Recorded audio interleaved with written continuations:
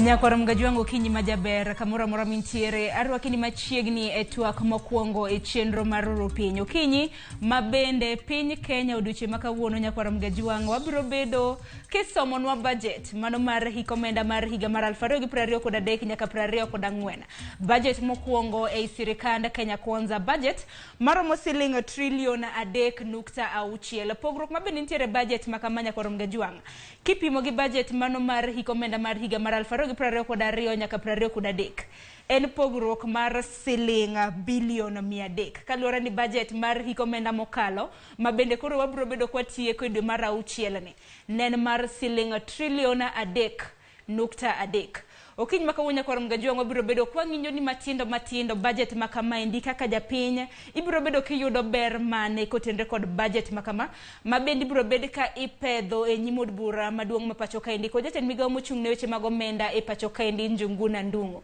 mano karaso chiko mano mar midhiambo kuka mano bende wantiere gi jofambo magwa mabende biro bedo oko mar od bura mano maduong' mar nyisowa gik mabende biro bedo katimore e kinde mabende budget makama ibiro bed ka isome kod gweng' mopogore bende biro bedo gi jofambo magwa mabende biro bedo ka chiwonwa kata kaonwa pach jopiny kotendre kod okang' makama in thuolo mar oronwa ote penjo mora mabendi ntiere godo kotende kod budget makama okang' makama indi biro motelo odiochieng' manyoro neno kanyo ka jood bura bende nokadho paro mar chik mano mar omenda kata finance bill mano mar higa mar 2023 kaka pile yoronwa ote lai magwa magote machoka riadi ka uchiel nono mbui mar Facebook YouTube yudo achiel kachiel itudri koda mbui maga yuda @Sharon Ong'ao okinyi makawuono ntiere gi welo ariyo antiere gi jalony mano mochung' molony ne weche mag budget ubro bedo kotudre kodwa e studio mar county ma Kisumo nyinge Steven Osedo akeno Osedo kanyal bedo ni winja amosi ni misawa county ma Kisumo ochionade ero kama na inya Sharon mose nyikwa Ramogi ni oyawreuru county ma Kisumo ochio maber kaneno wach moro ne wabedo gi nyidho moro godhiambo wacho ni chal mar kor lwasi ber okinyi makawuono agoyero kamano ne Ramogi TV kwan rwaka e studio margi makawuono ero kamana inya Osedo nyakwara mgejo manaka kisiwinjo mano jaenjo lawnye weche mag budget mabende biro bedo kasumonwa paro kotendre kod budget mano mar hikomenda mar higa mar 2023 bende studio marwa county ma Nairobi antiere gi jafombo marwa Edwin Okoth jafombo marwa mago mag weche mag ohala Edwin amose ni misawa mos joka nyanam ero kamana inya Sharon amose joka nyanam kendo agoyero kamano kuom chopo odiochieng' maduong' kawuono en odiochieng' mar budget koro en odiochieng' makawuono wan johala angene ne odiochieng' be mamweni be nitiere studio chak mana kod Edwin odiochieng' makawuono bende geno ni bang' maendi biro bedo kata mana kidhi e treasury kanyo mar mondo mung'i kata mana kaka chenro biro bedo katimore mokwongo walosane kotendre kod budget makama budget mano mabiro bedo katayo wa kinde thuolo mar hikomenda mano mar higa achiel mabiro kotendre kod budget makama dingis ne korom gejwang nade budget makama en siling $3 trillion 3.6 medrok mar siling bilion 300 kipimo gi budget mabende biro bedo karumo hikomenda mano madwe mar 6 ma wantiere ero kamana inya Sharon mokwongo ntiere weche ariyo ntiere budget iwacho ni en $3 trillion 3.6 to budget won kigo kwanne en $4 trillion 4.4 apani jomoko nyalo penjore ni to kwan ariyo gi wuok nade nikech seche ma treasury wacho budget ma gidwa lando ntiere kwan ma ok gigol ga ma giwacho ni nyalo bet ni gi dhongere luongo ni refinancing cost tiende ni ma en omenda ma ne gidhi kawo hola en ichule tichake kawo hola kendo koro giwacho ni mano onge cost mantiere iye kanyo giwacho ni mago debt magi restructure koro ginyal kete kwan mar budget omiyo ok gikete mondo rom 4.4 trillion kimedete koro ng'ato nyalo penjore ni to ka medo recurrent expenditure mangiso no omenda ma idhi tigo higa ka higa chulo osuru gi tayo chenro mag piny owacho ka medo ma idhi tigo e chenro mag dongruok ka medo ma idhi chulgo gowi kod omenda ma ichulo jogo modhi e yweyo bang' tich kata pension ka medo omenda ma ochwal ne counties ang'o miyo gini chopo $4.4 trillion koro mano en e gima okwongo ma adwa wacho to mar ariyo budget nigi kore ariyo nitiere kor omenda midwa gol mitiyogo to gi omenda midwa choki koro king'iyo $3.6 trillion to kaging'i ka kwan ma idhi gole budget ma kawuono bende yango ni omenda ma inyalo choki kapod ichoko dhi maber en $2.5 koro ineno fuok mantiere kanyo. Mano migeno choki kuom jochoko osuru ahinya wan ma bende koro wachulo osuru, mano kuom jogo ma bende chulo osuru e pachoka. Mano ka gisechoko osuru to ka gipimo gi budget ma wan go koro ntiere fuok moro madong' ka. Fuok madong' ka ni ema koro dhi chuno ni mondo wakaw hola. Ok ang'eyo ni wagombo winjo chenro ma idhi land kawuono ahinya to kaka idhi pong' fuogno. To mar ariyo bende wang'eyo ni holo marwa kata hola mar osechopo chiegni $10 ka moko nego kal. Ok ang'e ni gidwa tiyo gi yo mane diere ka nikech nitiere pend chik moro kata paro mar chik ma bende nyocha ichwalo e nyim jood bura mar golo kwan mar hola mwanyalo kawo. Koro mage gin gik moko ma jopiny temo winjo ni geno winjo ni to wan gi omenda moket thenge mar budget. Choko marwa kata kodhi maber manyiso ni bok samoro ok nyal chopo $2.5 no. To fuok dhi dong' maduong' marom kama. Fuogni idhi pong'e nang'o.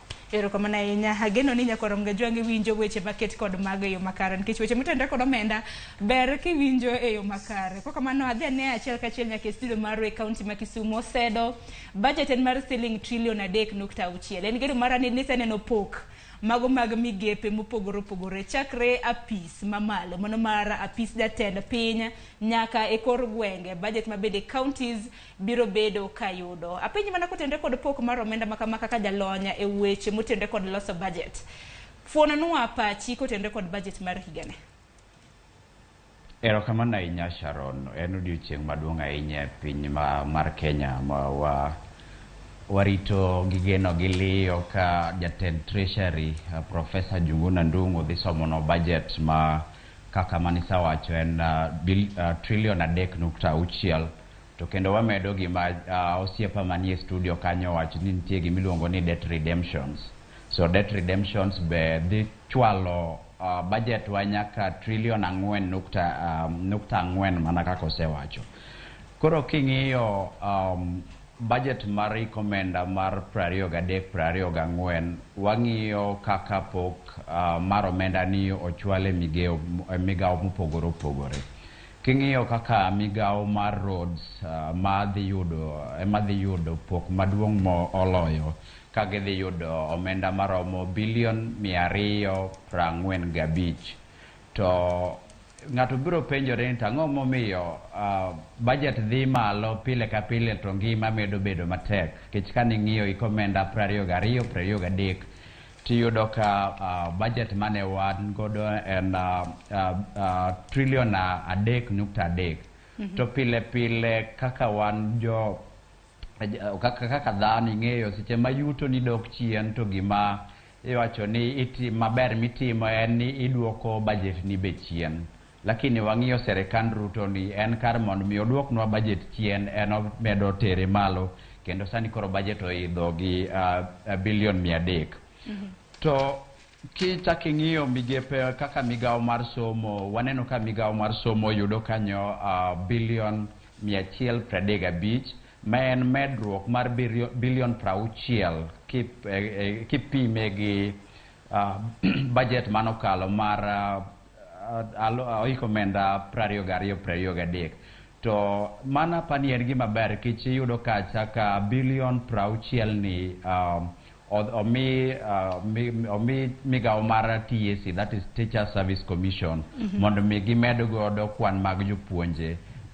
Kich kaka ing'eyo sani endi be wan gi chenro mar CBC koro e migao mar somo nitie weche mang'eny kendo madhi mbele kanyo. Koro nitiere jopuonje 20,000 magidwa ndiko on permanent basis to nitiere kendo 40,000 magidwa ni mondo gindiki e chenro mar kojolo kata miluongo ni internship. To kichak ing'iyo migao mar thieth ma bende wang'iyo kanyo yudo omenda maromo $116,116 to aparo ni mano en pok maber kich dho ni pod wan chien kich nitiere king'iyo Abuja Declaration nitiere andikruok mane Kenya odonje gi jopiny mangima miluongo ni Abuja declaration mawacho ni omenda maromo 15% ama tamalo 15 onego beni kete migao mar thieth to king'iyo ma en mana milion 116 koro yudo kamano pod ok chop kata atamalo 5 koro pod wan chien weche mag keto pesa morome e migao mar thieth emomiyo ineno ka kata thieth pinywa mar Kenya pod ni piny kabisa kaunti yudo ka dakteche pile ka pile yudo ka gomo nikech pesa miketo kacha kata michulo gi godo okrom to kochak wang'iyo gimane yudo ka Kenya Kwanza kane campaign to negi campaign ni gidhi konyo hustlers to kane gibiro e office bang' dweche 3 negi launch gima giluongo ni Hustlers Fund to Hustlers Fund negi wacho ni gidhi keto $50 billion ma mangi joendni matindo tindo nyalo ka dhi kacha chande to mondo gikaw hola koro kwang'iyo iko omenda ni giketo Hustler Fund kanyo $10 billion ma pod ni chien gima ne gi promise jo Kenya ni gibiro miyo gi $50 billion mondo mi obed kaka pesa mar hola ma jo hala matindo nyalo kawo to Sharon kendo wachak wang'iyo budget ntiere gi konde ariyo koro ntiere gimoluongo ni development budget men budget miketo mar chwalo tije mag dongruok e piny to ntiere gimoluongo ni recurrent budget to king'iyo chik miluongo ni Public Finance Management Act wacho ni omenda monego beni keto e weche mag dongruok onego beni bedo atamalo 30 mar budget te mar Kenya to madhine migao mar chulo oseche chulo allowances gi gik makamago onego beni bedo atamalo 70 lakini to king'iyo budget mawasomo kawuono iyudo ka development yudo 740 ama billion 740 koro mane pod yudo ka en chien mar 30% monego beni keto ne weche mag development nikech Osedo aneno ka weche motenre kod dongruok aneno ka nyaka e budget mano mar rekomenda mar higa ni nyaka higa mabiro noket kanyo siling bilion 714 kipimo gi mano mar recurrent expenditure mano michulo godo jotije kata mana mitiyo godo odiochieng' aneno kanyo ken siling trillion 1.4 kaluwore gi chik mana kaka wacho mar Public Finance Act ineno ka oketne weche mag dongruok omenda matin kaluwore gi kwana tamalo 30 kosenang kapok awinjo pach Edwin king'iyo to yudo ka abro wacho ni oketne matin nikech iyudo ka serikand ni kaka negibiro office to negimedo offices maonge gik moko kaka miluongo ni Cabinet Assistant Secretaries CASs gin office ma dhi kawo pesa mang'eny karibu milion 400 dwe ka dwe to gin office ma ok wanegi malich magidhi timo koro ibiro yudo ka development biro bedo dok chien nikech wantiere gi offices mang'eny madhi kawo pesa mar dongruok pesa manonego beni kete dongruok koro ichulo go mshahara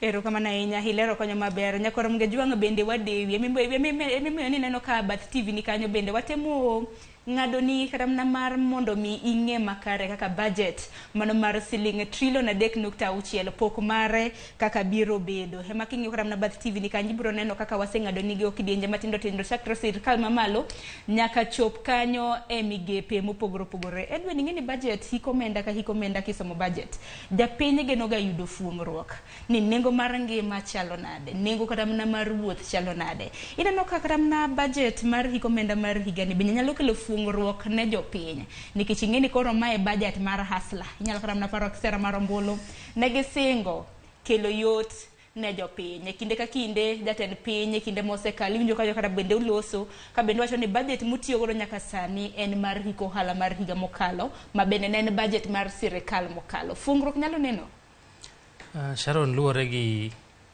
gima nie kiro kata e kirop Njuguna Ndung'u ka owuok oko kawuono nikech omenda ma ineno wach ni oketo billion makama oket billion makama ka kuonde moket geno nyalo bet ni nitie kaka odhi yango ni mae idhi tigo e kelo fuong'ruok machalo nade e migawo moketeno to kapok wiyo wil gi omenda ma okete chino mag dongruok nikech ing'e ni ka dongruok nitiere to be mano biro gi fuong'ruok mare ne jopiny bilion 718 moket ne chenro mag dongruok. Tiende ni mano atamalo 16 kende mar king'iyo budget no gi kwan mana mi mokwongo mar trilion 4.4. To king'iyo trilion 3.6 pod en atamalo 19. Manyiso ni pod wabor gi atamalo 30 mapano nego keti ne chenro mag dongruok. To ei dongruok kae bende king'iyo gigo mamiyo oganda pek mar ngima, kakora duoko penjo ni mar kabe fungruok nyalo bet. Agriculture kata migao mar pur emoting'o chiegni atamalo 30 mar ochumi mar Kenya, nikech kanye mantiere chiemo, kanye man nigi thuolo mag tich, nigi gik mang'eny, kata kano bedo devolved, kata kano chore counties kamano. To king'iyo omenda ma oketne migao mar pur wang'ni en siling bilion 64 kende. King'iyo report mar committee mar budget ma otelne gi jaod bura mar Kiharu Ndindi Nyoro, jogo nokwayo kata migao mar pur nokwayo bilion 104 to migi bilion 64. Koro ing'eni kanyo nitiere rem maduong', omiyo kokwabe yudo kaka migao mar pur okete yo makare, manyiso ni wadhi bet gi pek e yudo chiemo. To kaise bet gi pek e yudo chiemo to atamalo 36 mar pek mar ngima wuok mana nikech ng'iewo chiemo.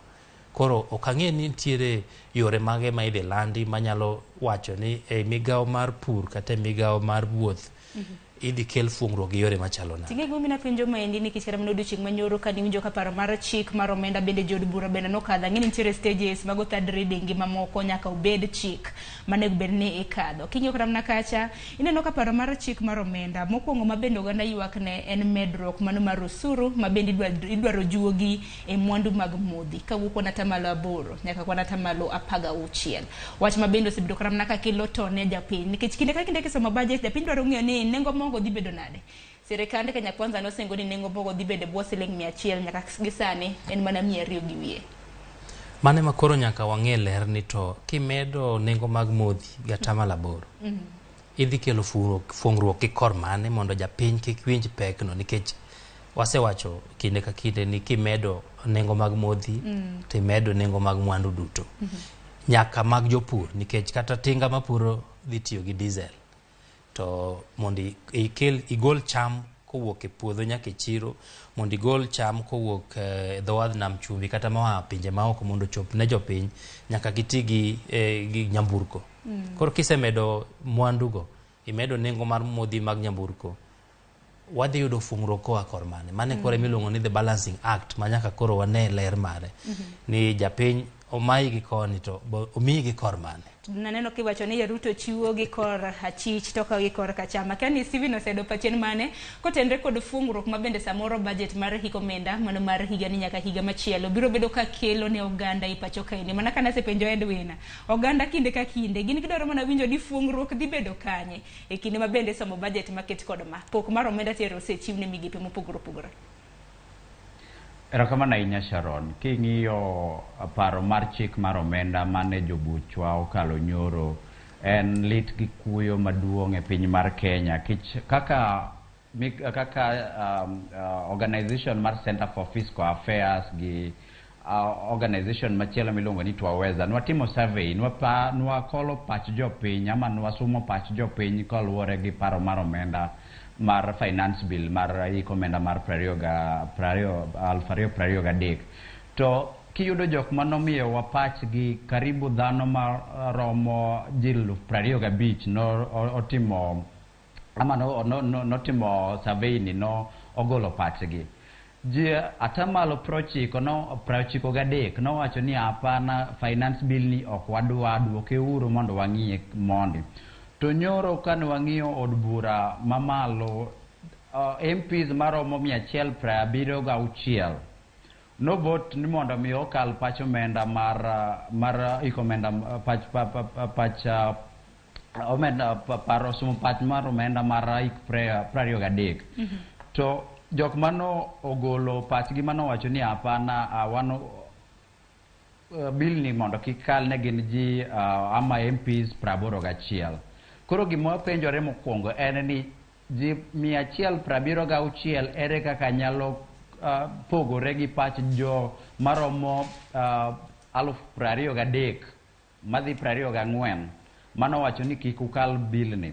Then king'iyo machielo koro kwaduoge wach mar yot mar ngima ama pek mar ngima, adwa ng'iso jo Kenya gi jo Kanyanam kawuono ni ngima dhi ridore, pok oridore kama wantiere, orko dhi ridore nikech mokwongo iyudo kana mana kaka Edwin osewacho ni omed fuel from 8% ama tamala 8 nyaka tamala 16.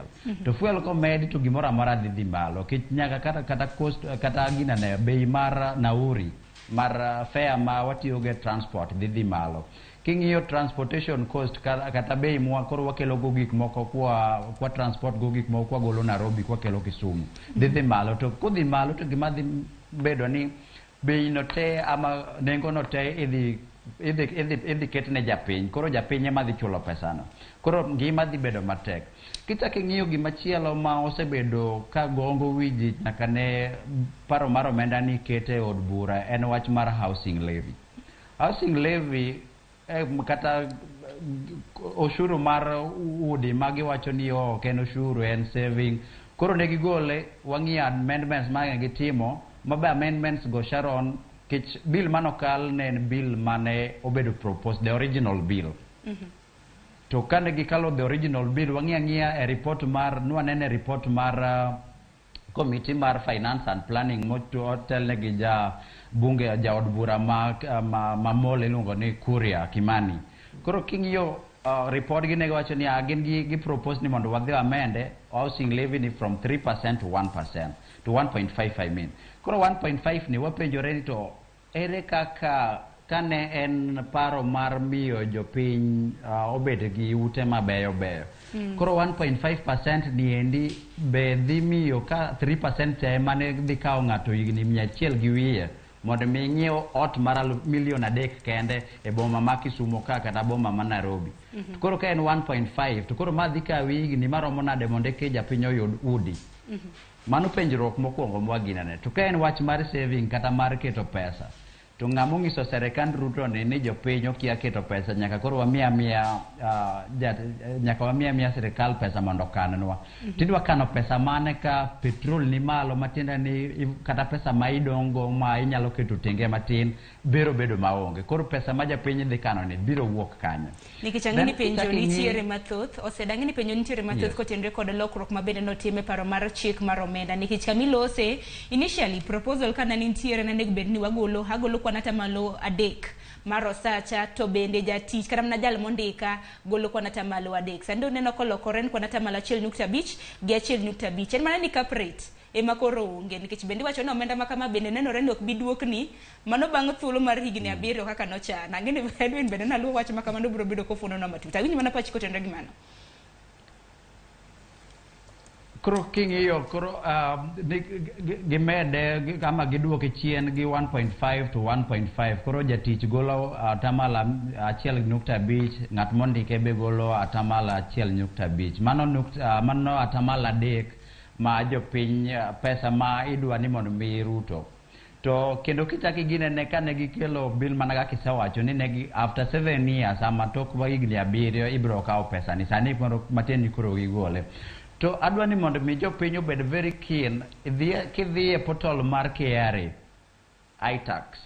Tibiro ng'iyo ka housing levy already oseket kata matiende ni kaka no iwuondo wani ma ne en mana saving ma en mana mar creating jobs, kumbe ma anen ushuru mane jogi dwa kalo through backdoor. Ne gidwa pitisha gi dhot machien. Koro mana wanena ahinya kaka Ruto osebedo ka wuondo jopiny, jout buchu Kenya Kwanza bo osebedo ka wuondo wani wakaluru gini mondo mi create jobs ama wakel tije mag ne joma tindo. To wapenjore king'iyo kata statistics manogol gi Kenya National Bureau of Statistics, ji maromo 60 atamalo 61.3 wacho gin gi udegi ji maromo 39% ema pod ntiere ute magi rent. Koro to jok ma rent gi iyudo ka nweng'o gi beni piny. Koro kata ka ichaki ngado gi 3% ni matiende ni ibiro medo inyo jopiny kabisa, ibiro keto ting' mapek ne jopiny to samana kaka wawacho sani endi nengo mar ngima osaidho kabisa ma jok mane chamo chiemo adek odiochieng' sani chuni ni samoro ikale mok iyudo gimoro amora nikech sani kata kidhi e supermarket iyudo ka mogo ni malo to mano budget pok osom. Iyudo ka sukari sani oidho karibu kilo achiel dhi 300. Iyudo ka modhi mag chiedo osaidho to mano ng'eni budget pok osom kawuono. To kosesom budget to paro mar chik mar omenda be nosakal nyoro matiende ni ngima dhi idho kabisa to ma sirikal mane kane campaign to mana kaka ne wasawacho ne giwacho ni sani endi wan kwa donjo uhuru osainyo jo Kenya ahinya wan wabro hakikisha ni jo Kenya oyudo nafuu ka oluwore gi weche mag ngima. Erokamano ahinya Osedo. Yes. Erokamano ahinya. Edwin kichang'i ni sa en dakika 43 tok sa achiel nego bed ni wuok ka sa 2 mar mondo mi dhi e treasury. Aimbe na penjo mana penjo kapok iwuok kaendi kotenre kod chochni mabende nitiere nikech sani japiny tere gi chochni kaluwore kod lokruok mano mar mabende nokete paro mar chik mar omenda kotenre kod wach mar housing levy nikech initially na wagolo atamalo ne nitiere paro mar golo kwan atamalo 3 kanyo ni nyisi ni inyalo kawo omenda ni bang' thuolo mar higni 7.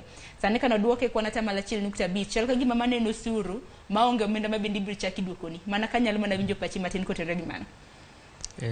Sharon ne ji oganda ne dhiro mondo kete lokruok e chikno to apani kore ka gikethe nikech macha koro ne nigi geno moro ni iketo omenda ni makata koke be yudot tibro duok ni omenda no to koro ka oloke chik ma koro bedo suru ma ijuogo jogo ma yudo sara kendo loke ma ogol kata 5,000 manowach ni kik culture tiende ni gik moko ariyo mokwongo ng'at ma yudo omenda mang'eny dwe ka dwe idhi golo omenda mang'eny ka in gi gimoro 1,500 idhi golo siling 7,500 dwe ka dwe to king'iyo konchiel bende ponono ni koro ni dwaro ot in jal magolo atamalo 1.5 ng'amondiki bende golo atamalo 1.5 king'iyo kwan mag KNBS oganda ma Kenya kae thothgi yudo 50,000 kadok piny king'iyo jogo mondiki koro wach ni yudo 50,000 ng'amondiki ogolo atamalo 1.5 imbi golo atamalo 1.5 mano siling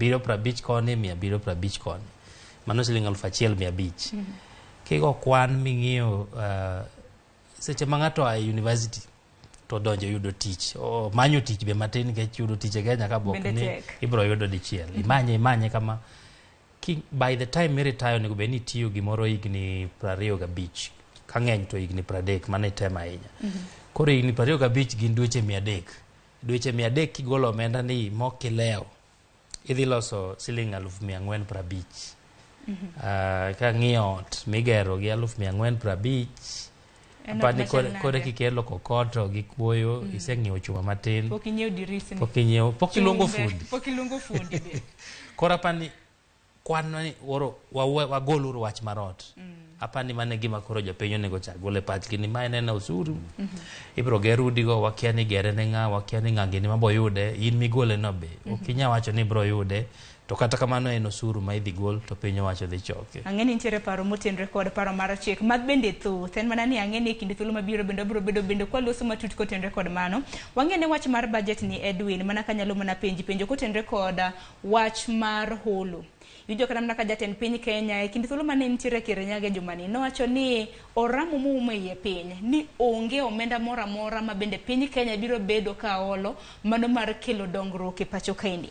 Naneno debt ceiling bende nyaka gisani dong wang'eni ochiegni chopo siling trillion mano 10 nikech gowi ma bende piny Kenya wantiere godo nyaka gisani siling trillion 9.6 manyiso ni liwe ma bende nitiere mar borrowing en siling billion 400 kotende kod gope ma bende koro thung'owa kaka ogande kinde mosekali neno kata mna kaka jotije mag piny owacho bende piny owacho nokochulogi kata mne sama winjore kaluwore gi chulo gowi ma bende thung'o piny Kenya oko dhi bedo nade kaluwore gi budget mano mar higa ni nyaka higa machielo. Odhi bedo matek nikech king'iyo budget ma idhi som kawuono gope ma idhi chul kachiel kod gope kata omenda ma ichulo jogo modhi tich bang' yweyo pension ngeni mano gin omenda michulo ga mokwongo kiloso ka sirikal timo chenro omenda mikwongo iketo thenge en gope nikech ok idwa bedo ng'ama ibandho to pok ochulo. To mar ariyo en jogo mosedhi yweyo bang' tich kata pension, gimbe nyaka keto omenda gi miluongo ni CFS. E CFS kae oting'o atamalo 41 mar bajet ni. Maksud ni gope ema turo sirikal moiko gimoro amora samwa wuoyni. En gimoro atamalo 41 oting'o mana gope to gomenda ma ichulo jogo mosedhi e tich bang' yweyo. Koro tiende ni king'iyo trilion 1.8 moting'o gik ariyo mawachogo. Kidogi ng'iyo omenda ma idwa choki trilion 2.5, mano bende kodhi maber. Tiende ni ochumi ber, ji tiyo maber, KRA giduoko ji mang'eny e bracket mar choko osuru, gik moko dhi maber. Tiende ni nyalo chok trilion 2.5. Koro kipogo trilion 2.5 gi trilion 1.8, tiende ni ka KRA ochoko siling 10 to siling 6 gotonglo mang'eny e wiye dhi mane chulo gowi. To pok wachulo jo pension ka, to pok watimo chenro mag dongruok, to pok wachulo recurrent expenditure. Koro chiegni ni dongruok odong' mana gi chiegni siling 2 kende siling 10 ma KRA dhi choko. Manyiso ni dongruok bende dhi safaka, dhi yudo pek, dongruok ma bende ibiro bedo kata mana kikele hiko omenda mano mar higa mar 2023 nyaka 2024 nyalo bedo matin kipimo kata mana gi recurrent expenditure mano omenda ma bende piny owacho tiyogo. Bende neno kata mana bugo ma bende nitiere nikech deficit mano e budget mano mar higa ni kotenore kod chulo gope ineno kanyo ken siling bilion 720. Mano ngiso ni hola pod nyaka ol. Owe wacho ni oge kaka piny owacho ok nyaka hola nikech mokwongo choko mar KRA ni trilion 2.5 king'iyo kaka ochumi chal kwachako gi piny mangima kasto wabiro e Kenya okwan maber. Omiyo ok inyal wacho asewacho ni ndalo mokalo ni choko osuru chalo nyiedho dhiang'. Ok inyal ng'iyo dhiang' gokinyi kama wacho ni dhianga ni dhi golo chak lita 100. To king'iyo mos to dhiang' ni pi moda modho kine kuma dhi aye. Chiemo maber mida miyo dhiang' ni bo kine kama dhi aye. Jatich makwayo dhiang' bine no kosewe tich. To in podi e pachi keto mana ni ano kadhi ng'iyo chak iga ni dhianga ni dhi golo chak mar lita 100. Omiyo ma en paro ni kapo ni choko dhi maber to wanyalo yudo trilion 2.5. To kata kamano pod wewa gi fuok mar bilion 700 to bende okwan gadier ni wanyalo choko trilion 2.5 nikech charon seche ma osuru dhi malo jo Kenya jo mariek ji manyo yore mang'eny mag kwepo chulo osuru. Omiyo mano bende nyalo wuok kendo mago risks kata gik manyaka bed ni jogo ma keto chenro mag omenda oseng'iyo moneno ni magi be gik manyalo bet ji mang'eny dhi ng'iyo kaka koro gik moko itime bwo mesa ma osuru ni bok dhi yudore mayot. Erokamano ahinya. Dong bende winjo kata mana ni piny owacho bende chano keto tenge omenda maromo siling bilion 2 ma bende ibiro bed kendiko godo jotije e duol mar KRA ma bende biro neno ni osuru ochoke yo makare. Koko mano Edwin kapok aona injo pachi mogik. Awinjo ni pach Osedo kotenre kod paro mano mar hola ma bende koro thung'o piny Kenya. Mana kana sepenjo Edwin Okoth Osedo. Jatend piny Kenya oramo moumo yie piny ni omenda motenre kod dongruok osuru ma pacho kae manego bed ni ichoko mar chulo dongruok ok onge omenda ma bende obiro bedo kohola. Kende mano bende nyalore nikech nitiere geno ni duol mar KRA kinde thuolo mar hiko omenda mar higa ni nyaka higa mabiro nego bed ni gichoko siling trilion 2.5. Kok gichoko tang' mabiro timore. Erokamano ahinya Sharon. King'iyo wache mag hola kata ma Kenya ni godo mana kaka isawacho hola ma wan go sani te en karibu trilion 9.6. To king'iyo budget ma wasomo kawuono men trilion 3.6 to gima KRA dwa choko en trilion 2.5 matiende nitie fuok kanyo maduong' mana kaka Edwin osawacho. Nitie kanyo fuok madhi romo karibu bilion 720. To bilion 720 ni dhi chuno serikal ni nyaka gidhiyo kukucho mondo giol. Kane jatend piny odonjo e ofis nowacho ni en serikande ok biolo to nwaneno tok kata kapok dweche 2 orumo to already ne osadhiyo kukucho ma IMF nosemiye pesa mantie kata pesa machielo monego beni biro karibu bilion 130. yudo ka machiegni ni nyocha ka ni bank miluongo ni Africa Export Import Bank nomiyowa karibu bilion 430 to yudo ka pile ka yudore gi nonro ma kaka wan jonon buge mag sirikal wasang'iyo yudo ka pile sirikal ni osebedo dwe ka dwe gikawo mok tin ne bilion 80 e weche mag ola to Sharon ola ok rach king'iyo kaka yuto wachalo to nitiere gik manyago bende watimo to gima hinyowa wan kaka jo Kenya ni pesa ma waolo ni ok waol mon mi odhi okonywa e weche mag osiptende e weche mag thieth kata weche mag somo magi pesa ma waolo mondo mi jotendwa okwal ang'o miyo wacho ni jotendwa kwalo king'iyo deficit mwaluongo ni fuok mar budget en bilion 720 to king'iyo wach mane jatend pinyu mar mokalo migosi Uhuru Kenyatta nowacho ni Kenya wawito karibu bilion 2 odiochieng' kodiochieng' kigaga kwan matin jo Kenya gin jok mariek gin ema ne giwacho ni jok mofuwo norumo Kenya ka matin ni higa ka higa wawito karibu bilion 730 koro kawa address weche mag lal mag pesa through corruption to matiende ni kata ola mwadhi kao China, IMF gi World Bank gi ok onego bene wakaw we can easily wanyalo bedo ni wa survive gi pesa mwachoke ushuru mana kasewacho to ushuru magi dhi choko ama tax revenue magi ginene ne gidhi choko en 2.5 trillion king'iyo history mar KRA onge odiochieng' mane KRA osebedo ni koro wacho ni wadhi choko 2.5 to 2.5 ne mane wayudo pile wabedo ga gi revenue shortage makata iko omenda mar 22 ni kanochopo tarik 30 dwe mar 4 ne KRA wacho ni out of ewi 2.1 mane giwacho ne gidhi choko cha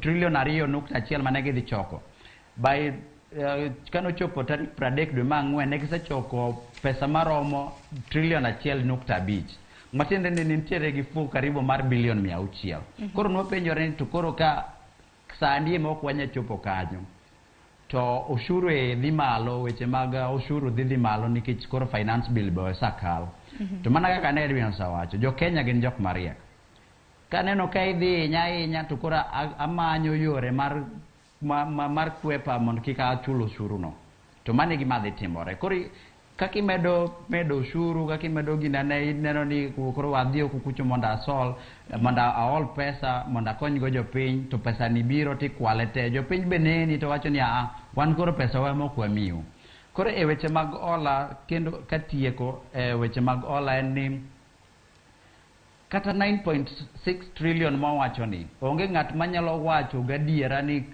ola tema Kenya nigo en 9.6 ama trillion 9.6 ang'o miya wacho kamano nikech onge odiochieng' ma treasury nosawacho ni koro jo Kenya mae register mar ola temwa sakao nyaka ne wadonji office onge ng'at mantie gi bugno gine magin kode wan wang'iyo mana gima gioronwa to king'iyo adieri to kata ola mwakawo ok gin hola makonyo jopiny koro jopiny wakwayo ahinya ni nyaka wabed motang' gi sirikal ni mondo kik wabed abeda ni gin gi ola to pesa ma giolo ni gikwalo erokamano ahinya kuom lero kanyo maber nikech ang'eni Edwin ne beni wuok asario wapenje mana penjo mogik kapok iwuok gi pachi mogik kotenre koda budget mano mar hikomenda mar higa ni nyaka higa mabiro mano higa mar 2024 nang'iyo kata mana pok mago mag migepe mopogore opogore naneno ka migawo mano mochung'ne weche mag nderni wuodhe mopogore opogore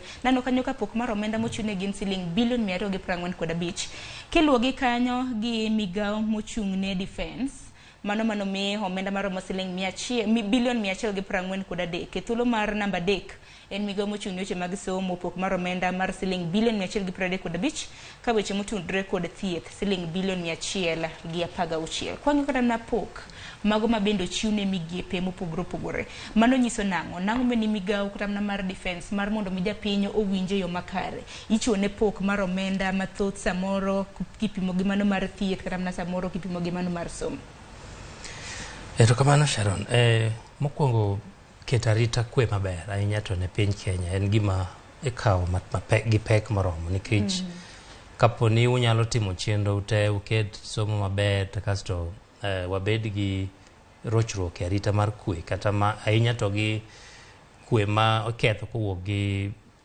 jolweny kata jogo manyalo jojore mawuok e pinje maoko. Wang'e ni Kenya kama ntiere wan e dier kamaraj ntiere tulo South Sudan, Sudan bende Somalia gini.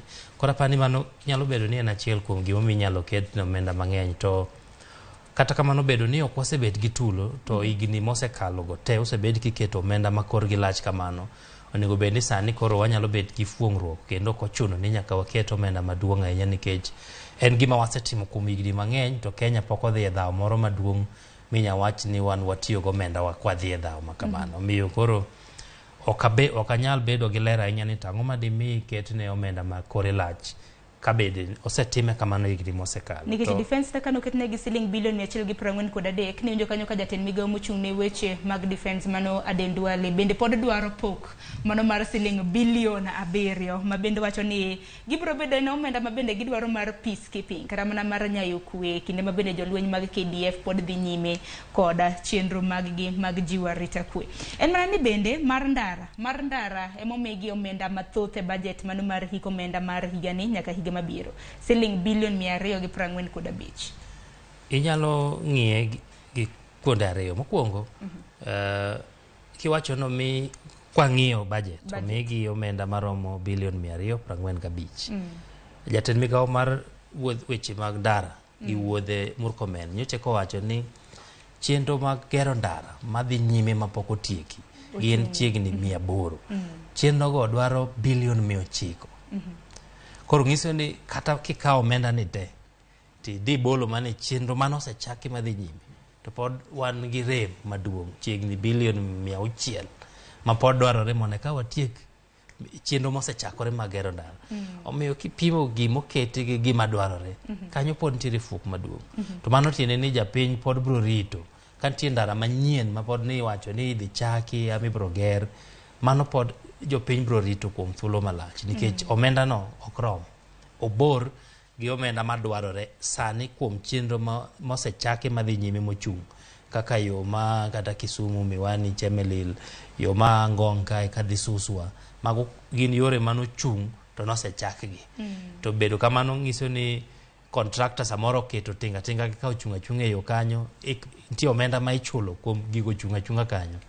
To hola mane gikawo bende pod nitiere interest charges ma giketo ne piny owacho. Miyo kang'iyo omenda moket ne chenro mag ndara gi pacha en ni onyabed ni kore lach kopim gi moket ne jomoko to dwaro mare to pod duong' ahinya. Mago kaluwore gi chenro mag tieko wang'a peyni mopogore ma bende nosechaki. Edwin wachni mogik kwa tieko kata mana in ma bende tieko kodi pod abiro bedo kadhi mbele gi Steven Osedo ma bende nitiere kaunti ma Kisumu. Wachni mogik geno mari duchi ma kawuono ang'eni sani dwa mola nyaka e migawo mar treasury kacha.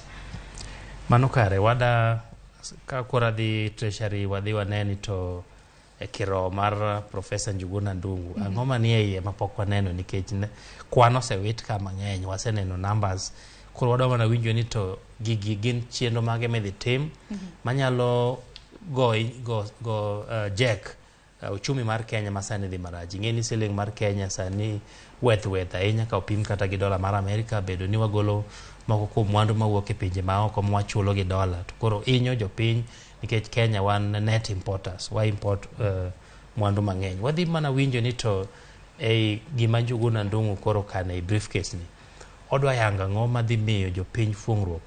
Koro wan kaka jofwambo mane tijo wadhi temo fuono ne nyikwara Ramogi ni gima wach kamani en odhi konyo wanang'o e chuogo kata chako uchumi marwa masani chalo tinga mokwamo.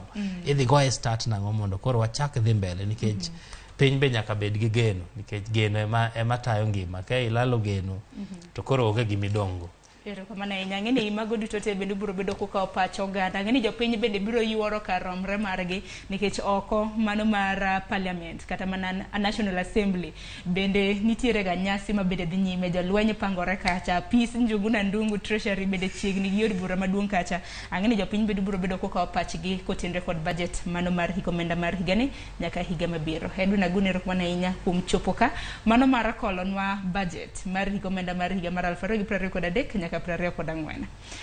Ero kama na inya nyaka romga juanga wako yuyo matin podan tire ka gi Steven Osedo mabende bang' yuyo matin poda biro bedo kwa medo kolo godo budget ka bende Steven Osedo en jalonye e weche motenre kod loso budget. Bende ote yora ne ote kotenre kod paro mabende ntiere godo kotenre kod budget mano mar higani yoronwa ote lai mago te machoka rede ka uchel no abro bedo ka somoge bang' thulo manok kikidhi mabor.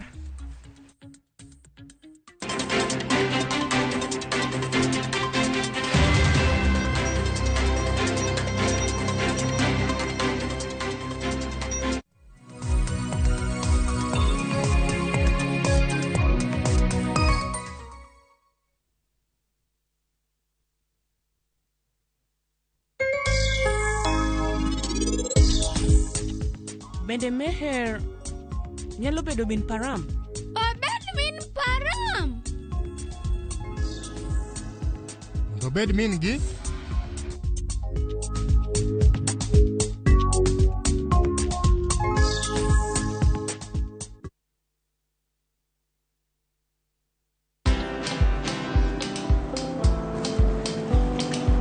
Niaje? Ni kama unashangaa kwa nini naangalia simu with so much focus eh? Usishangae sana. Nimekuwa ndani ya story kabisa. Ni kama ile hali ya juzi. Ni kama nilikuwa hapo. Iki happen. And when this new market was being opened, ni kama nilikuwa hapo tu. Hata vile local tourists for a special rate at the coast, I was there. And when this new road was being commissioned, I was right there. Na hata wewe, unaweza kuwa ndani ya story wherever you are. Just download Citizen Digital. Stay informed on all the news and events as they happen across the country, the continent, and the world at large. Download Citizen Digital, Kenya's #1 news app.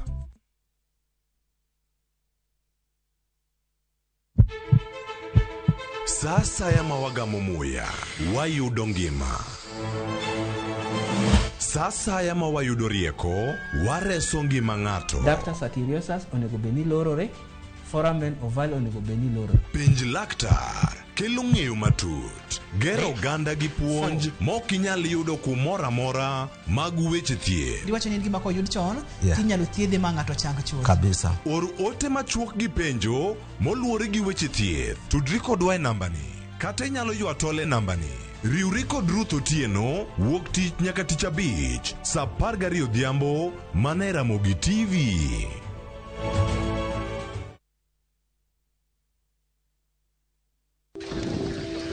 Kwere ne ogongero ni thuru lo yieng'o to e gweng' ma Ombaka e Nyando e kaunti ma Kisumu en midhiero. Kama minu nobire ok derengewe. Pi ma monjo gweng' ni higa ka higa nyuolo iye ma ohiu kendo nimo gi lek mag nyithindo manyiri. Anwar mar pino ohinya nikech omiya yudo gimok na expect na yudo kabisa. Nitie nyithindo adek man chogamo remo e ndalo ma ichiwan gi midhiero mag pi. En ng'ama biro resogi. Tudri kod George Bati, ngeso tarika 17 dwe mar auchiel, saa 1 kod saa 3 otieno, kokelo ni sigana moyiedhi, kaka lek nyithindo manyiri nimo e pi Ombaka, mana e Ramogi TV, kik bai. From the slums of Lagos Island, we bring you the story of a young lottery operator, Dayo, and his girlfriend, Halima, who find themselves in the hands of a gangster, Innocent. Innocent wants to reap where he did not sow. I expect my money 2 weeks. Dayo has to find a way to escape from the deadly wrath of Innocent and at the same time save his relationship with Halima. You dey use your brain. You dey hear what they talk. You use your brain at all. That's the way you talk. It makes sense. What's enough for you? What's enough for you? Watch this action-packed Nollywood movie Out of Luck only on viewsasa.com or dial *487*3#.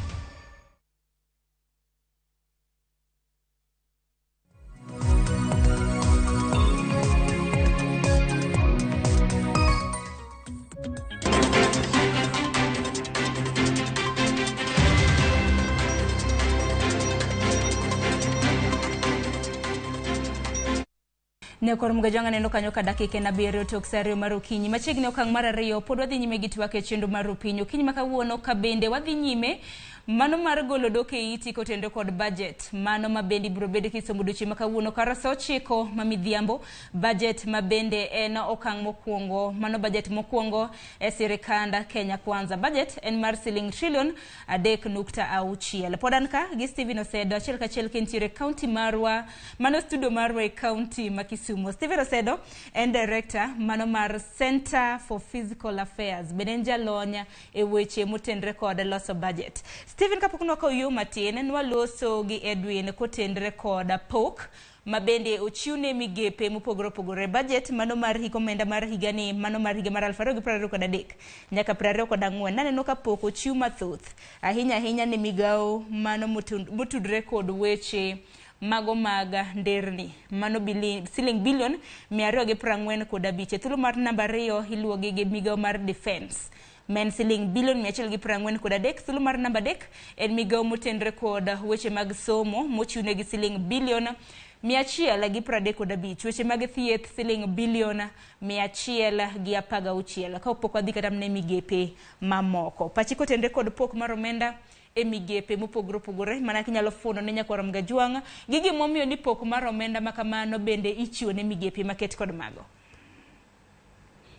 Erokamano ahinya Sharon. King'iyo mana kaka isewacho migao mar yore yudo kanyo omenda mabalang' ko pim gi migepe mamoko to gima ja Kenya biro penjore sani nikech ing'eyo yo to ber kendo mana kaka ja Edwin nosawacho ntiere nderni mane ochaki gi sirikand Uhuru manosakalo ma sirikand Ruto ne dwadi mondo tieki to pile iyudo ka sama ochaka projects mag gero nderni pesa mang'eny ahinya lal nikech tek ahinya mondo mi jok mantiere telo okwal pesa mar jopiny kokale e migepe mopogore ka to king'iyo mar yo en yot kabisa nikech gibiro ng'isi ni ka wang'iyo for example wang'iyo expressways noger expressway ma e boma ma Nairobi ka ing'iyo budget mokwongo manokwongo ne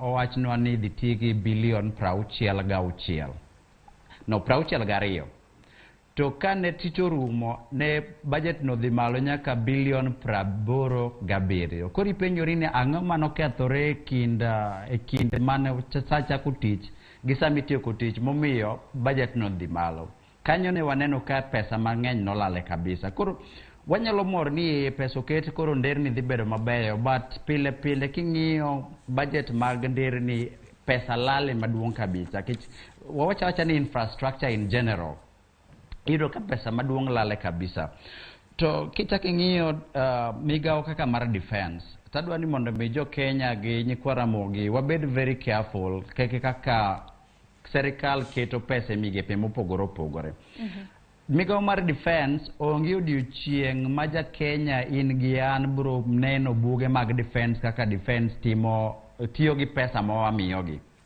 koro kanye yudo ka omigi budget maduong' to bedo ni pesa nyalo lal ni malo kabisa nikech onge accountability ma japiny kata ma biro bedogo mondo mi giwach ni nomiyo bilion kaka sani omigi bilion 143 ere ng'at moseneno budget mar defense mawacho ni bilion 143 ni wadhi tiyogo kama koro yudo ka accountability e sector mar ama migao mar defense onge ne japiny en wane mudho koro sama omigi pesa maduong' yot ahinya mondo mi pesa no olal e weche matindo sani kopogore gi lweny ma wantiere go bo kata konyo go piny mar Somali mondo mi mondo Somali mondo mi gidel gi weche mag Al-Shabaab sani endi jolweny moko be konyo DRC Congo mondo mi stabilize jomoko kopogore gi mano yudo ka onge lweny maduong' ahinya ma Kenya osebedogo nyaka ne wayud independence to parne imano Osedo parne imano bende jatend migao mochung' weche mag defense pacho ka Aden Duale bende dwaro mar mondo mi omede pok mar omenda mano mar siling bilion 7 ei budget mano mar higani mar mondo mi ochwal godo kenge mag nyayo kwe mano jolweny ma pacho kainde wang'eni KDF bende nitiere mane pinje ma bende isewacho kamano. Koro yes, naneno ka Aden Duale CS ne wacho ni odwaro pesa. Oneno ka pesa momiye mar $140,000 ni tin, odwa ni mondo mi ochop $150,000. To mondo mi onyago weche mag kwe. Kwe to bere ahinya pinje mag Kenya. Tiyudo ka kwe internal kwe ma Kenya ka malwara mar Kenya en tij the police ma wan godo emonego beni keto kwe ma internal ama alwara mar Kenya. To KDF ama jolweny mag piny gin girito kwe ma nyalo tulo ma nyalo wuok oko external threats emonego beni gigeng'onwa. To kwang'iyo kata ang'eyo ntiere jobro wacho ni ntiere weche mag bandits in West Okoth, in other counties like Baringo and the rest. Yudo ka ntiere weche mag tulo maka gi ka oluwore gi weche mag jonjore mag counties go. To okapar ni bilion 150 wanyalo tiyogo te e weche mag keta rita mag kwe ei Kenya ka. Nikech lweny mawuok oko to onge kopogore gi mwakonyo mabe wayudo support be from other countries like US konyowa e weche mag supporting KDF ka gintiere gi lweny ka gin e lweny mag Somali gi the rest. Koro iyudo ka mudho mana kaka nasewacho gidwaro pesa maduong' to defense en migawo achiel ma ntiere gi mudho ahinya e weche mag accountability. Koro an kaka jalony mag weche mag pesa mag sirikal bedo na matek ahinya mondo mi awach ni pesa ni wayiene kaka jopiny ni mondo giyud pesa maduong' kamano, nikech at the end of the day ibro yudo ka pesa iketa kacha to pesa lala nikech onge accountability. And in the en kaka chik oseketnwa ni ok wanyal kolo buge mag migawo mag defense kaka jopiny. Koro bedo matek kabisa. Koro kichak ing'iyo kaka migawo mag thieth, yudo ka thieth sani endi serikand Uhuru nochako wach mag universal health care coverage universal health coverage mondo mi oduok nengo mag thieth piny ne jopiny.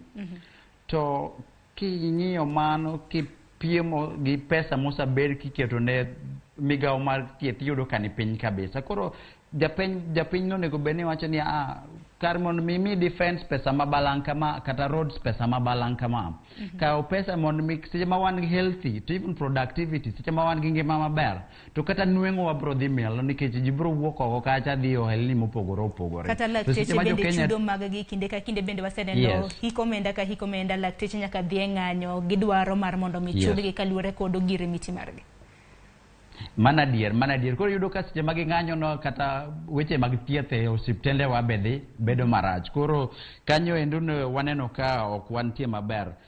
To kichak ing'iyo kata kaka migawo mar education sani wantiere gi shortage maduong' ahinya e weche mag jopuonje. Omigi bilion 60 momedore e wi omenda mano migi e higa mokaloni ma en gima ber but pod wan infrastructure pod rach ahinya ama weche mag sikunde pod rach ahinya e weche mag education ka. Koro kanyo bonego beni wang'iyo mondo mi waket pesa moromo ne weche mag sikul kata chudo mar jopuonj be ni piny.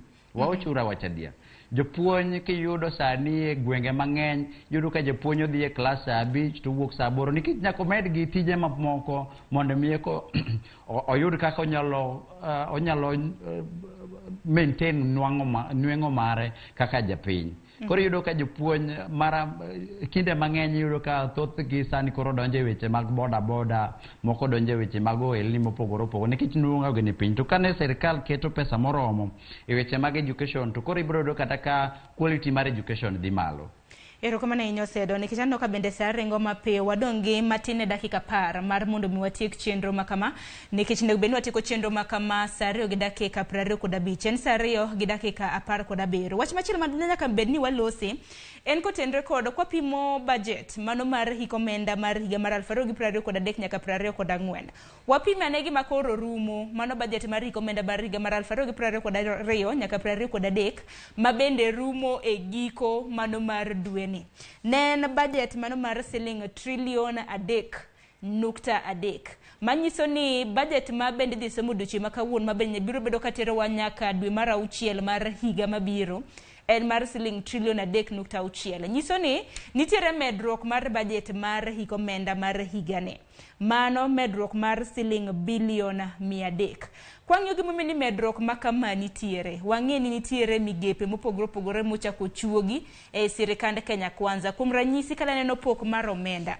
Apis jatend piny Kenya, mano apis president. Pok mare mano mar budget en siling bilion 11. Manyiso ni apis jatend piny Kenya kao siling bilion 4.5.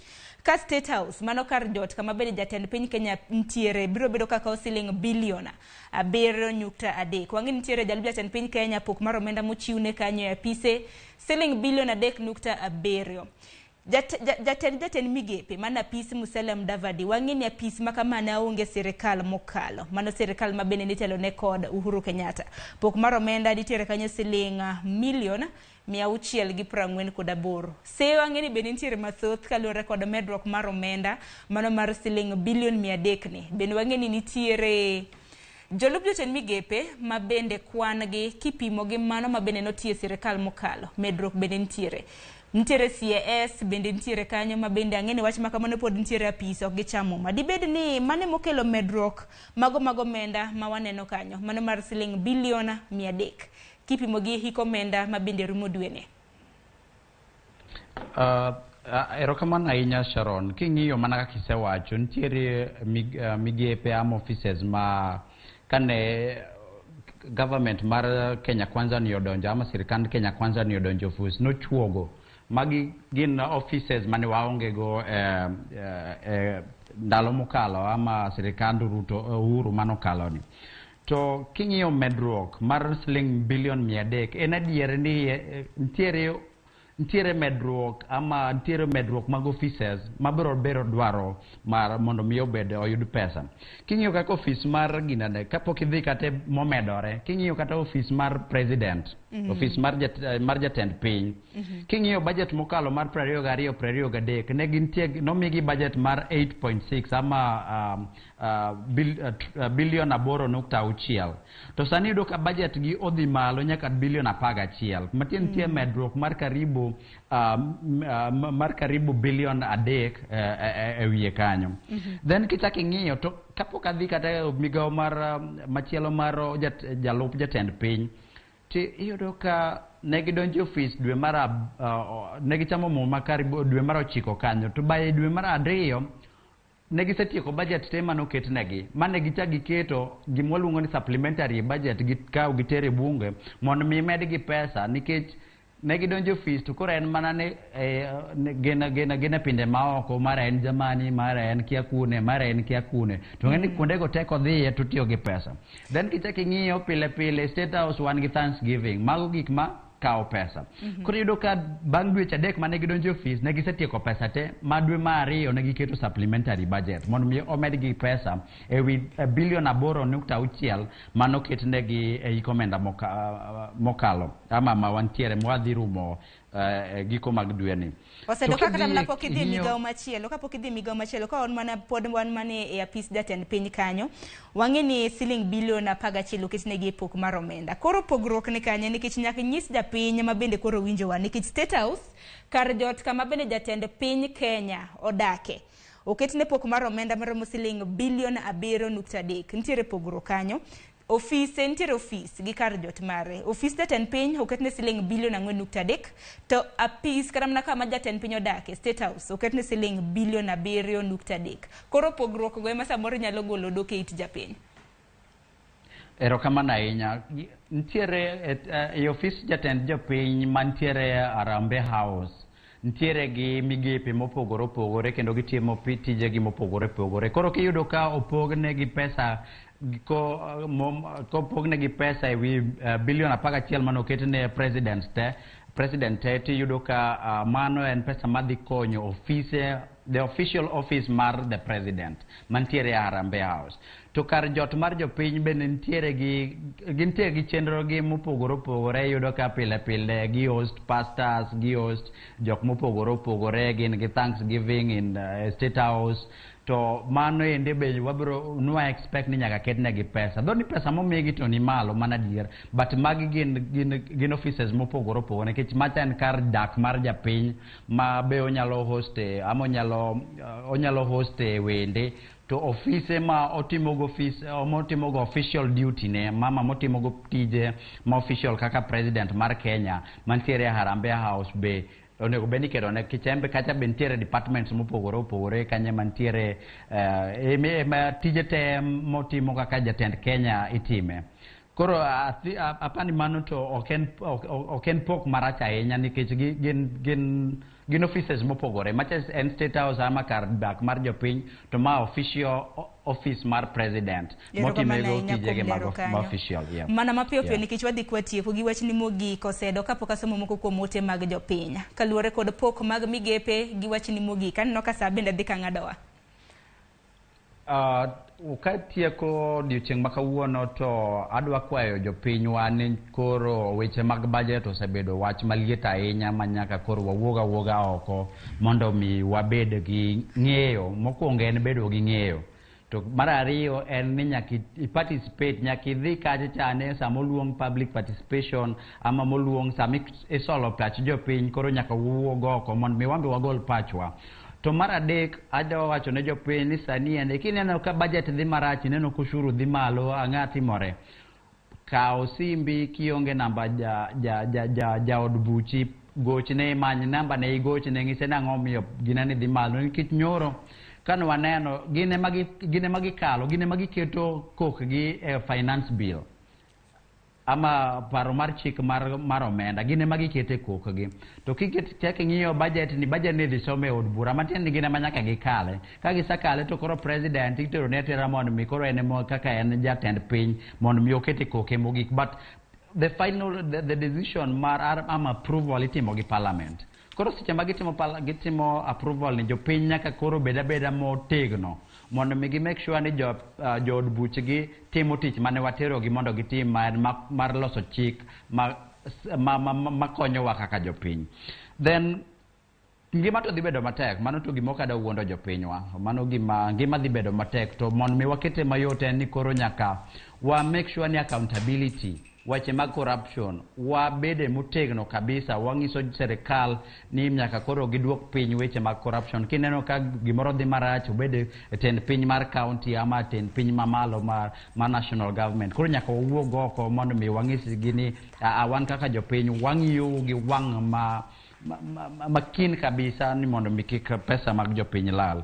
Katieko to ago mana kamano ne Ramogi TV, jok mane winjowa mane nenowa kendo winjowa kawuono.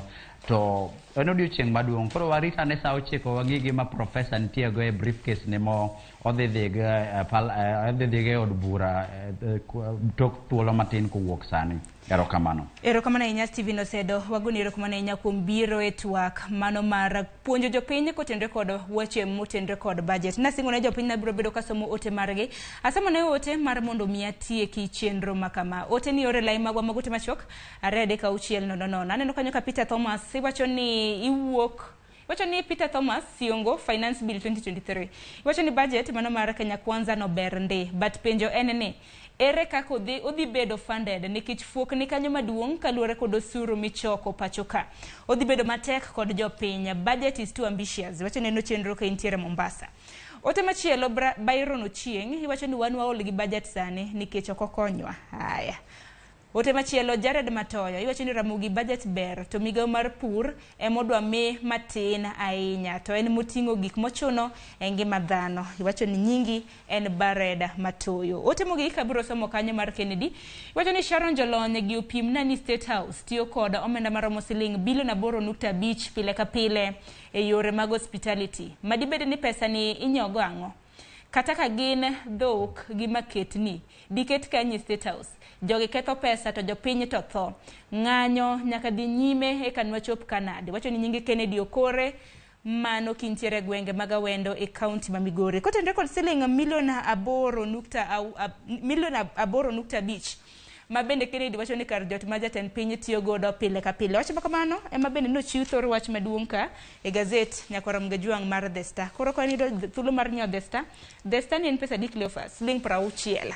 Wan idhi nyiewo The Star mar mondo mi soma report kotenre kod okang' makamano. Koko manyakwara mgajuang gi kanyo bende makelo wae giko mano mar twak makama. Aneno kanyo ka dakika ni 27 tok sario mar okinyi. Stephen Osedo agoni rok mananya kuom yudo thuolo mar puonjo jopiny kotenre kod budget mano mar hikomenda mar higa mar 2023 nyaka 2024. Chieng' tich ang'wen nyakora mgajuang ing'ina jakilo di chenro mar poko pogore.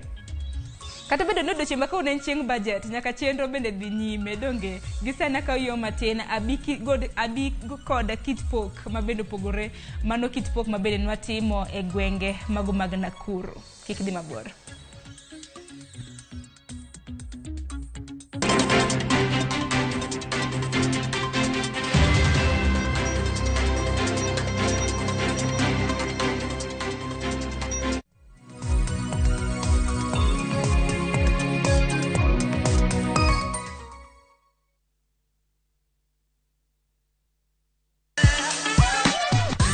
Dualo, ng'ado, wang'o, magi te gin yore mag tedo.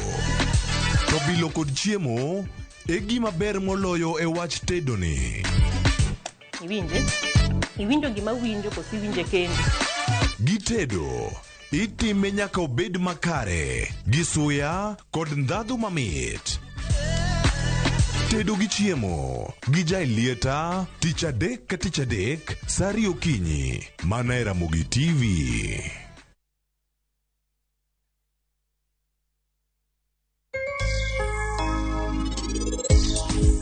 Mehe maye en kipuoyi maneno ka an abro yudo thuolo mar donjo e siasa an bende abro dak e ngima machal kamae.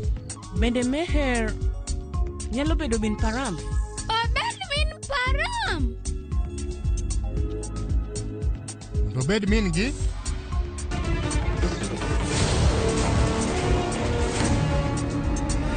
Dial *334# to enjoy 1 GB at 50 Kenya shillings for 24 hours. Bundle exclusively available on Airtel Money. Okay, nimeshaseti hiyo 1 GB. Sana data yako kakuku tu.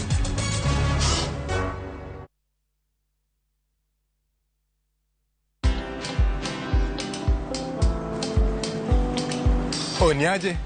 Ni kama unashangaa kwa nini naangalia simu with so much focus eh? Usishangae sana. Nimekuwa ndani ya story kabisa. Ni kama ile hali ya juzi. Ni kama nilikuwa hapo. Iki happen.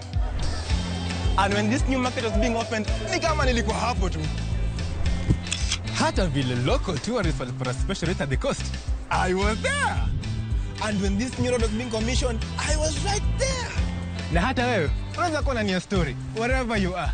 Just download Citizen Digital. Stay informed on all the news and events as they happen across the country, the continent, and the world at large. Download Citizen Digital, Kenya's #1 news app.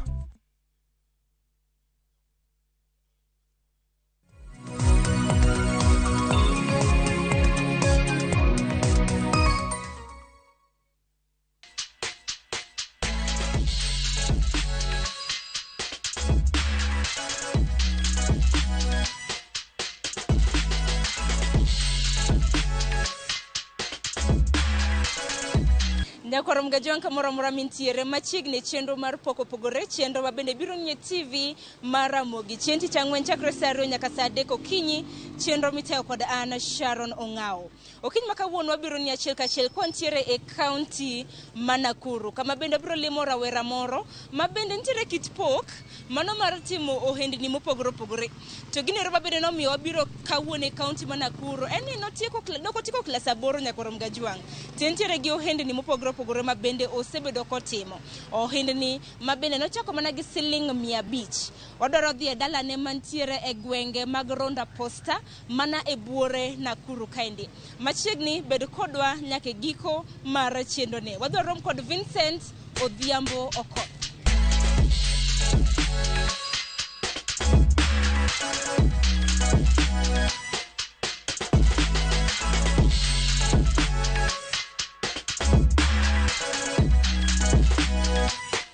mana kana sinya korom gajuanga wantiere kai county mana Nakuru gisani asechopo e duka mana mar Vincent Odhiambo Jal mabende timo ohala e county mana Nakuru. Vincent machiegni chenro mar poko pogore.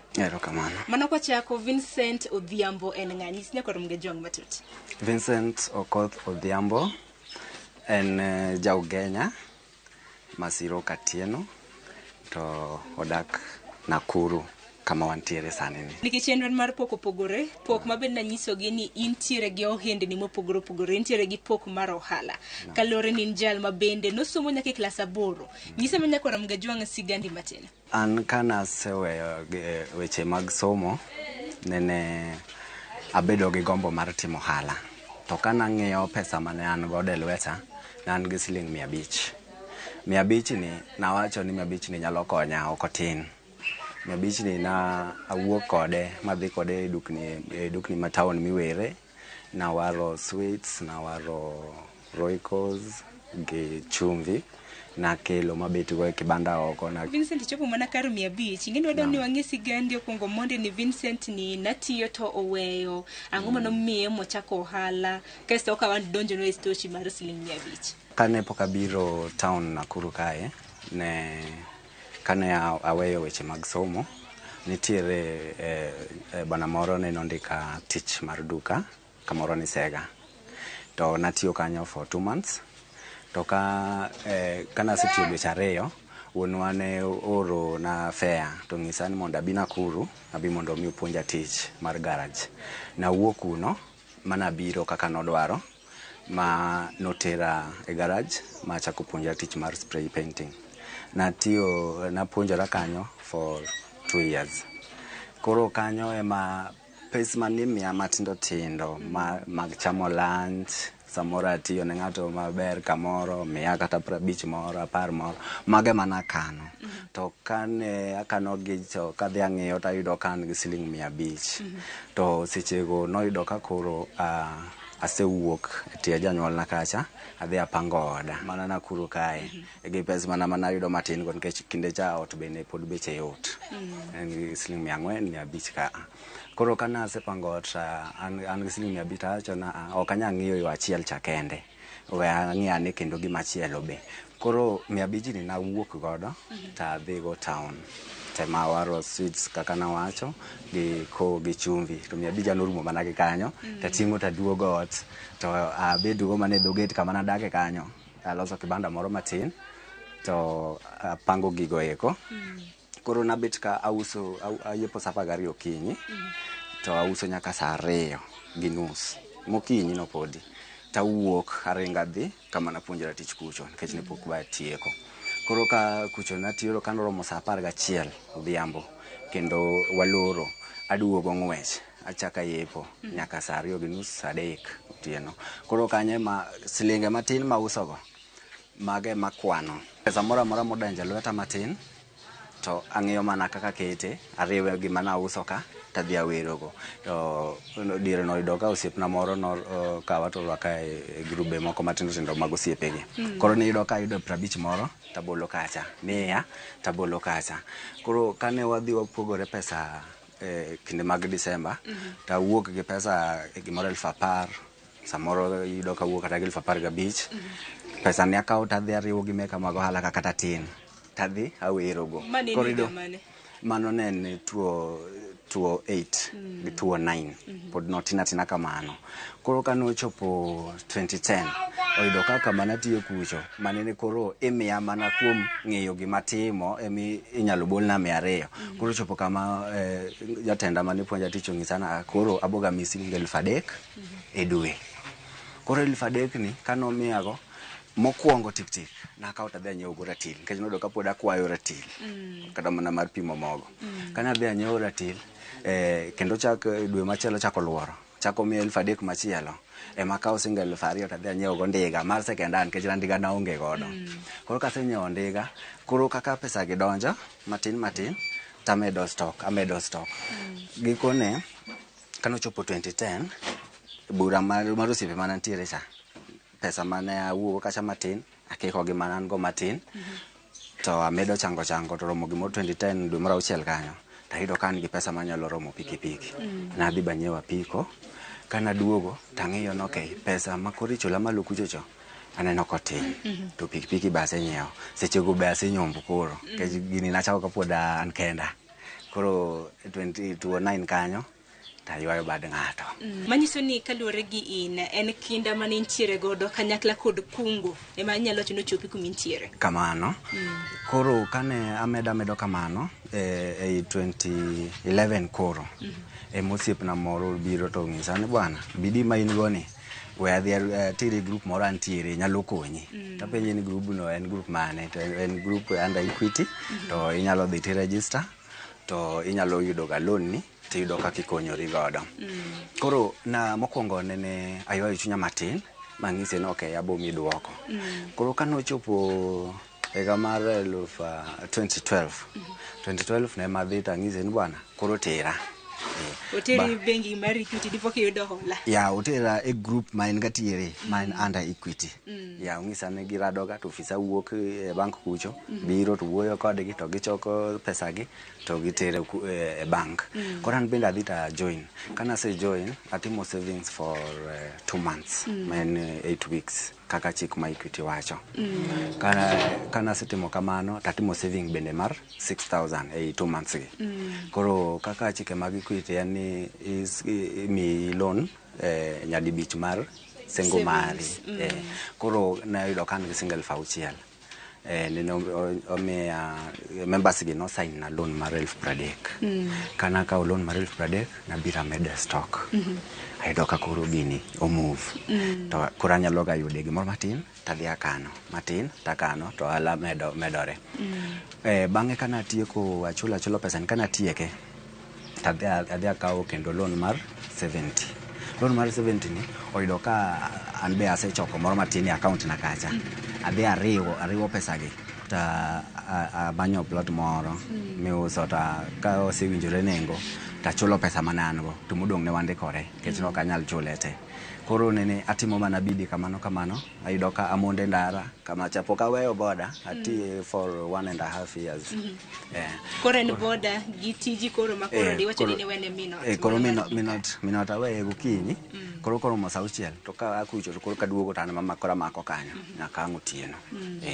Koro be kamano koro kana tieko loan mar 70,000 ne donge oyudo ka chulo ga upload mos ma atieko chule. The moment ma tieko chulo loan cha yudo ka plan basi tieko. Koro nikech kanyo yudo ding ni nariembo winyareo. Koro yudo ka kendo stock odwa duogo piny matin. Adhi akawo loan mar 200,000. Ichaki kawo kendo. Koro kana akawo loan mar 200,000 aduogo nikech stock nodok piny. Aole stock te. Koro monda koro achuda ayud teko kendo. Koro kana ayudo teko kana duogo akawo loan mar 500,000 bang' chulo 200 cha. Tema adhi amedo gi moko kendo masesa nyasanyo e duration mane amedo stock ni. Tema koro achako go gedo mos ma agedo matieko ma omiya ayo kama ne arente ot cha mabiro koro abedo kara. Sani koro en gi kare. Ang'eni madodi to ibiro bedo kileronwa mana bang' kaka Equity nosesiere nikech bende neno toke kacha intiere gi ot ma bende igero donge. Koro nyaka sani dwachni ni yudo sir kuom bengi mar Equity mano kokale hola ma isebedo kinyisowa. Lakini wuoth osebedo nade? Wuoth osebedo ma ok oyot ahinya to be ok otek ahinya. En mana kinda gimoro kidwaro to nyaka iket mana kinda ema chudo. Ibet ng'ama chiew chon to gi tich ma koro an godo ni en tich mok ilor chon. Ichiew chon tiloro let. Koro nindo nyaka iweri go matin. Equity bende osebedo ka supporta nikech sasa maneno kan piny tanyalo dhi kacha takawo hola tamedo. Chulo. Koro respect man godo cha ema koro mi kata ka kwayo pesa tok tuona imiya tachulo kamano. Bende bengi mar Equity samoro nochionu tiegruok moro amora kaka nego bed nutimo ohala ma ohala chung kar tiende kaka mari nigi sano chung kar tiende. Equity gi offer trainings ma iyudo ka ok yot mondo kata higa room kapoko oluongu kata mondo dhi otem tiegu. Yudo ka ipuonju kaka inyalo timo stock taking, inyalo market biashara mari, to kod weche mamoko. Gipuonjowa. Koro Vincent nyalo leronwa line mar Equitel mabende dani ni duka nini akene osekonyi yo machalo nade? Line mar Equitel osekonya mang'eny kaluwore ni anyalo gocho kode, to bende onyalo receive na pesa kwa kuom customer ma chudo gi simu, to an bende anyalo tiyo gi simano kadhi wero achudo godo to mwandu ayudo mok atiyo gi cash. To kata mana customers manyiewe duka bende konyogi, nitie kaka ginyalo chudo gi line mano mar Equitel? Ya, konyogi mang'eny nikech customers tinde iyudo ka ok wuoth gi cash ng'enygi. Kila ng'ato odak mana to be till ni kanye. Koro en kobiro tisemone mana ni tilero, kopenji tisemone mana ni tilero, to mano emo chudo godo. Yot, ok kel tich matek. Erokamano ahinya. Vincent, bende kopogore kata mana gi sir moa kuom bengi mar Equity, bende waloso ni koluwore kata mana gi ohala ma bende itimo. Nikech aneno iterowa intiere gi duka nyaka konchiel koni, iuse mwandu mopogore opogore, pod intiere gi sito. Nochopo nade michopo nyaka sani? Inyalo mana leronwa mwandu inyiewo kanye, nikech samoro nitiere jahera mar Ramogi TV maneno ma bende samoro dwaro nochako ohala ma bende timo. Okay, mwandu gi nitiere agents moko mag kambi moko ma ioro field. Iyudo ka gin wadil kodgi direct, inyalo mana miye order nadwaro magi ma to keloni to in ichuda mana gi through Equitel line mane awacho cha. To moko to bende iyudo ka chuna ni awuok mana kae tadhi town e dukni madongo go tawero tating'o kendo aduogo kama. Nikech ang'eni chutho ka bende inyiewo mar mondo mi bed gi yuto, gimoro mong'ere gi profit kaka dho ngere. Anjo ga ni samoro kiwero in bulk, udhi e wholesale. Lakini mano bende king'iyo bech wholesale retail, apani un kaka jouso, samoro uso nu e mwandu mogonyore donge. Ya, koro kanyo ema Equity koro konya mang'eny. Iyudo ka gima neno ni kanyiewo in bulk to nigi yuto, nigi profit maduong', ti chuna ni koro adhi akawo pesa Equity kacha, tabiro ta aole gichacha mondo mi ayud yuto mabet la umedore matin cha. To koro kosebiro to iyudo ka akora ause, moko auso achiel, moko auso wholesale, kamano. Bende ohala ko ohala Vincent nyaka bed gi ber gi rach mare. Ber isebedo kinyiso mathoth, nyalo mana nyiso ber miseyudo, bang' mano bende nyiswa achiedh nade ma ohala ni bende biro godo. Achiedh nade ma ohala ni nigodo. Ok ong'eny, en tich kamoko, lakini gima nyaki tuonri kabisa en seche mag yweyo e mongego. Ya, to kod seche makoro inenda thuolo mini igo koni en oketi aketa busy kanyo 24/7 kaka ni chiewo 12 kibo yudo ka edich mana nyaka sama ngiloro kendo kitiyo go yolo marach to koro nyaka itim mana kinda eka mondo mitime. To mwandu kata mna makethre nang'o nikech donga neno kata mna kiuso nyaka chiemo to nowach kata mna duka. Kor ka kethruok mag mwandu to koro bolure gi in iwuon in jauso, ing'eyo ni iuso maromo nade, to gini gima uso ni okawo ndalo maromo nade. Koro ikawo mana matin ming'e ni nyalo teri ndalogo. Koro ka poni en gima ineno kadwa muomi ahinya, ten gima in bende itiyogo. Samoro in bende in gi saving mamari ma ohala ni mamiyi. Inyiewo to koro itiyogo e ot to wach makanyo isudo mana mbele. To ohala mar duka diwach nang'o kaluwore gi nyakoro mga jong ma bende samoro neno wadi nyis ng'ato nang'o kotenre kod ohand duka? Anyalo nyiso ni kwa Ramogi Ajwang' ni ohala mar duka ober. Kik ng'ato chaye kaka chon nawinjo ka jomoko wacho ni duka ok ginyal timo, duka iyudo ka en obakisha mana siling 3, 2, 5 ni mago nyaka sadi 5, 3 mikwanogo 10 go gin kakimedo choke continuously koa morning nyaka ang' godhiambo. Kang' igoyo yuto mari ang' godhiambo tiyudo ka inena pesa maber mabende romre mana gi ng'at modhi tiyo tich moro mindi paro ni odhi loso 1,000 cha. Kang' at the end of the day yudo ka uchalra chala, samoro be inyalo kata mana hinge mana gi siling 3 go. Lakini kindi thuolo ka ng'ato penji kindi thuolo mar higni 5 inenori kanye kaka Vincent Odhiambo? Higni 5 mabiro mbele adhi nenora mabor sana kaluwore kod kaka aneno, nikech Equity komed dhi medo supporta nikech aneno ka ok giseweya kuom higni mokalogo. An gadier ni pod gidhi bedo koda to adhi bedo mabor kendo inyalo kata luonga landlord koro. Nikech wacho kotenre kod landlord naneno kata mana kintiere gi chenro mopogore opogore donge mwadhi e bang' ma nikech koro in jal mantiere gi were mano talanta pok mano mar timo ohendni mopogore opogore dong koro bang' ma kosewuok e duka nikech mae mane kor mga jango osebedo kaneno kit ohende mopogore opogore ma bende isebedo kitimo dong koro terwa e sito bende terwa wane kata mana plot migero donge kamano.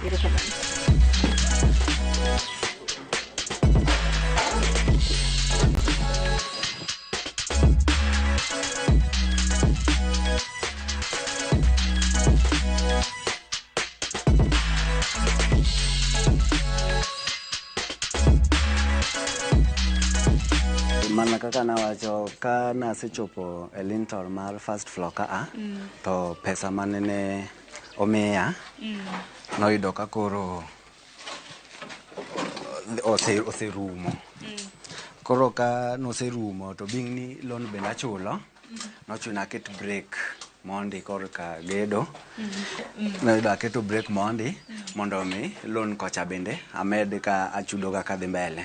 Koro sama adhi mbele gi chudo saving bende atimo mondo mi gini be kik nind ahinya kendo ka noling' dweche moko 4-5 kama tayudo ka asechokora matin te marogo go slab mamalo ni to koro awacho ni koro awegi kanyo adog piny koni atiek ground cha nikech kache madwa dake. Koro emineno ka koro atimo finishing kacha aneno kanyalo tieke kodhi ahinya to next month koro adonje. Koro koni tabo kakao kendo loan moro machielo tatieko malo koni to koro anyalo yudo kaka arwako kata jodak moko to nyalo gamiya siling moro matin ta medo gero ragodo. Koni mag rooms adi ginyalo bedo like how many bedrooms? Koni nitiere 1 bedroom to nitiere bed sitter mano bathe kocha cha kamano 1 bedroom be machielo ni koni. Koro plan katieko magi eki pod nitie floor moro achiel malo kucho. Koro katieko kende ka koro achako bathe komachielo modong' kocha cha kamano. Dinyis ng'ato nade nikech in rawera taneno kintiere gi lek ma bende dongo kin jal ma bende koro to nwacho ni kaka kaluore nitieko skul e class 8 nikech nitie kata mana joneno magwa ma samoro neno ni samoro gimbe dagiwe skul kok kaluore kok dwaro mari kaka nok mari bende dinyis gi nang'o kiny makawuono. Gima nyalo nyiso jowa en ni ng'ato kik ichari. Kamintie no imedo mana gi lamo Nyasaye titimo kinda tibedo piny ti plan gimidwa timo nyaka ibed gi plan. Ok ibed ng'at machung' achung'a tin gimiparo no tiringo ga ringa nyaka ibed piny ing'in to adwa chake gi ka to aluwa gi ma tadhi kamano. Without plan onge giminyalo loso. Koro bank ma koro iwinjo kawacho nosebedo ka konya ni gin bende plan no ema ka in godo to ema gimiyo gimijing'o giwacho na ng'ani biro chulowa pesa ni. To kionge plan to ginyami kata mana pesa no. To bende gimomina kil kata mne chenro mar poko pogoro duchi makawuono hala gite kata mna udi makoro waneno kama bende koro sani osechung'. Duto te nochakore mana gi siling 500. Mana 500 mane an go cha ema nochako. Koro ne janeno marwa ng'eni bende chako ohala samoro ng'ato neno nan gi siling 500 siling 1,000 onge ohala ma bende to nachake dinyise nang'o kinyi makawuono. Kik ichari. Point ma intiere no ng'eni nitie ng'amiingo sama nachako gi 500 nitiere ng'at ma 500 no onge godo. Koro maingo matin no to ichake mana gi kanyo ting'iyo mana kaka moko nyalo donjo bora tu ni bedo well disciplined nikech weche mag pesa dwaro discipline mang'eny. Ok ibed ng'at ma nikech kata kanin gi siling kata bed mana gi siling 10,000 to ka ionge discipline mar pesa to pod pesa ni ok nyakonyi nikech kiwuok kode kacha cha ineno gimoro momoro wang'i ma bende kanto kong'iyo mos ok nyakonyi inti kori neno no nyalo konyi gi sechego tikawo pesa ni we iketo kanyo osemana rumo lakini kitiyo kode maber onyalo teri mabor. Mbui yudori kanye ng'eni mago bende tinde kata mna ka ji nitiere gi lony manyasani aparo kata ni marketing bende nitiere kata mna tiyo yor mbui koso. An inyalo yuda mana e Facebook mana Vincent Okoth kamano. Vise mna kwa tiko chenro makama, iro kama ninya kelo wa mwaneno poku mabindi intiere gore bure na kuru kaindi. Koro wachini mogik ninya kwa mga juang mabindi na nino chenro mar poku pogoro kinyi makawono de bedang. Ne nyikwa Ramogi juang gimanya lo wachonu en mana ni kidwaro chako hala yudo gimoro bedo gi pesa moro matin chake mondi donji Equity kacha obusti iboro dhi malo kik idhi gi lweti no yudo gimoro matin kaka nan gi 500 to gimedni ok gidwaga jok machako from zero ibede gi siling 2 koka gimedoni 2 machielo to kamano to nikech joluo ne wacho ni biye gedo mos kik idwar ni wuok oko ka piny dhi malo dichiel bigi matin gimedni kamano tichudo ibo yudo ka idhi mabor moloyo. Manyiso ni sani en mana ohand duka kende mitimo koso nitie kata mana ohala mapod idhi yudo nyime. An mana gi duka no kende. Ero kama na inya Vincent kuom kelowa kata mana wachni mogik debe dango koro kiny makawuono. Nyalo mana go erokamano ne nyikwa Ramogi juang madipo ni manena kachiel gi anyalo mana moso mamana kantiere huduma ugenya kacha butseka kanyo anyalo mana mose aere mang'eny. Vincent Ogunero kuma na inya kuom kelowa e chenro mar pogore county Nakuru. Nyakwa Ramogi juang oduche makawuono nwantiere gwenge mag Ronda Posta mano e county Nakuru. Waloso gi Vincent Okoth Odhiambo jal mabende nitiere gi pok achini were mano mar timo ohala. Iwinjo kanyo ka en jal manotieko skul e klas 8 kata bende notieko e klas 8 chunye nokothoge kanyo. Iwinjo bende ohala manochako mar duka gi siling 500. Sani kineno ka kata mnatoka ka mena chiel kuom udi mabende ogere gwengegi mano mabende ogeno no bro tieke kinde thuolo mabiro mar mondo mi in samoro kintiere county Nakuru inyalo yudo thuolo mar kombo ot makama.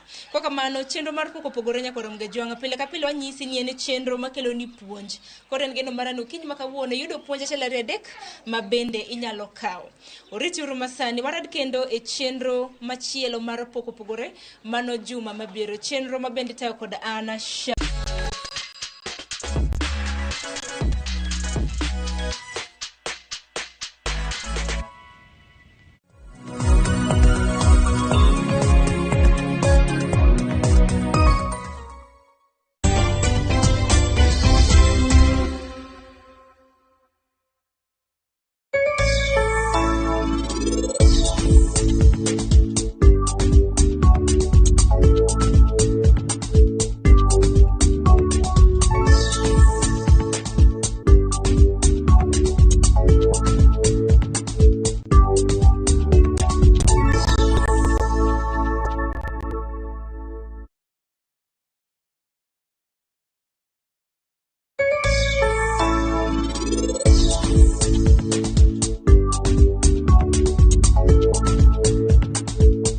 The ground is reverberating. The speed is alive. The kings of the track are here again. Feel the roar.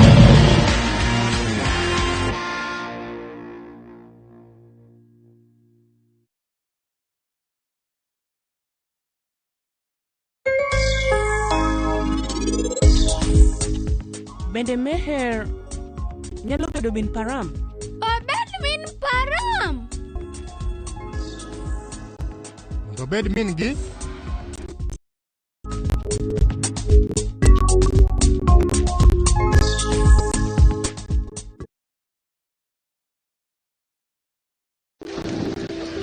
Kwere ne ogongero ni thuru lo yieng'o to e gweng' ma Ombaka e Nyando e kaunti ma Kisumu en midhiero. Kama minu nubire ok derengewe. Pi ma monjo gweng' ni higa ka higa nyuolo iye ma ohiu kendo nimo gi lek mag nyithindo manyiri. Mar pino ohinya nikech omiya yudo gimok na expect nanyayudo kabisa.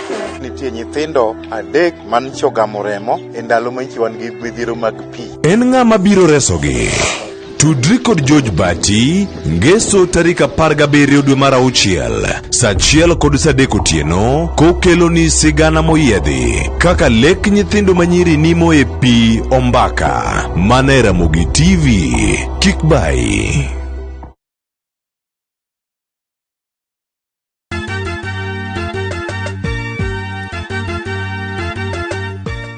wabiro kelo pak e nying Jehova e Injili ngima. Ngeso ka ngeso, chakre sa 2 okinyi e Ramogi TV.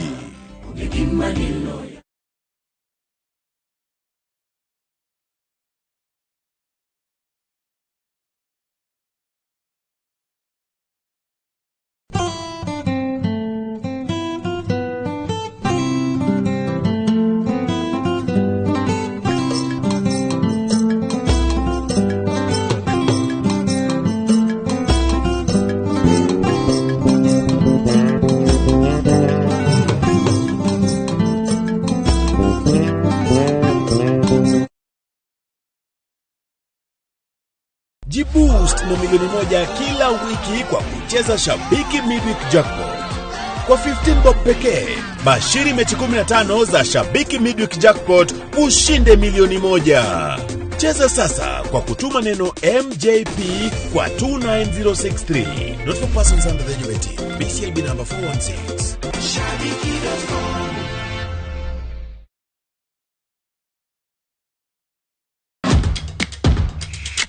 Epewe mag tuke mayero, hero maradhula, kendo ipako gilo. Tudri kod James Opondo, japicha, gi Milton Uchieng Jaka Black, e pau tuke. Chieng' ngeso ka ngeso, chakre sa 8 odiochieng', nyaka sa 10, mana e Ramogi TV. Chemi za uongo, stories za jabando tingize ubongo. Ukifika kwa hiyo show ya Thunder More ni raha peke yake. Yera sungina neanie. Hizi ni tie marponjo, mari nyisugi monego winje through. Come on. Ya wajo wadu, matondi soreni. Saturday kose chopo. Wenga sherehe kende sherehe party time. Mount music, Mount style. Yeah. Mora marach. Lungani Kolo instrumental. Lungani Lin Ramogi nyanya kach. Tum Dagmor, ngeso ka ngeso, sa 4 otieno.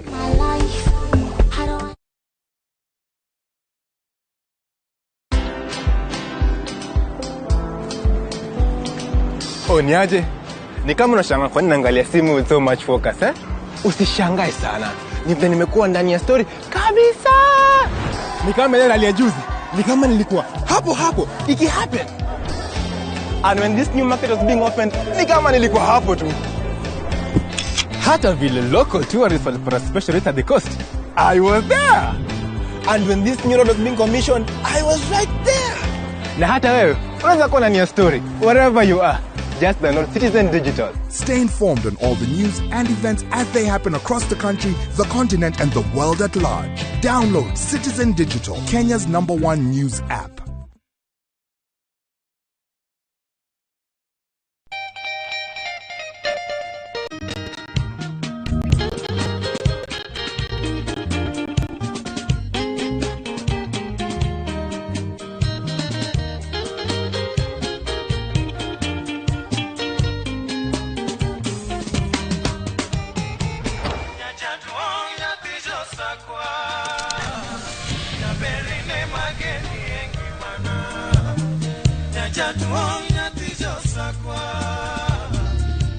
Radio Ramogi, Cartoon Jaluo.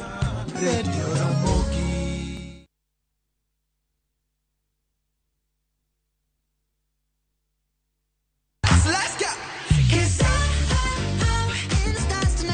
Ngeso ka ngeso, en chieng' mor ne nyithindo. E chenro mar rogo mar nyithindo sa 3 gokinyi. But success in excess. Udi wadhi nyime kendo wadhi medo mor nyadichiel, nyadiriyo, nyadidek. Waseyudo miel manyachon gi manyasani, tedo, katiratira, tugo gi gik moko mang'eny mabeyo beyo. Wayud mor gi ilo kaka rogo mar nyithindo. Salikos ge odhiambo to gi Josephine Achieng'. Rogo mar nyithindo ngeso sa 3 mar okinyi to ibonwa e Jumapil sa 8 mana e Ramogi TV.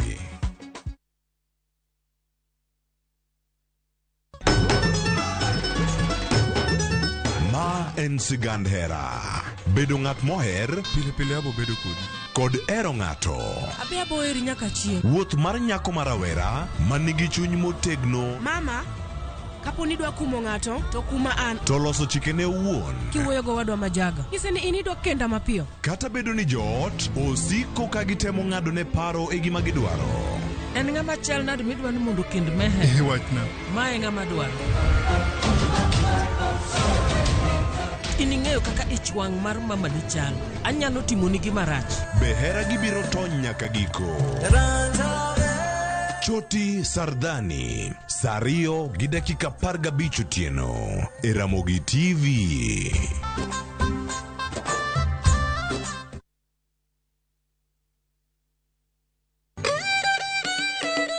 Kit oganda chano timbegi.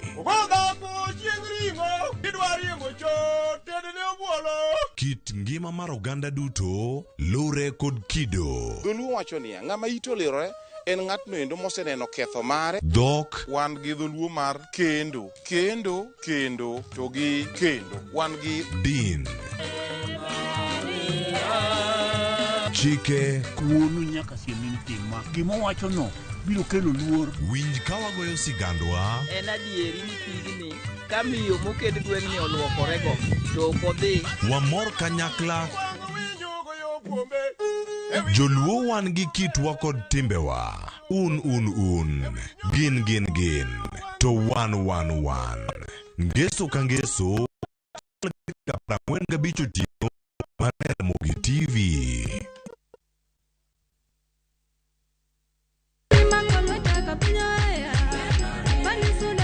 Injili kalo, wakelonu wende mag puoch gi pak.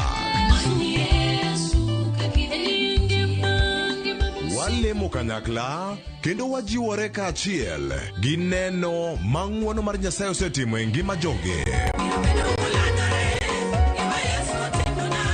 Tudri kodwa Jumapil ka Jumapil chakre sa 12 okinyi nyaka sa 7 odiechieng'. Kama wayudo e chiem chuny kod gweth koa kuom jotich Nyasaye mopogore opogore. Kaitai kod Roda Nyarko Kitmo kod Ken the DJ e chenro mar Injili kalo mana Ramogi TV.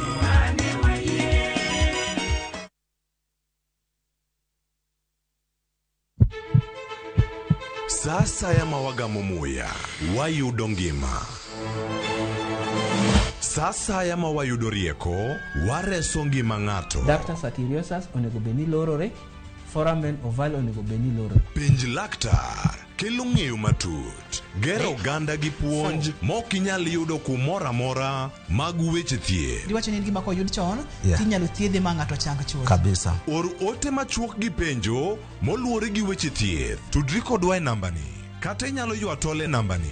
Riwri kod Ruth Otieno wuok tich nyaka tich abich sa 12 odhiambo mana Ramogi TV.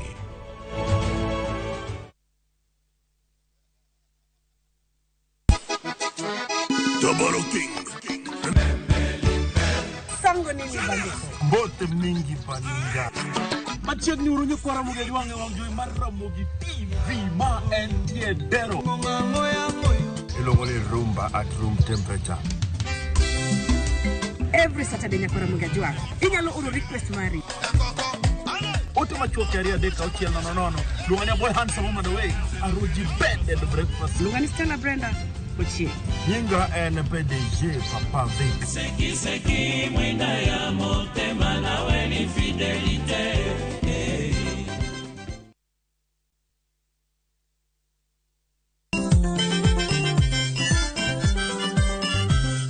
Kiyudo gimoro e belni to mano kariano. Gikomba gokinyi sabaro se yawa. Palomino chiena tandora mojonya. Kitume mowa kelonu otenore e ndhadhu maggi. Kae kama chokruok nitie. Orchestra super haki. Kidola kabari. Wabiro. Chakre Orutu, nyaka Wangla, nyaka Benga, Budho mara Tiporiti.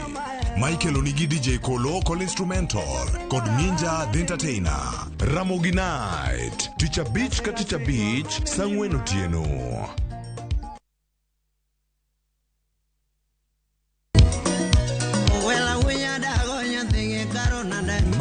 chenro makeloni gigo mamit. Rambada. Gikeloni weche mamolo e pacho ka. Lo. Nyanya kaji e jungo ng'ato gero ot mochung' gi chama. Gima wuok e pinje maoko. Itoni kia kato koro Paris. Gi twak mamulo rowere gi oganda duto. Mana kuom nyithindo ma neno masani. Winjane janyuol. Janyuol gima ber ahinya. Timne ng'ato gima imbe kotim to ni winje maber. Yudo danje maliet. Inyalo kwayo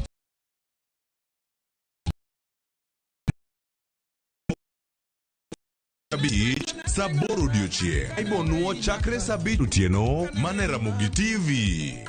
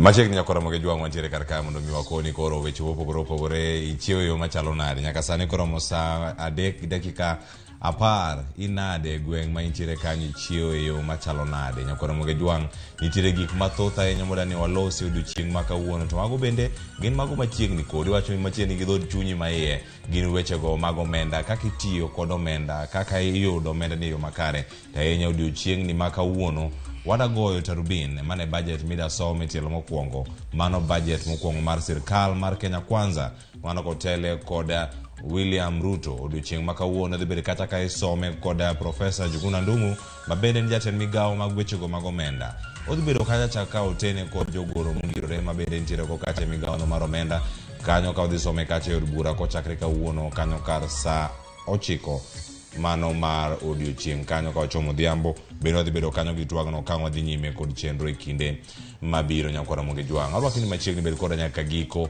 ka koro wadachako twak ayang' odiochieng' ma kawuono ang' wakoni gik mage madhi bedo koluoni matimore kor gwenge moko bende matimore boma ma Nairobi kar ka to mana mondo mi akoni welo an gi studio kar kae machiegni an nyinga Cleophas Oluoch Jakisumo kanya kwar mokeu nyaka sango antiere ka kod yawuot luo ma wigi otimo jere wigi ler weche mag omenda kod uchumi wadanono gi yo makare antiere kae kod FCP Erastus Kwaka Omolo oyawre kendo machiegni Ramogi TV okinyi ma kawuono. Thank you. Ndalo mang'eny antie jiemo kong'eyo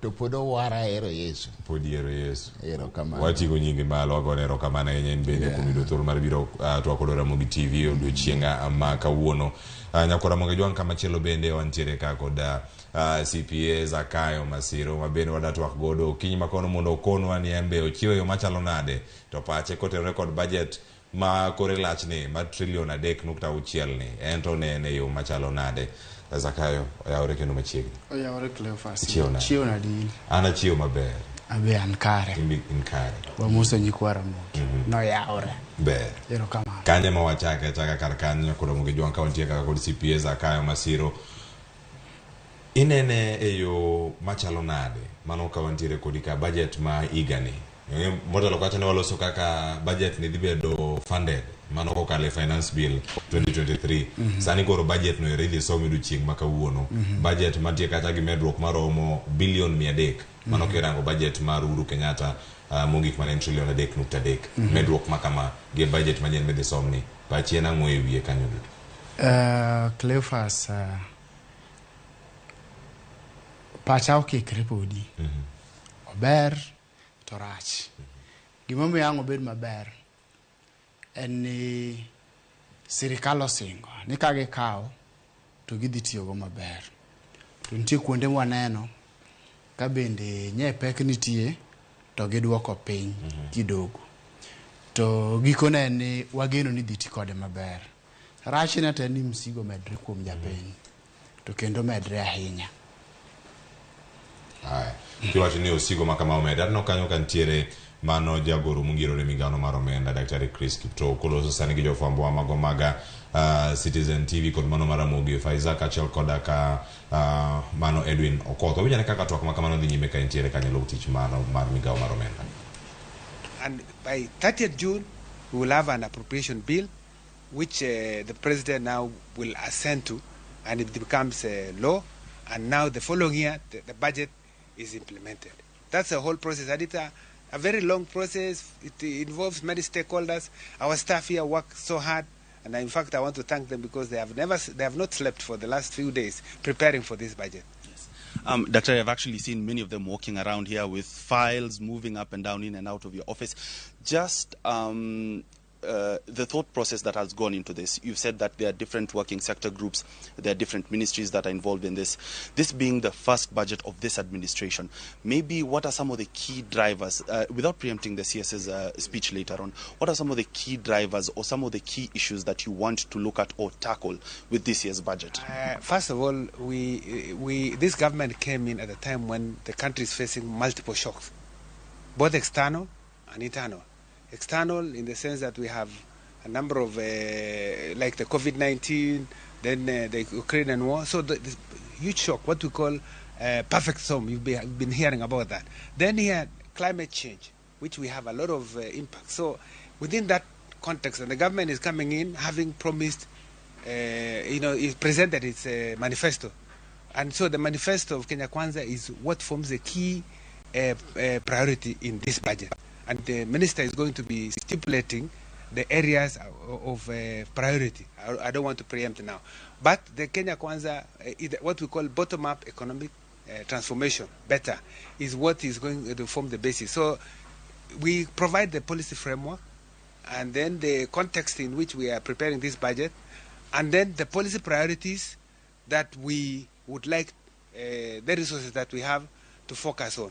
And those, so the policies that we have come up with are now getting the budget, and that is what the minister is going to be presenting on how much he has given to the to policy areas that we have given. Then he is going to now present to us the measures, how he's going to raise resources to finance what is in the budget. And of course, you have the finance bill, which is already before Parliament, and other measures that we are going to be taking in order to prepare to finance the budget. It is a long process. It has not been easy because, as I said, we have multiple shocks. The promises are many, the expectations are a lot, and we are facing a lot of challenges. High cost of living is a reality that we have. We have a debt situation that is not allowing us to borrow more because we have 10 trillion by law, and now we are almost at the limit. So we have to look at it and say, do we finance through borrowing, or we have to do other alternative ways, maybe raise more taxes or other ways. So these are the things that is going into the budget making process, and my minister therefore will be presenting the totality of all the things that we have considered. And of course there will be, I will only say that it's good that if we have to grow our nation, it is important not to grow our nation through debt. That is why this government has gone through what we call fiscal consolidation, where we want over the medium term to reduce our appetite for financing our budgets through debt. So meaning we have to expand the revenue measures, contain expenditures, use other areas like PPP, for instance, public-private partnerships, so that we are still able to do our development while at the same time not carrying a lot of debt. And so this is why you see this discussion around taxes and raising taxes. It's time to review these taxes and see which ones could we review, which one could we increase, which one could we reduce. And I would only say there will be gains and there will be losers, but overall we need to take some pain as Kenya in order to take our country to the next level, because we really cannot afford to continue borrowing. I can tell you that debt is a big constraint, and I think we need to discipline ourselves out of debt. And so my minister will be therefore presenting a proposal that has taken all that into account. But we are aware that Kenyans are expectant of, given the promises that were made by this government. From where I sit, I think I see hope. I'm very confident that over the medium term, we will do well. And Dr. just from the final statement that you've made, it will be a bit painful for Kenyans, but it will get better in the long run. And we need to fund this budget using taxes and not debt. Maybe in that sense, with the current situation that we are in, with the high cost of living and everything, the economy is still recovering from COVID and whatnot. So how will you balance that, raising revenues and also making sure that Kenyans are not pinched even further? The important thing is that even as we raise revenue, the focus going forward will be about productivity and getting value for money in our expenditure. So the main focus is not just about revenue, it's about how we are spending the money. And this is going to be the focus going forward in terms of looking at non-priority areas. I'm sure the minister will indicate some of those, trying to see that it will also stipulate measures that we have taken to handle or to do away with inefficiencies that are there within the expenditure framework. I don't, because it's going to present, it's for me to use this forum to say what he's going to say. But all I'm saying is that we want to focus on expenditure rationalization and see that we derive value for money. On revenue-raising measures, we want every Kenyan to contribute to raising of revenue, because taxation is supposed to be equitable. Whether you are small or big, you pay based on your capacity. And so this issue of paying tax is something that we would like every Kenyan to know, that if you need a road, if you need electricity, if you need any development to be done, it can't just be done from resources that have not been generated internally. It is our obligation as citizens to raise the resources. And so I think the citizens can demand of us, government, of how we have used the resources, but they have an obligation to contribute and to raise those resources. And I think that is a debate that is ongoing, and it is something that we want over the medium term. Of course, we would like to have less burden when it comes to taxing. If there's a way, if the economy grows, definitely there will be a situation where it will not be seen to be high. I know there's a debate on whether Kenyans are highly taxed, but you can see across the world that you just need to look at the figures, and you will see that we are not really taxed. In fact, our revenue to GDP, we're talking about 15 to 17% over the recent past, when we want to be at 25%. So we still have a long way to go. And so I ask Kenyans, let's have that debate, but I think we really need to contribute.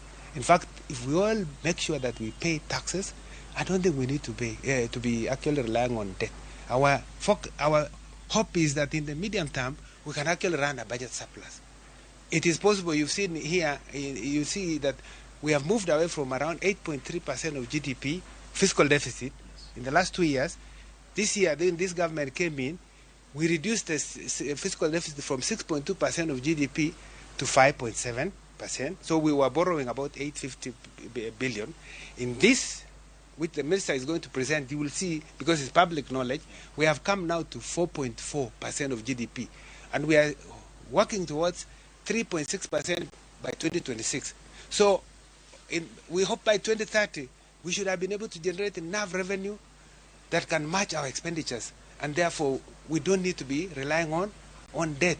And then we should be therefore be able to address the issue of cost of living, raise the prosperity of Kenyans, because we want a prosperous nation, a nation that is prosperous and where everybody is getting the benefits. So that's why we are looking for inclusive growth. It's not just growth, but inclusive growth that takes everyone on board. That is why we talk of bottom up, because majority of the people at the bottom haven't yet felt. We want to lift the people at the bottom up, and through the policy measures that we are taking in place, I am hoping that there will be more debate, and so that we can expound to Kenyans more about what is in this budget after my minister has read.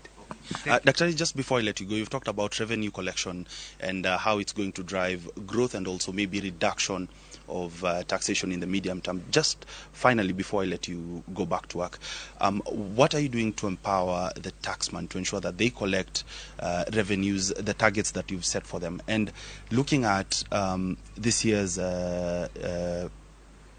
targets that you've set for them, and also looking at the fact that it has reduced and they've not been able to collect as much as was set earlier, what can be done to ensure that they collect what is required of them and the targets that are set for them are also realistic? Actually, strengthening KRA is our biggest concern now, and it's our priority. We would like it to have at least 2% of revenues generated, and we have already, even in this budget, we have given additional resources.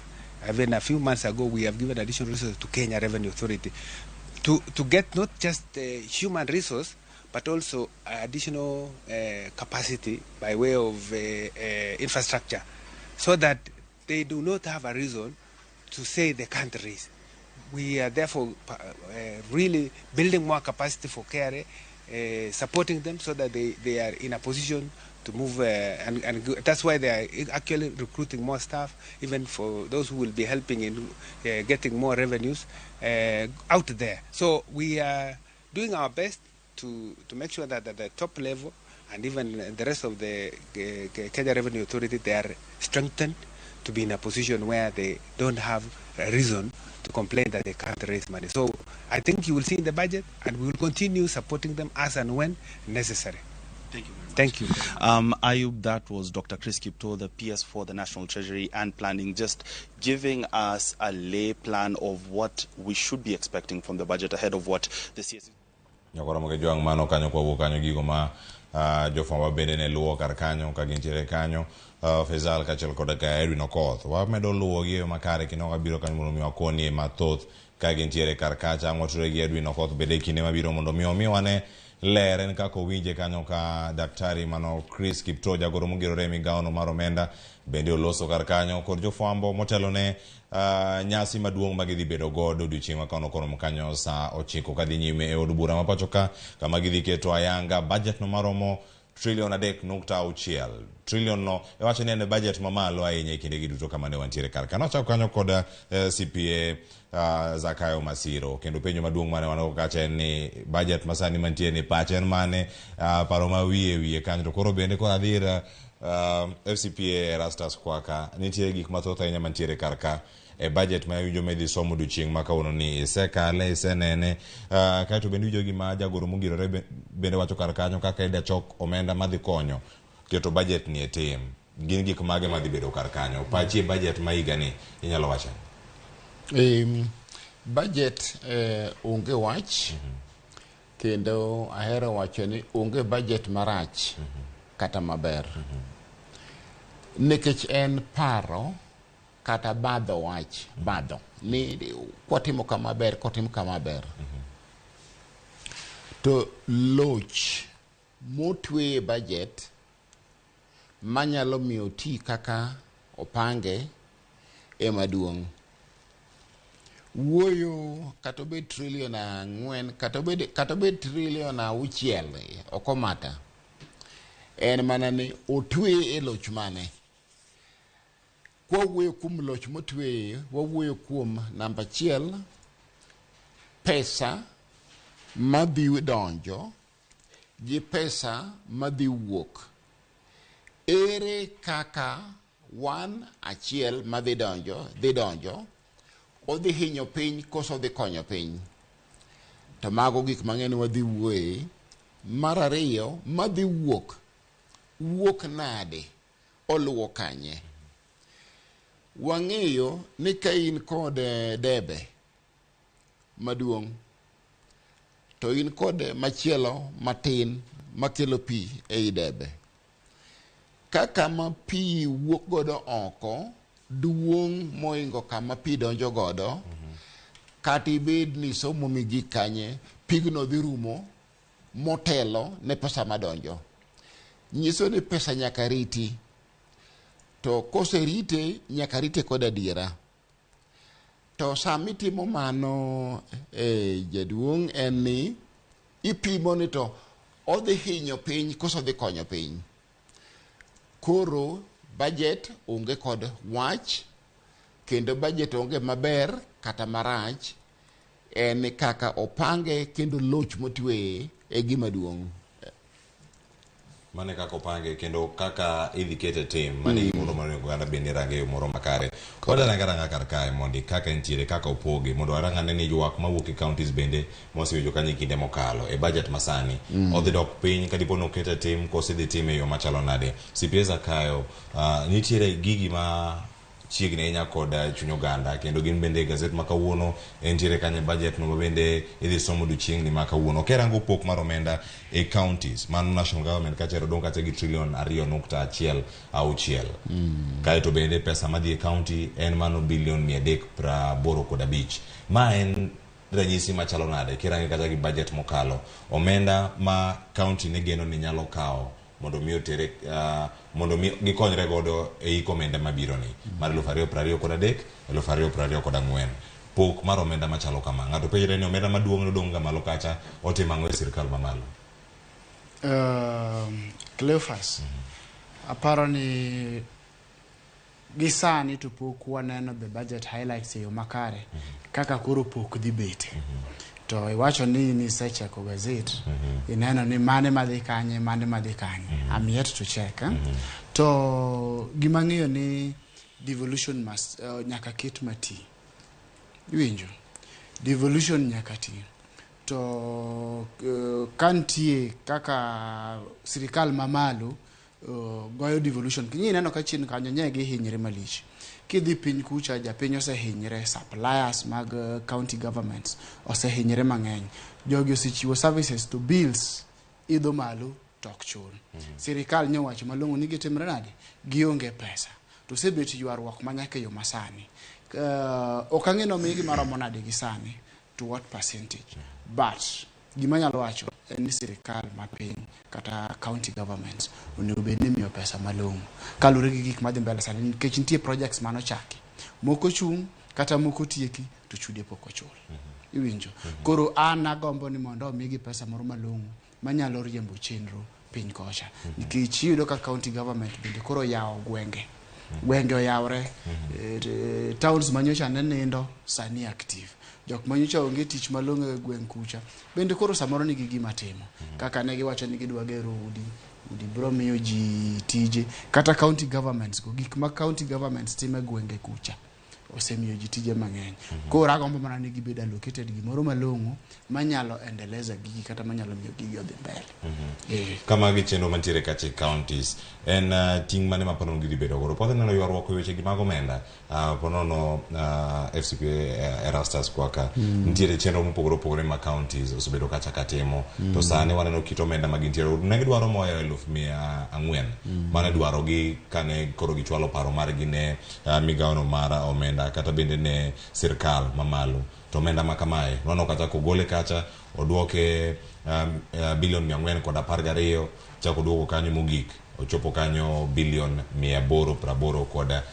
Telo makoro gwenge en moro ma oganda bende rito ni nyalo kelo lokruok mopogore. Kit omenda mantiere sani kech magi maling'ling montiere godo ni mane gino ma jatend migawo bedo kata kasomo ma bende ntiere kata ka una wane gi kanyo wang' jowi kiny ma kawuono bilion 385 mano madhi e county.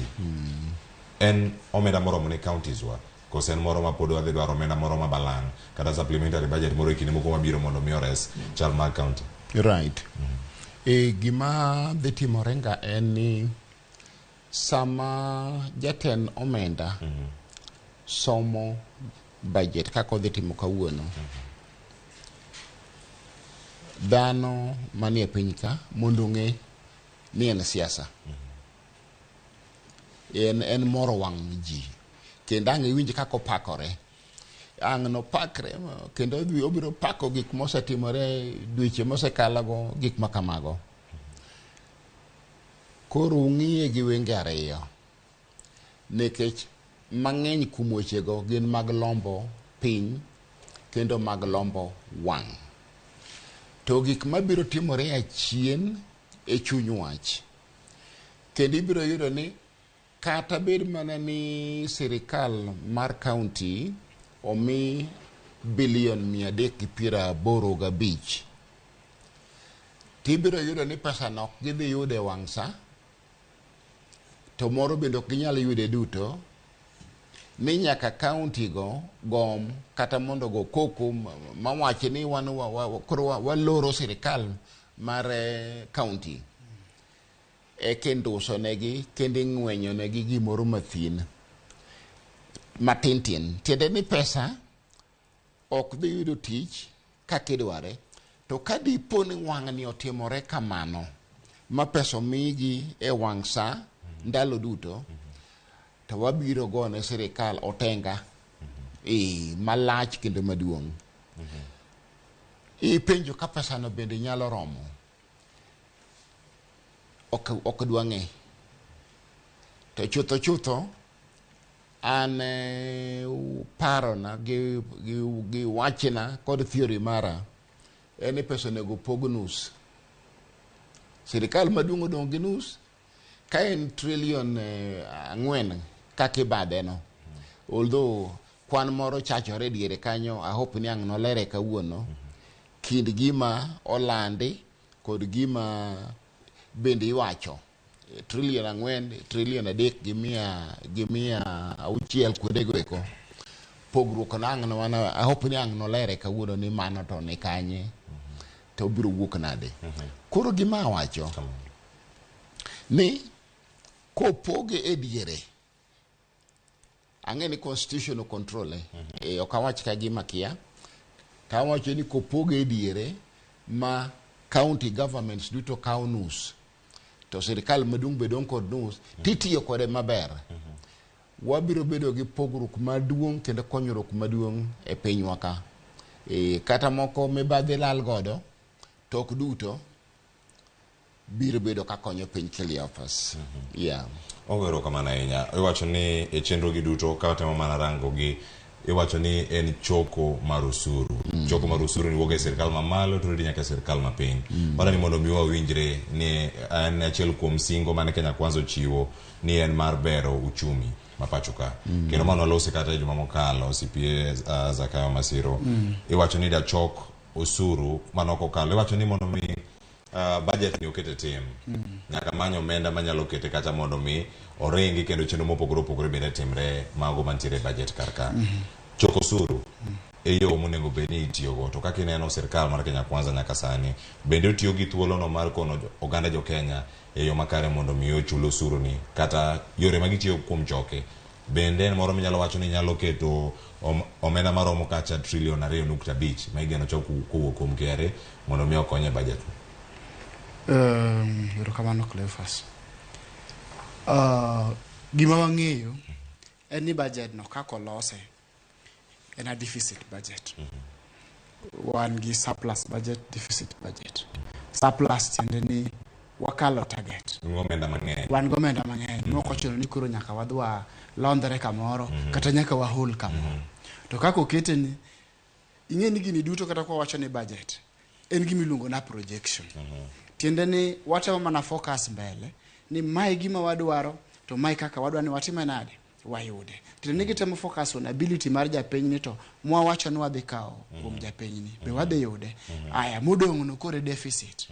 Deficit ni, ibro many kake yude. To one of the ways mi loso go deficit, kata mi jaso go fuogno, en di holo oko. Tipenja ka be sirikal otimo yo makare, kata japiny ong'eyo no nego bed ni gitimo ang'owa gi solo osuru mondo wachni ochope yo makare. Aparo ni kuom budgets duto ma wang'ni nodwa bet gi liet ahinya. To sama liet nitie, japiny bedo aware ni gimoro timre nade dhi mbele. Makata samoro kiwinjo radio, tiwinjo kata mine ma piny kucha kata ka ok mne radio samoro adhi dala kucha to ng'ato moro mana bende ma inyalo paro ni onge knowledge mar budget. To penje ni to budget no chalo nadi malo kanyo. Jogo hinyowa, iwinjo. Tiende ni sirikal onego kaw time gi mondo giwach ne ji kaka gidhi choke maber gi kaka gini dhi tiyo. FCPA nowacho ni osuru ok rach, choke ok rach. Kako dhi tiyo ema muhimu. To kendo kuti kode yo madieri. Tiende ni ko kawe ni dhi ti kode to onego beni tiyo kode. Ok badre. To ipenja kako tero japiny kata kaka odhi chalo ne japiny. Kata kako chal ne japiny gi sani kalure gik ma sirikal wacho. Nitie gik ma japiny owinjo to pile pile sama iwacho gimoro rach iyudo ni donje pachwa moloyo ka ber mantie. Chutho ok rach te, ober, nitie berne. Rach bende nitie kuonde ma bro ng'iyo ma onge clarification malong'o. Tiende ni ok opuodh weche ne malong'o kaka idhi choke gi kaka odhi benefit japiny. Mago bende nitie.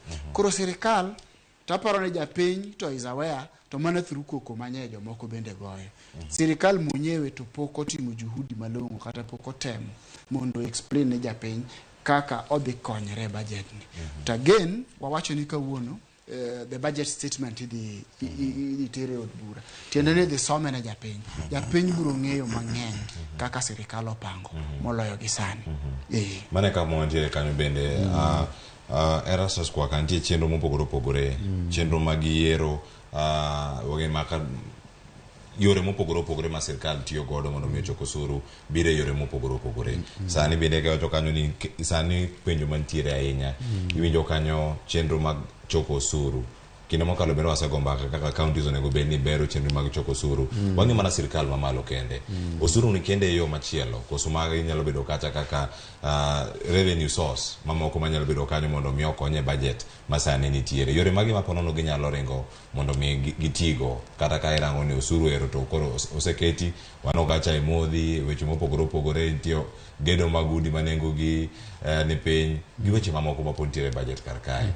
Japiny kod osuru bende iparo ni en hinyruok maduong' madhi bedo kanyo machalo nade kirani? Japiny kod jopiny dhi hinyore e yore mopogore opogore. Namba achiel, gimoro ni ka miluongo ni value added tax, VAT. Osuru migoyo ewi gimoro amora ma ng'ato otimo kata ochamo. Gimoro miluongo ni osuru moket ewi petrol kod gik mamoko mag wuoth. Kata bed diesel, kata bed petrol, kata bed ang'o. Ing'eni en gimopondo. Gimomiyo pondo king'iye gi oko to kine ka en osuru. To king'iye gi iye tiyudo ni en osuru. Nikech osuru midhi ket ewi gimiluongo ni mo oidho nyadiriyo.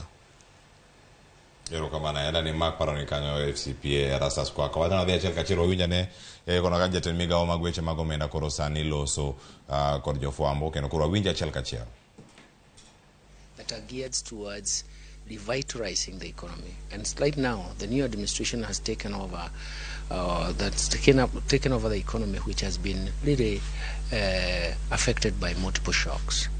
So in a sense, economic activity has been affected by multiple shocks. Cost of living has been rising. And there are so many other issues that are affecting us, especially coming from climate change. We have seen that food security and climate change has become very, very important, and that is what explains why cost of living, and especially for food, has become problematic. So the next question is, what kind of policy package is the government going to produce to make sure that they reflect what the economy is going to do, or how to drive the economy in the next period. That is essentially the process, the whole objective. So in a sense, then the next question is, what would Kenyans expect? The whole issue is that Kenyans expect to see the results of their consultation process. Where did we start? We started by developing a budget policy statement way back in March. That budget policy statement was actually a culmination of public participation. So what we presented to the National Assembly is the results of our own policy outturn and what we anticipate should be done, plus public participation. Then subsequently, the National Assembly also conducted its own public participation, especially now having even moving forward towards the policy propositions, the tax measures, the revenue measures, as well as the expenditure measures. So first of all, we have the expenditure measures, then we have the revenue measures, and then we deal with where do you raise that revenue. And again, Kenyans have made contributions in terms of that. So in a sense, what we are presenting is a culmination of what has been public participation, what has been the synthesis from our policy point of view, and what has the National Assembly specific committees, a budget and appropriation committee, as well as finance and planning committee, what they have also synthesized from the public and what we have synthesized together. So what we are saying is actually a synthesis of what the public has given us. The starting point is that we have laid down the propositions, we have asked for public participation. The next thing is we have presented it in Parliament. After the synthesis, the Parliament has gone through a public participation and synthesized, and then we have sat together and said this is the direction to take. So it means that what you see is a synthesized report. But what is the bottom line? The bottom line is, how do you turn around the economy? That is the bottom line. So the policy measures is, how do you turn around the economy? How do you make this economy inclusive in terms of its growth prospects? How do we create jobs for the youth? How do we lower the cost of living? And how do we create a momentum for future growth? That is the outturn of this, and that is the expectations. I think the most important thing is to understand that we're planning for the next 1 year, but we are providing adequate measures in terms of how we can sustain the momentum for growth so that we get an inclusive growth outcome. And that inclusive growth outcome means we are going to solve the problems where we started. This administration started with two extreme problems. The first one was financing constraints. You cannot finance development because you have no resources. And the second extreme is that you didn't have headroom for debt. So for us, we are actually saying, how do we resolve those two constraints? No headroom for debt. So in a sense, we have to ask ourselves, how do we raise domestic resources in a way that is going to sustain economic turnaround? Because economic turnaround is very, very important for everyone. The second thing is that once you achieve the turnaround, how do you create that momentum for sustainability? And that is also very, very important. So we look at short-term policies, we look at medium-term policies, and we look at long-term policies. And the long-term policies is to make sure that public policy works. That is poverty reduction. We have to create jobs for the youth. We have to make sure that the economy is sustainable in terms inclusive and sustainable. But more importantly, what has hit us very hard is the drought, which we haven't seen for the last 40 years. So the question we're asking ourselves is that, how do we make sure that we don't have a repeat of that? So food security and climate change will become a focal point in terms of our planning. And that is what one of the things is to ask, what measures are we going to perfect in this case, so that food security and climate change becomes part of our core planning processes, but also investment. And that for us is very critical. That is the anticipation. But for us, it cannot be summarized by one sentence. It is a whole raft of policies which are proposed, which are going to be implemented. And for sure, what we are going to see is a resolve in terms of the short-term constraints that we have, but also create a momentum for the the constraints that the country is currently undergoing, the shocks that were there before, what you found in office when you came in. A lot of Kenyans have raised concerns about some of the measures that you've put in place to fund this budget. Maybe is there a balance where Kenyans can feel not constrained so that they can contribute more towards revenue collections and also balance the shocks that are already there?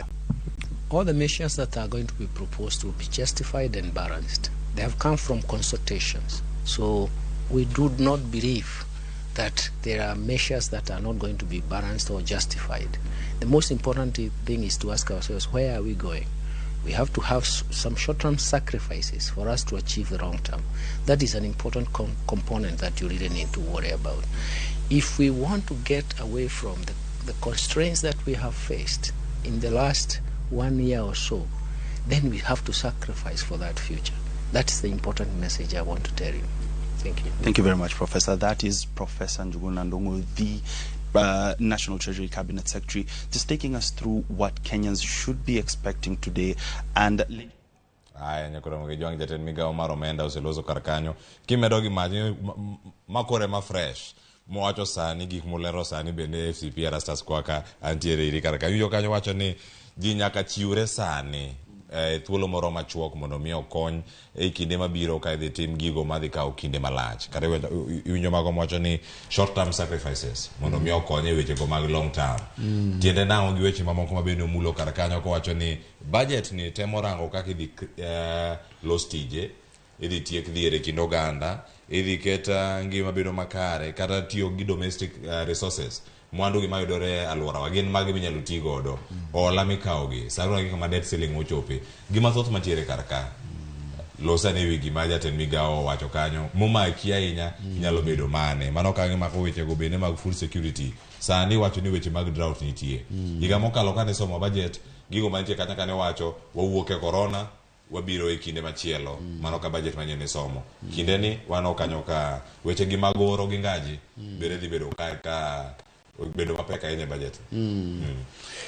Gin weche mag lombo wang kendo mag siasa ma ng'eni gima rach ok onyalo wacho, kowacho to tije kinyorumo. Koro nyako wach weche mag lomba kendo mag weche makamago. Ting'eyo ni gima wacho kanyo no gibiri office to giyudo ka thuolo minyalo hol godo oserumo. Penjo en achiel, gisemedo holo pod ok medo holo? Gisemedo. Koro nyisi ni wach mawacho no en gimiluongo ni wacha wacha, nikech wacha wacha to yudo yot. Machielo mondo ne ni gimiluongo ni gik ma sirikal owacho ni dhi timo nyaka tim. Mano bende wach mamit ndi kendo winjo yot. Bende biro timore to en gin mane machon mano se wachi ni biro tim to kotimore kod gimo miyo nokotime mondo ler n'oganda ni koro wang' ni waloso ma kod ma mondo gimo wach ni dhi tim otimre. Achiel kuom weche mayot kabisa mok winjo tek en jo ohala duto mosetiyo kod sirikal maduong' kod sirikal matin, pesa gi nyaka chulgi mondo pesa no odogi okony tije mamoko kendo ndik ji tich kendo mondo kony jo ohala mondo ohandgi odhi nyime. Mano bende osetimore Kiliopa. Aduoko ni owoyo pok otimore nikech ang'o? You see, to ng'ato ahope ni kang' wuoyo kawuono ang' noler mago mondo dhano bedi kod paro moro marach ni jogi kara ng'iyo adiera, jotendwa gi kara losonwa yo adiera gi gik makamago. Owuoyo kuom gimiluongo ni drought, tho mar piny. Adiera makende drought motimore sani ok chal kod manotimore ki odwacho ni higni 40 mokalo ok en 40 chiegni kanyo. Okay, nyalo bedo chiegni 40 o chiegni nikech kanyalo goyo pacha chien ne wabedo kod gimiluongo ni tuo mar piny kod kech mar tipo higni mokalo mine sirikal okelo gimiluongo ni drought levy mani ng'ado wa misara ji ni ng'ado misara duto to sirikal no ng'ado misach ji kata ndalo ma koth oduogo pod ni ng'ado ji ma nyaka dhane monogo koko mi eko we wach mar drought levy no gima wacho sani wawuoyo kuom drought levy to ere gimotim mondo gimiluongo ni tuo mar piny mamono chiemo chiek mondo kik timre kendo ing'eni ndalo ma wach magi tibiro winjo kowacho ni wadhi timo irrigation wadhi kunyo pi to pigego kod irrigation ok tim nyiso ni wacho wach maduong' ber to kakidhi time policy ma chuno ni gigo nyaka tim kako wach gino akia ni nitie anto chunya neno ni onge nekech structure ma support policy nyaka bedie e gigo te iwacho kanyo ni kinde mokalo mano budget mano somiga mokalo ka wanyalo mana paro kanyo jatend migao Kurietani gino mano somo kata kendo nowacho ni kinde ma corona ne nitiere oganda mano doro chuok mag yoregi mag yuto gik mathoth ahinya mantiere karka ere kaka inyalo bergi iwacho sani ka ero ma weche magoro donjo karka nitiere bilion maromo 20.6 wanochiwe kinde kaka macha miwacho ni economic stimulus mano kinde go mantiere karka mar miyo gi gichung kendo gi magoro bende chenro mora mora makama koso sirkal onego time yo machalo nade ponono ka koro ginge maber ma chenro nade maduong' mane wan go e higani giko mar higa mokalo gi dweche mane higa mokalo gino manya bedo ni sirkal nyalo timo machal gi ma sirkal machon koso maga achiel kuom yore magiwacho ni oyo ma sirkal chano chiwo omenda mathoth kuma chalo kama wawere go wakaw yo machielo en ga gimiluongo ni masira mar siasa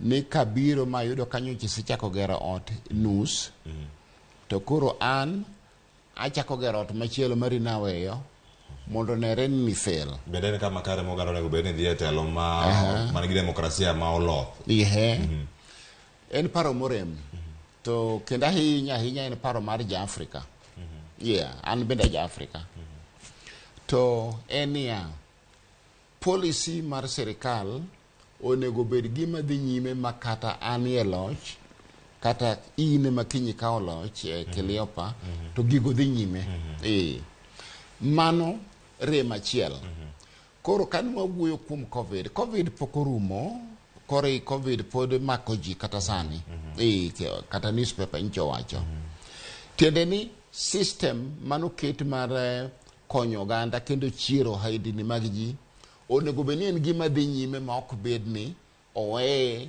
kuom wach mora mora mondo joma ne gigi osimo ji mang'eny gigi nosimo nyaka sani ok ochier kendo ere kaka inyalo chier joge mondo hendni gi kod gik mamoko magitimo odhi nyime piny duto piny te ok Kenya kende Afrika Europe England kata kurewa China duto odak kuom gimoro achiel kuom gik moko matimore e piny gik michamo kod kuom gik mitiyo godo e gik mariembo piny duto te koro nyaka ng'i ni to ere gima nyalo timo mondo piny obed gi ohendni mawuotho to gik moko ma ji tiyo godo kendo gik moko ma ji dwaro yudore kamano olosi kendo ochwakie mach mondo bed ka oringo piny dongo maber moloyo to kiwachi ni manyo chwo wacho higa mokalo ka ochopo higa ni ichaki we chao gimachielo ing'eni ka gima kamano timore ni ng'ato nyalo wuori kata kowacho motieko wachono to wacho ni awuori erokamano FCP Rasas kwa kailere yo makare mana weche go mag jatend migao mano Professor Juguna Ndung'u kanyo bende mang'awinje pachi bende CPS akayo masiro tangi mule weche go bende mag loso tije wasewinje kata kolose ahinya paro mar chik mar omenda mano maiga mar 2020 koda adek kiwacho kanyo ni gedo mag udi manengo gi yueyo ni dhi chwalo tije ne oganda. Wanene kaka entiere budget kendo achiel kuom gigo mawacho ni mise mag neno adieri tije gi olosi. En singo bende mane gichiwo e kinde campaign. Iwacho ni budget obed omenda momi migawo mar somo, migawo mar arita, migawo mar thieth. Giduto gi align kata gichikore gang'o mano manifesto mane gichiwo. Mano wacho ni bottom up economic model kama entiere kar kacha. Bende en gino ma iparo ni adieri en moro ma komi peke yo makare onyalo chopo lek ma osebedo kata sirkal mokalo budget mokalo mondo obed adieri. Cleophas erokamano. Awinjo jatend migawo kaka wuoyo. To gima mako wang'a kata magombo notimre en kar food security mowuoyo. Cleophas en adieri ni nitie ing'eni kata kiwinjo ka jagoro mongirre owacho mano PS Chris owacho ni nitie countries ma michuogo osuru mabedo olowa matin. Mano en adiera. But wang'iyare maber ni yani yorgi mar loso chiemo chalo nade. Ing'eni kijuogo japiny to chiemo nitie wawachi ni juoga matin mayude bengi kose sirikal osekawo osuru cha bendo nyalo miyo afford gimoro e chiro kacha. Koro ka chiemo no onge to pesa bende ikawo ira madong' nono ihinya.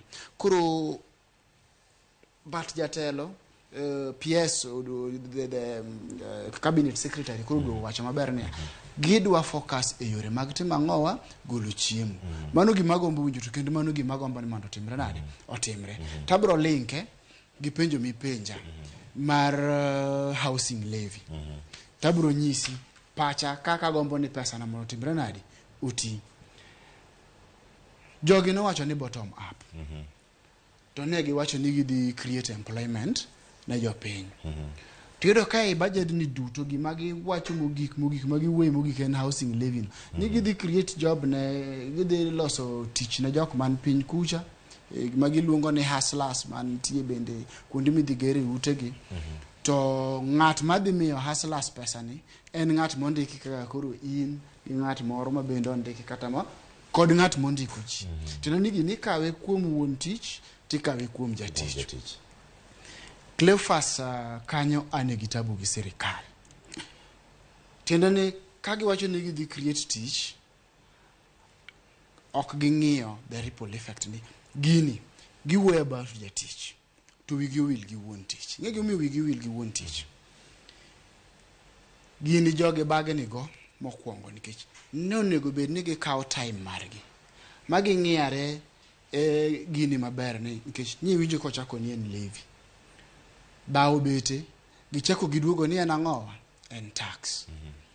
To wang'iyare types of taxes. Kenyan regime says that the tax regime one gi direct tax.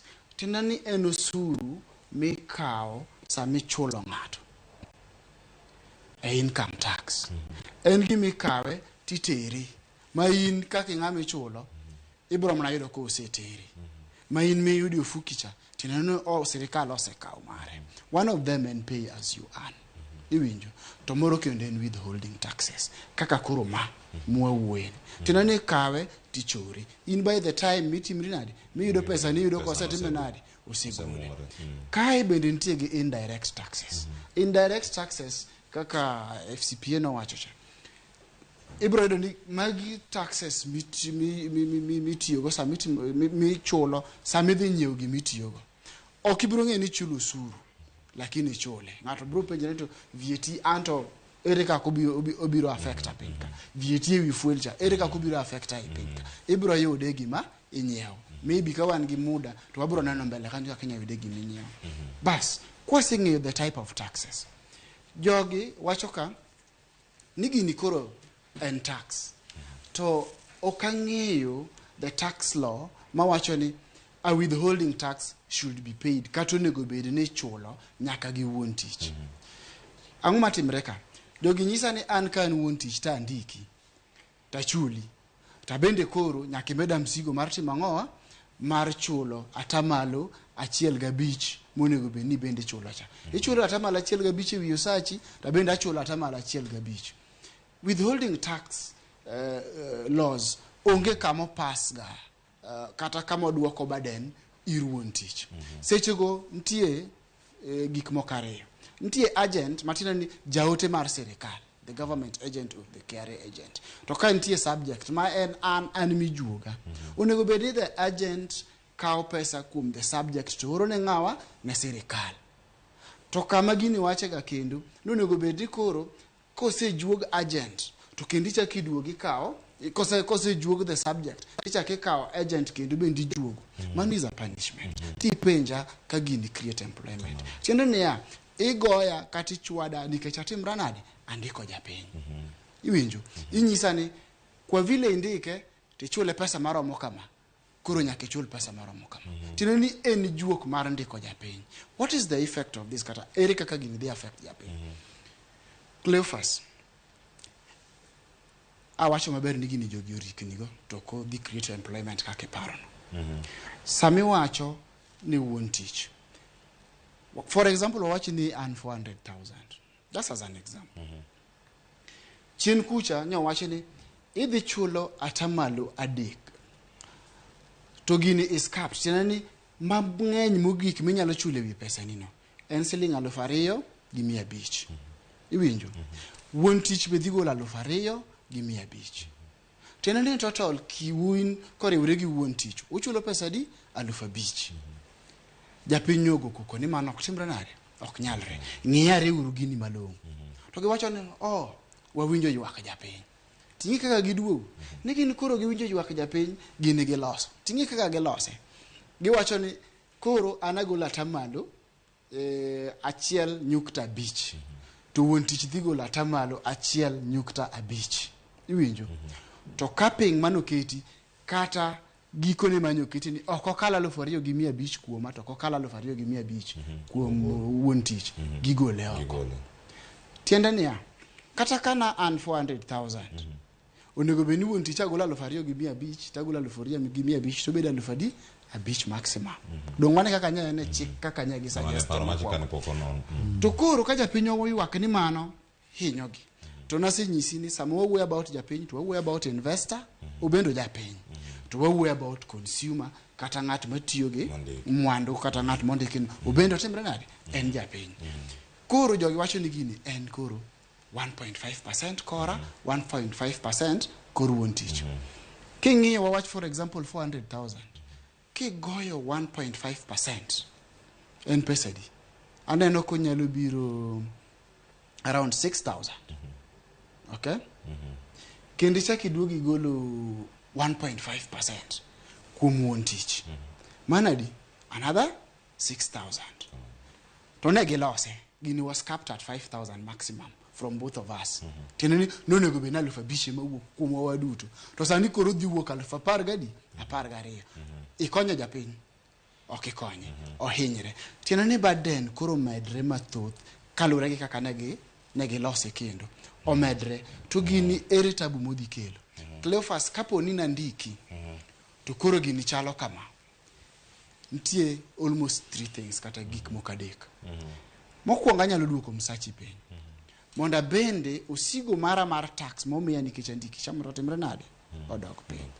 Maisha wanya neno gimoro mano timre kinde mane corona ochopo mane kembe loro jok moko no witije to gimomiya wacho kamano ipenja ko create job ne japiny ero ng'at madhi gedo to samoro ne piny kacha to ng'at miwacho ni finance gini ni iwinjo en wuon tich gi jok mondiki finance gi chapich kacha iseng'io effect ma en go kuom ng'amondiko ji anyalo duoko sachi piny kata nyalo wacho niya in koro osachi ni mala ahinya abro dwaro ng'at manyalo chulo pesa mapiny in koro timri nade dhiyo idhi riembi iwinjo kata wanyalo loro kambi nikech koro wayudo ni ok wanyal kwa ng'iyo baden ma sirikal omiyowa kalore gi VAT to kendo koro ukelo suru mar ot bende ukelo nwa ka ok nyalre to ni sirikal bende sama gini timre ing'eni sirikal temo yawo bade mondo giyud mang'eny to kayo kene ka sirikal bende gore bunda tiende gimomiyo gore bunda tiende ni ya Cleophas sama an kura chako riembo ji tiende ni pay as you earn mi yudo kuoma mang'ado kuom jok mandiko tachoro ni pile dhi dok piny. Gima dhi dok piny donga wacho na nyalo duoko msachi piny kata nyalo riembi kata nyalo timre nade anyalo loro kambi. Magi duto kotimre ka loro kambi income tax magi kawga ya corporate tax 30% at the end of the year onge. Pay every month onge.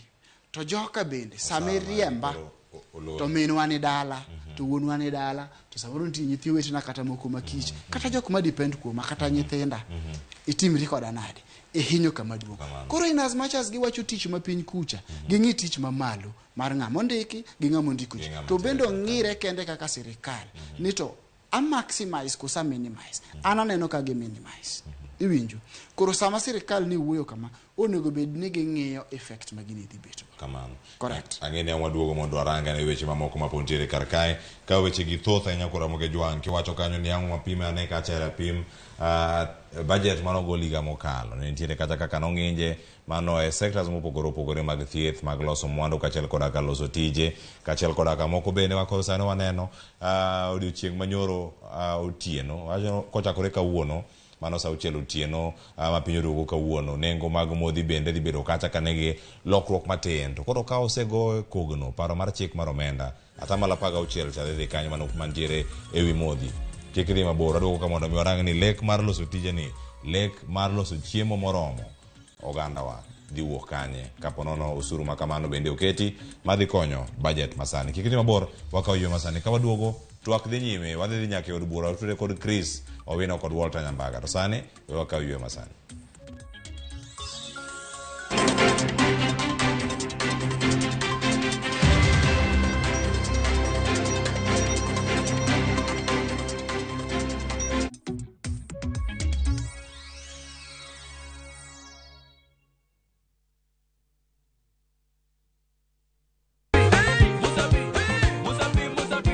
Semana chake na Ramogi Jwang moto kama pasi yelo ngoni moto ebele.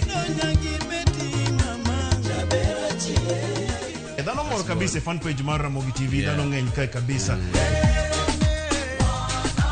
Kidonjo fu ma serious ikete ngoma oake.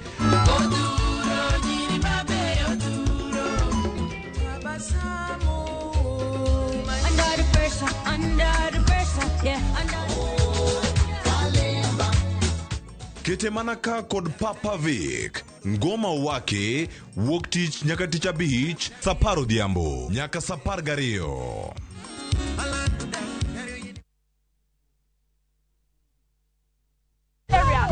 The marrying off of an underage girl has caught these women's attention. All the women where they walk up and down, that one no do. Hey, Holy Ghost fire! And the battle is now between the wives and their husbands. And the wives are relentless in their cause. That's it. I don't strike. One, your wife. I know they fight trouble. Will the husbands look for other options? Or do they have the keys to unlock the treasure? I know waiting at me. The last time I buy flour, you know what she asked me? Whether she be good? Watch this hilarious and informative African drama of Wives on Strike. Women power! Only on viewsasa.com or dial *487*3#. Kushinda kaende jackpot sio lazima upate game zote correct. Nilipata 12 of 13 kwa nimewin 11 out of 13. Mimi nilipata game 11. Nilipata 11. Nilipata 12. Nilipata 11 out of 13. Nikapata mechi 12. Nilisikia kufurahi mpaka nikakaa chini. Nikapata 12 out of 13 prediction. Kwa 50 bob pekee, cheza kaende jackpot leo na ushinde 500,000 shillings ya wiki hii. Tuma neno KJP kwa 29063 na huenda ukajishindia nusu milioni. Hii lazima iende. Not for persons under the age of 18. BCLB number 416.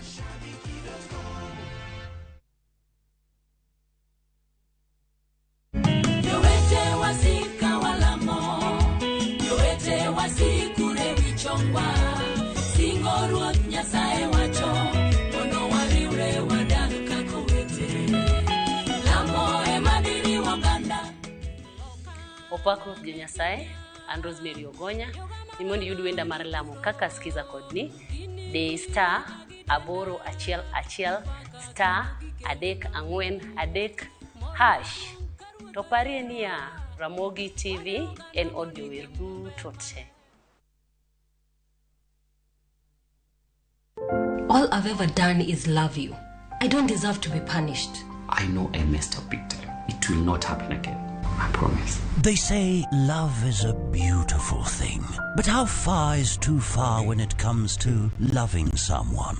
Is everything okay between you and Joy? There's nothing I can do that's right in her eyes. You're suffocating me. I need space to think.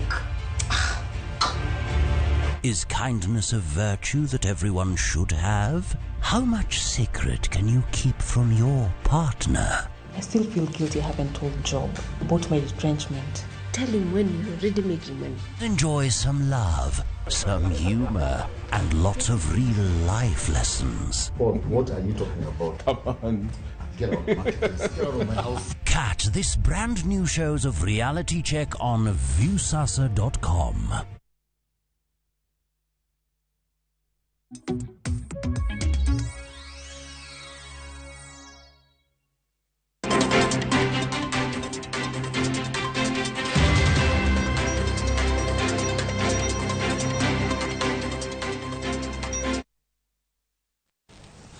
Nyakora Ramogi jong waseduogo en budget higa mar 2023 mano ikomenda chak 2024 odhi chalo nade yena koro sane ka waseduogo ka wase ywe adhi achiel kachiel nyaka od bura kama kora da tudra kod jofwambo wadwa ka gintiere karkacha mano Walter Nyambaga kod Chris Owino oyawre uchio eyo makara no ka upichni eyo makare ka untiere od bura kanyo mano e kama igeno ni jatend migawo magweche mag omenda dhi bedo kanyo ka somo budget ma ikomenda mar 2023 2024 chal mar wach en mane nyaka sani ma ung'eyo museneno ma iliekonu kanyo gin mage machiegni uru. Erokamano Cleophas wawinji eyo modimbore kendo wawinji eyo mopichni eyo mopie wagoyo tach e liare mar od bura kod nyawadwa Walter Nyambaga. Watemo mana neno ni wanyalo fwambo weche machal nade motelo ne jatend migawo mar omenda Professor Njuguna Ndung'u chwalo budget makamano odiochieng' makawuono kar saa 8:30 made 9. Ngene Chris ma en budget mosom piny owacho mar Kenya Kwanza tielo mokwongo kendo bende koro idhi ng'ini to juole maromo nade ber king'eyo ni piny owacho mar Kenya Kwanza osedo thuolo mana mar chuogo moko kuom pende chik manyo osebedo ka kelo liet nikech mondo mi som budget chalni ogoye kogno kata mana kamiti marango weche mag budget kaachiel kod mago mag omenda kendo thuoge moko dhi kare olosi kendo iki makare budget maketo kod mani idhi som mana kaka iselieko odhiambo ma kawuono nikech chik dwaro ni gimoro sochiko kamaendi to koro jopiny ni kode ong'ini to bad migawo ka bad migawo upod ni omenda maromo nade motele mano jafwambo mar Edwin Okoth ne ntiere e log tich mar agucho omenda ma pacho kaendi kwa chonde kama obile wach kod jodito mochung' ne weche mag omenda ng'ene Edwin owuon bende obijo en jadito koro jo od bura bende seno kama oko molo kaendi moro bang' moro ka ginimie kode kendo bende gibiro chiko itgi ne chenro maket kod mane kopogore kod mano budget ochopo 3.6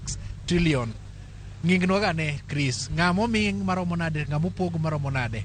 Erokamano Walter mana kiselero mae budget mokwongo mar piny owacho mar Kenya Kwanza kendo budget duto midi somo odiochieng' makawuono en trillion 3.6 3.6 trillion kama en medruok gi omenda maromo bilion 251 budget mokalo mane osom kod piny owacho ma jatend piny machon Uhuru Kenyatta ne en trillion 3.39 koro ma en trillion 3.6 ma en medruok gi omenda maromo bilion 251 kendo mae budget mokwongo mar piny owacho mar Kenya Kwanza budget mokwongo mar hustlers. Ber king'eyo ni budget mokalo melo 2021 mano somo kod mane en jatend migawo mar weche mag omenda e kuru yatani e piny owacho mar mon osedhi yweyo Uhuru Kenyatta. Awere ne kanyo koro donjo maber. Kuma nyiso ni maromo bilion 700 e komenda makoro dhi som niendi en achiel kuom omenda ma bende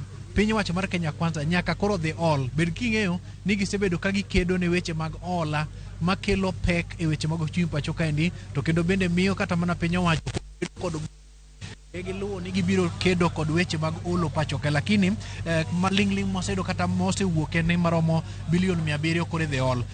Bad migao mar piny owacho mar the executive, mano mar sirikal mamalo, king'iyo kod mano weri counties, piny owacho kata mana kar jot mar jatend piny gi kit kaka itaye sirikal mamalo kaendi, opod ni omenda maromo nade Chris? Erokamano Walter, mana kaka iselero iwacho ka kanyo ni e budget ni piny owacho dhi holo omenda maromo bilion 700 gi wiye.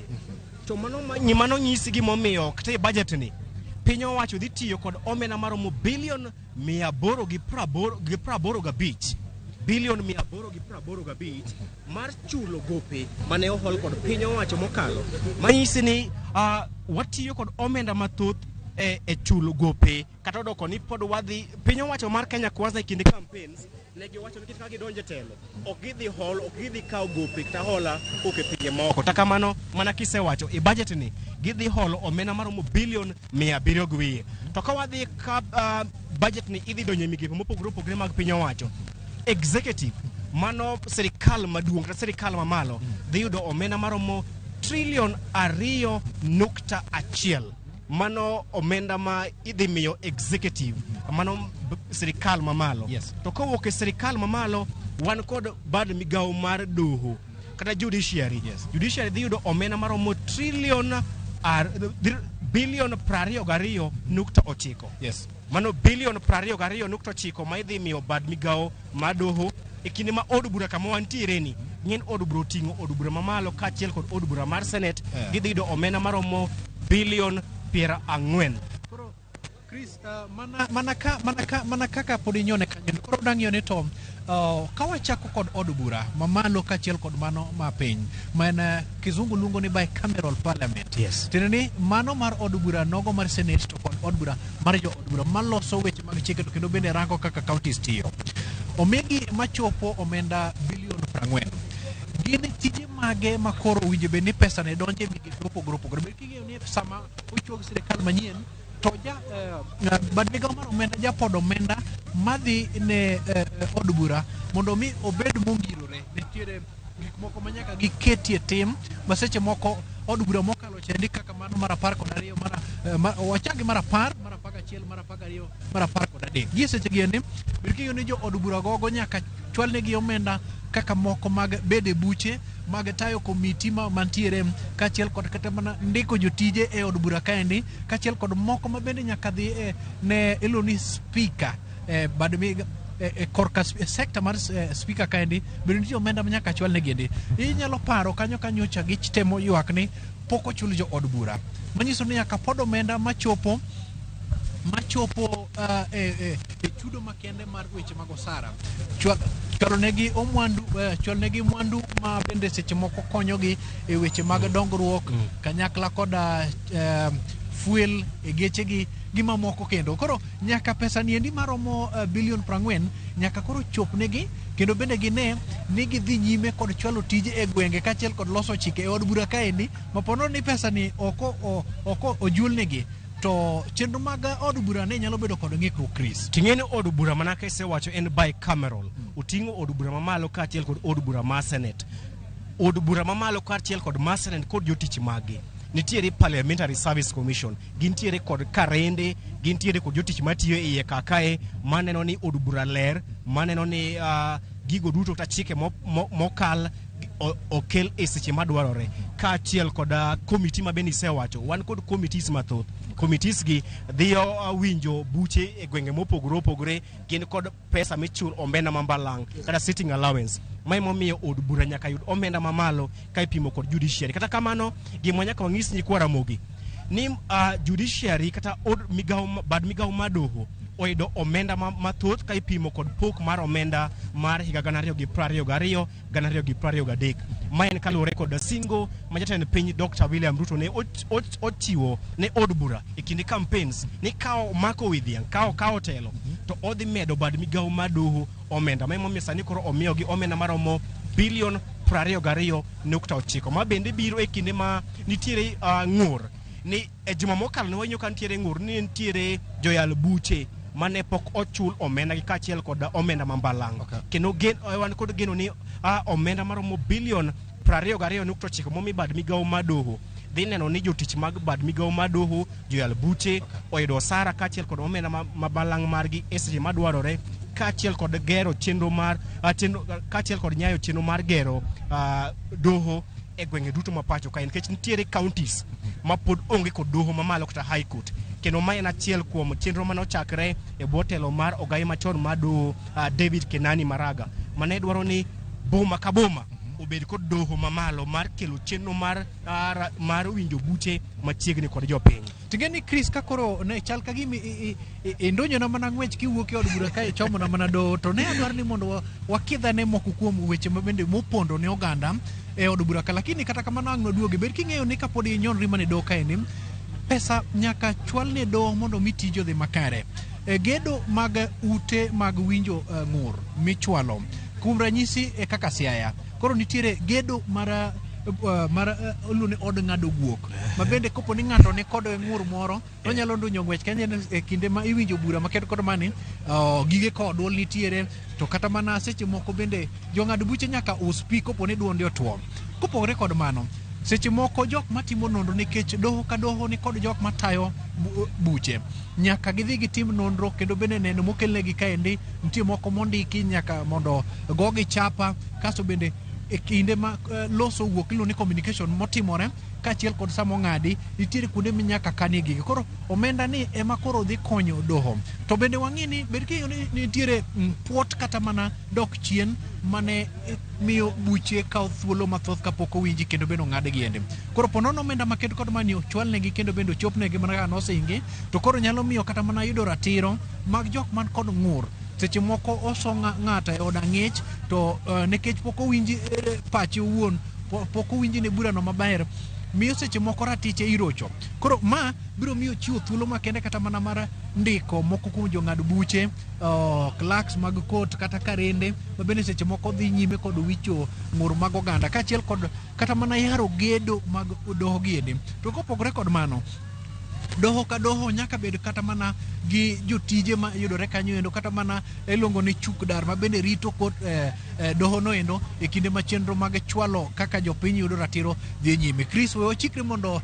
wang'e ni to loch gwenge kanyo kar dhogino yes. Ka wasewuok e kuom migepe kata bad migepe adek madongo mag sirikal mano bad migawo mar doho bad migawo mar od bura kod sirikal mamalo wan kod sirikal namba 48 yes. Mag wadhi counties 47 duto mapacho kae mane okel kalure kod puodho katiba mar 2010 piny owacho mag gwenge counties osebedo kod ywak kendo e bwo telo mar sirikal mar piny owacho mar Kenya Kwanza sirikal ma piny owacho mag counties osebedo kan kod ng'ikruok e chwalo chenro mag dongruok kalure kod leo kata deko e chwalo omenda mag tapuk mag piny owacho mag counties e budget ma idhi somo kawuono piny owacho mag counties omi omenda maromo bilion 385 yes. Kama bende en medrock ka ipimo kod pok mar hiko mokalo counties no omi omenda maromo bilion 375 sani omigi bilion 385 mar chwalo chenro magi kopogre kod kamano bende omigi conditional grants ma en hola maromo bilion 44 ma bende omednegi ewi omenda maromo bilion 385 iparo ni bilion 385 ma idhi miyo counties e budget ma idhi somo kawuono ni oromo mar chwalo dongruok e counties 47 mapacho ka pogruok nitiere maduong' nikech motelo mano ne riwruok mar governors kane obedo kod romo moro ma aput moro ma wiye e log tich margi mantiere e Westlands kaendi negi chemo sundo piny owacho mondo chwalnegi omenda ni ochop bilion 425 mak mana ni ma ok otimore gimomiyo mane dhi nyime en ni giluwo ni nitiere moko kuom chenro ahinya te bad migawo mar thieth mane kata mana lakteche yedhe owuon to kata mana nyamburko michwalo go jotuo ma seche moko hewore bende counties gi ne koro dwaro koro ne giluwo ni ineno ka dakteche osebedo kastronda stronda piny owacho ni kiny wadhi e ndara, kiny wang'anyo.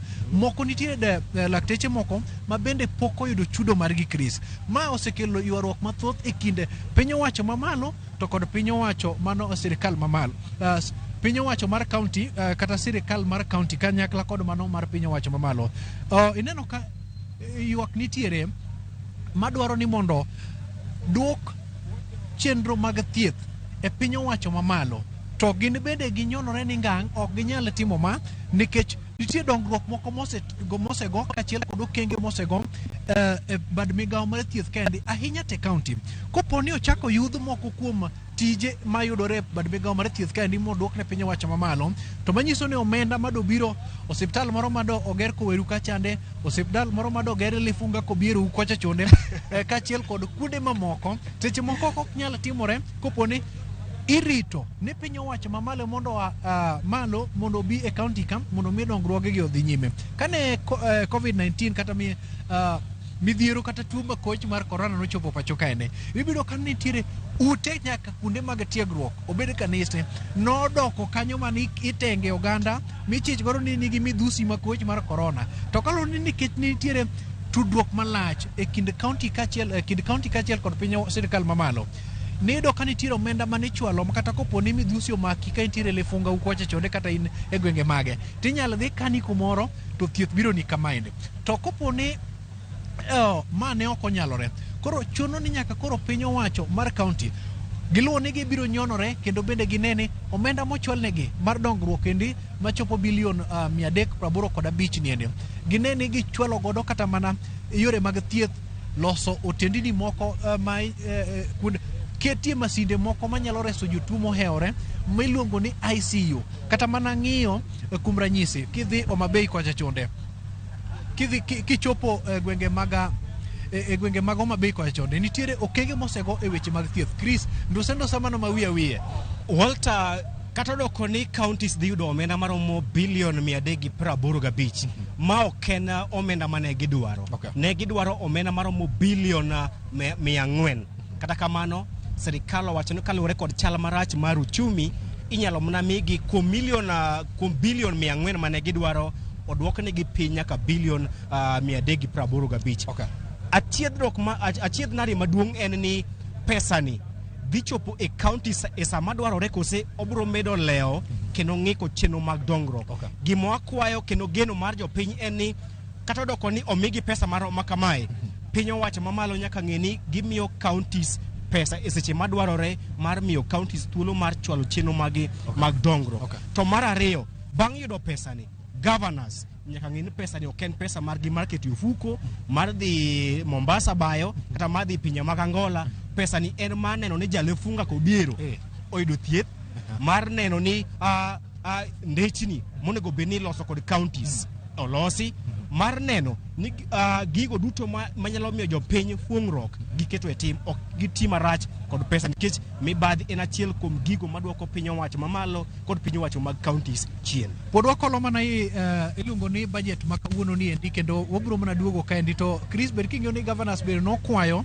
ni mondo kinde mimiyogi mondo giti gi pesa mochwalnegi, ber king'eyo ni pesa ni endi nitiere omenda manowinjo bed ni chwalnegi mondo giti. Koro ne gikwayo ni migi thuolo moro machuok nyaka tarik 18 mondo mi giti gi pesa modong'. Koro Chris ka ikawe duoke studio mondo Cleophas odhi nyime kwech pod wabiro duogo mana ka. Erokamano Walter, nyakora mogi mana ka waselero ni wagoyo tach e liare mar od bura kama kawuono kar saa 9 jatend migawo mar omenda Profesa Njuguna Ndung'u biro molo kakae mar yango ne jopiny budget mar 2023-2024. To kapok atieko gima nyaka ing'e ni kuom budget ma idhi somo kawuono trilion 3.6 trilion 2.5 dhi e chenro mar chwalo chenro ma kinde ka kinde mag piny owacho kaachiel kod chulo jotich osara e kinde ma omenda maromo bilion 769 kende ema dhi e weche mag dongruok, manyiso ni omenda madhi e weche mag dongruok tin ka ipimo kod omenda ma dhi e chenro mag chwalo weche mag apisi e migepe mopogore opogore mag piny owacho kata recurrent expenditure. Ma en gima pod hinyo pinje mag Afrika, nikech hie onego bed ni budget maduong' ichwalo weche mag dongruok to weche mag kinde ka kinde e apisi mag piny owacho kaachiel kod chulo ji osara. Pod wago tacha kae bang' kinde machuok wabiro duogo kae mondo wasum ni to waseyudo machal nadi kendo weche mane madhi e alwora mar od bura kae. Aduoki achiel kachiel nyaka e studio marwa Broadcasting House. Erokamano ahinya mano Crispin Owino kod Walter Nyambaga ulere yo makare. Ang' duogo iru bende ang'eni Sharon Ng'awang duogo ka sa 5 nyaka sa 7 ang' utwa kodu kendi kon gi ane maling' jok mage mosechopo kar kanyo mage moseneno gi mage mawinjo kawuok kacha e od bura mano maduong' ka untiere liare mar od bura kanyo ang' ukonwa gigo ma useyudo nyaka kinde ma waduogo iru. Erokamano ahinya Chris kod Walter nyakora moge jwang' wadhi nyime kendo koro sani wacho ni e kinde mantiere ka wakolo weche mag budget pod antiere ka giwelo FCPA Erastus Kwaka Omolo kaachiel koda ka CPA Zakayo Masiro mondo miyo watwa kode yo makare bende ka wantiere ka kwarango chenro mopogore opogore mantiere budget ni to yiena kapoka adhi kata ira kapoka duogo e studio ka mondo mi watwagi adani mondo mi warangane mano e apisi mago maga jatend migawo mago omenda mano National Treasury kacha wantiere koda jafwambo marwa ma wechego mag ohala mabende kawuono osebedo kata ka loso koda jotelo gi ochako kata kod jagoro mongirore mano kane ntiere kar kanyo koda Dr. Chris Kipto kaeto bang'e bende loso koda jatend migawo mano Professor Njuguna Ndung'u. Sani koro antika kod Edwin Okoth. Edwin Okoth oyawre are ichako kinyi ma kawuono chenro biro mopogore opogore to nyaka sani chal mar wach nyalo bedo ni mage maling'ling mage ma iseyudo ka otenore kod somo mar budget odiochieng' ma kawuono ka ochopo kacha od bura mano bang' wechego mag migago odiochieng' ni ma kawuono. Edwin. Erokamano ahinya Cleophas awinje yo makare mana kaka iwachono wan e log tich mar migawo mar omenda kata Treasury Building mayudore e chuny boma ma Nairobi. Mana kaka nwawacho kinyi ma kawuono waromo gi jatend migawo mar omenda Professor Njuguna Ndung'u kaachiel kod jagoro mongirore migawo no Dr. Chris Kipto mane wawuoyogo kopimore gi wach mar budget odiochieng' maduong' ahinya ma giwacho ni gisetimo chenro mare kuom higa mangima kendo koro gin gi mor ni odiochieng' ma kawuono to koro gidhi somo budget. Cleophas gik moko ariyo mantiere budget en gima iwacho ni mokwongo gin policies kata chenro ma piny owacho keto kaka gidwa keto omenda e migawo mopogore opogore to gi kaka gibro choko omenda go mondo gitim chenro mag dongruok ma piny owacho oseketo. Gima duong' mwawinjo kuom jotelo ariyogo en ni piny owacho keto chenro mar choko omenda kata somo budget e seche ma bende ochumi mar Kenya kosebet kadhi maber nikech king'iyo ochumi mar piny mangima bende osebet ka nigi yiengni koni gi koni nitiere oro ma osebet nitiere ochumi kata yuto mag jopiny bende osebet ka ok dhi maber ahinya omiyo bedo ni koro wan lwasi machalo kamano dhi miyo gi pek ahinya ka gichano chenro mag choko omenda to gi kaka idhi tim budget ma higa ni. Bende jotelo ariyogo wacho ni jo Kenya onego bed abeda gi geno nikech ka in kama tek to nyaka imany kaka iwuok kanyo mondo eka koro idhi mbele nikech ji wacho ni gisebet ka giwinjo pek e choko mar osuru ma isiki medo kinde ka kinde. Jopiny ywago ahinya meto mar atamalo 8 mar modhi mag nyamburko ma idhi some budget ma kawuono to bende nosekale paro mar chiko omenda ma be jood bura notwake e odiochieng' manyoro. Gima timore ka sani en ni ji apise mopogore opogore mwasewuotho e National Treasury kanyo en ni iloso file koni gi koni jogoro matindo tindo ringo kaka giloso iketo maua kuonde monego kete ranga Treasury bende itemo losi mondo ka chop ka gimoro saa 8 kama to wageno ni jatelo jagoro mongirore e migawo mar omenda kaachiel kod jatend migawo mar omenda Professor Njuguna Ndung'u bro wuok oko to mana kaka itimo pile en tradition ni obro wuok gi kiroho kata briefcase ma bro tang'o ne oganda ei kirono emoting'o chenro mag osuru kata chenro mag budget ma odhi somo e nyim jood bura. Bang' kanyo ibro los chik ma koro iluongo ni appropriation bill mangiso ni mae kaka koro idwa chan ti kod omenda migawo mane moket ni omenda marom nade to kwa wuok e appropriation bill tibro kete koro chik ka jatend piny Kenya William Ruto osekete koke koro iluonge ni Appropriation Act mane kaka koro ibro ket e chenro ma kaka omenda ma ibro choki higa mangima bro tiyo e migepe mopogore opogore migepe mag somo mag thieth mag gero nderni to gi migepe mamoko. Cleophas mana kaka ng'isino wabro bet kayo odiochieng' mangima wabro ng'iso nyikwa Ramogi kaka jatenda migao no bro wuok e treasury ka kodhi nyaka e od bura kama koro dhi some ayanga budget mar mokwongo mar piny owacho motelne kod duond bura mar Kenya Kwanza. Cleophas. Erokamano ahinya Edwin Okoth ka intiere kanyo mano eliare no mano log tich mano mara National Treasury kata migao no mar omenda iloweyo makare ang waduogo iri bende kidieny mabiro mondo miange lonwa gi eyo makare ka jatend migao ang ochopo kar kanyo. Erokamano ahinya Edwin Okoth. Koro kar sani nyakora Ramogi Jwang wadani wagweng wech wacho ni kidieny mar mbako romo bende ka wantiere kaka wanono budget warango gigo mopogore opogore to jopiny wacho nade kotenore kod budget makama wasewinjo kuom jofwambo wasewinjo gigo ma jotelo bende osebedo kata kawacho koro e kidieny mantie sani nyakora Ramogi Jwang yeno ondo dhi e county ma Kisii. E county ma Kisii wan kanyo kod Crispin Otieno oyawre Kisii uchiewo yo machalo nade odiochieng' ma kawuono ma jo Kenya rito winjo budget ma idhi som kod jatend migao mar omenda Njuguna Ndung'u odiochieng' ma kawuono mano bang' wechego mag migago mano kar saa 8 chiko kanyo piny Kenya rito winjo budget ma kamano. Jopiny wacho nade ponono e county kanyo ma intiere e county ma Kisii.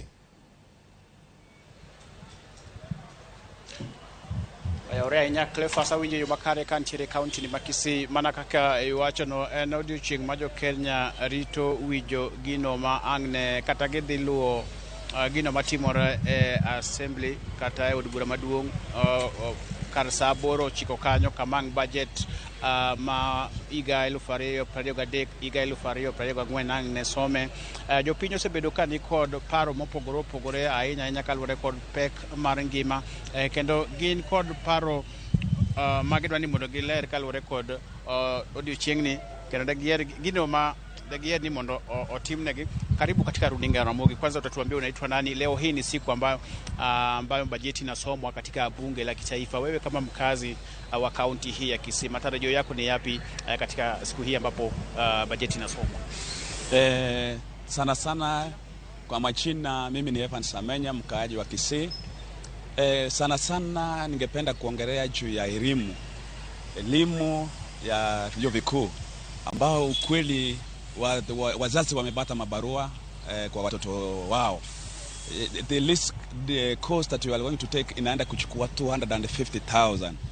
Kuna rafiki yangu mtoto wake alipata A, anaenda kufanya doctorate 360 semester moja. Hiyo ndio nauliza hii serikali yetu ilituambia waone wa bottom up. Sasa ndio tumeshindwa mambo ya bottom up. Ni kutoa fees mahali ilikuwa ipeleke juu. Ndio tunaulizia serikali kama inajali hiyo mwananchi wa kawaida aliyesema mama mboga, mwana bodaboda, wapakaji rangi. Ndio waangalie sana au mtu wa chini anaumia. Nikana kwamba hapo kwenda mbele atuendi kupata kizazi kijajo ambacho kimesoma, sababu masomo ya hali ya juu yani ya chuo vyuo vikuu yameanza kuwa gharama juu ambao hao watu wa chini hatuwezi enda kugharamia, sababu yamekuwa gharama kwa wazazi. Asoa hao watu wa chini ambao alikuwa anatuahidi atatuchari zaidi, anasema serikali ni yetu. Ni kama kwamba hii serikali sasa yendi kuwa yetu, imekuwa ya watu wakubwa. Sana. Hebu tuambie wewe kama mkazi wa mji huu, bajeti inaposomwa, wewe matarajio yako ni yapi? Ungependa sekta gani pewe kipaumbele? Mimi kwanza kwa majina naitwa Bedineo Monguru, natoka maeneo ya Kisii County. Mimi haswa bajeti inaposomwa leo naomba kwamba masuala mawili ama matatu yaangaziwe. Kwanza katika section ya elimu, naomba serikali iweke pesa mingi huko, maana katika sisi kama wanabodaboda ni vigumu kupeleka watoto wetu shule za binafsi. Na inabidi tunapeleka katika public school, ambapo huko kwa public school hawana ile quality ya masomo kama ningepeleka mtoto private school. So serikali ikiweka pesa mingi huko, hata sisi tutafeel kwamba tupeleke watoto wetu public school wapata masomo mzuri. Mambo mengine, hii maneno ya fuel, hii kampuni ya Ebra inayoangalia maneno ya bei ya mafuta, tafadhali, mafuta ndio kila kitu, waweke pesa huko, aswa hizi makampuni zinatupea mafuta ili bei ikuje chini. Tukifanya ama serikali ikifanya hivyo, tuna matumaini kwamba hata sisi biashara yetu tutapata kitu. Na kitu kingine, mambo ya chakula, aswa kilimo, bajeti waweke pesa katika mambo ya ukulima, ili tuende shambani tusalishe mazao yetu, ili Mkenya akiwa njaa hawezi fanya kazi. Hata ukimwambia alipe ushuru anatoa wapi na ako njaa?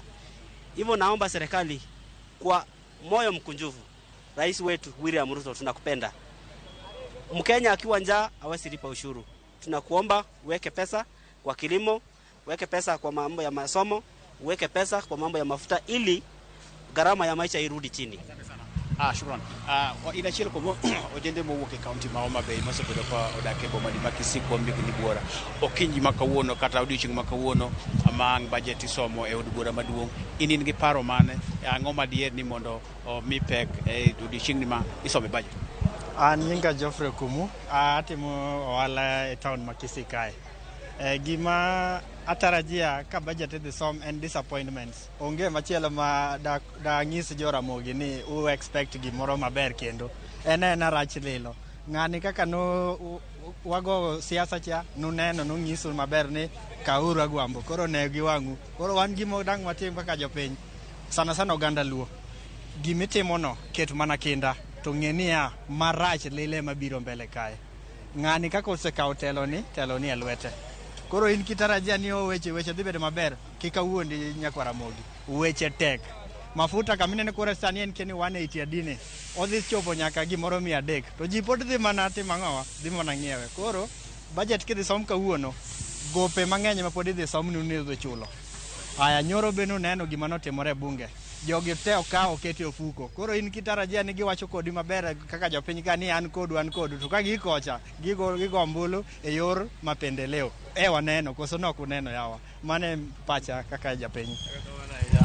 Erokamano ahinya kuom loso kodwa. Mano gin pacho piny mawuok e kaunti ni ma Kisii. Iwinjo ka gigolo paro mopogore opogore ka ng'eny ji uywak kalore kod pek mar ngima Cleophas, ka giwacho ni nyaka sani jopiny medo mana hinyore. Nitie jogo bende moloso kalore kod wechego mago mag somo, ka bende gikwayo ni mondo sirikal mamalo tim kar ma ginyalo maneno ni gikonyo skunde ahinya moko mag JSS, kendo sirikand counties bende oyudo pesa mar neno ni jopiny oyudo services ma gisebedo ka gimanyo e county mopogore opogore maturka. Kok kamano mana ka in kod penjo, Cleophas ang naduok kendo iri studio. Erokamano ahinya, gima bende dhi bedo odiochieng' moro mabor, to bende ang' okwayo mondo irang jopiny mamoko bende kama intiere kar kacha, mondo mi kang' iyudogi ang' oduogo iri kanyo mondo mi wayude maling'ling matimore e kaunti ma Kisii, e boma ma Kisii kod bombe mamoko mapono nitiere e kaunti kanyo ma Kisii. Kang' igo tarubin kendo kiluogi iyudgi e yo moro makare, mondo mi kang' waduogo e weche manyien mag migago, kata ka wantiere gi mbako romo machielo tok ma ka oromo saa 5 nyaka saa 7 ang' waduogo iri mondo mi wane manyien mawuok e kaunti ma Kisii. Erokamano ahinya Crispin Otieno. Kama chielo nyakwa Ramogi Jwang', mondo mi waranga ni kaunti ma Mombasa, ma e kaunti number 1, kaunti 001, kanyo wantiere kata kod Georgia Oko oyawre. Mombasa chiew nade odiochieng' ma kawuono ma jo Kenya rito kanyo ni budget mondo mi osomnegi. Jopiny wacho nade? Jogo makoro odiochieng' ma kano bende rito neno kendo winjo ni budget ma iko omenda mar 2023 2024 osom. Ber mane mubiro godo, maling'ling magiseyudo porono gin mage? Inyalo bagonwa twak kiwuok e kaunti ma Mombasa, George. Erokamano ahinya Cleophas Oluoch, awinji maber ka intiere e studio kanyo. Kawuono agoyo tach e gweng' ma Bombolulu, mano mantiere od bura manyali e kaunti ma Mombasa kae, kuma adwani an bende awinji pach jopiny e kaunti ni to giwacho ang'o korka weche mag budget. Ging'e ni kawuono idhi some, to awadwa mana winja ne pachgi ni to gin giwegi gineno ni ang'o gini monego bed ni ng'iyo matut, kuon mage miparo ni onego bed ni igo rubit matin, kuon mage magiparo ni ber.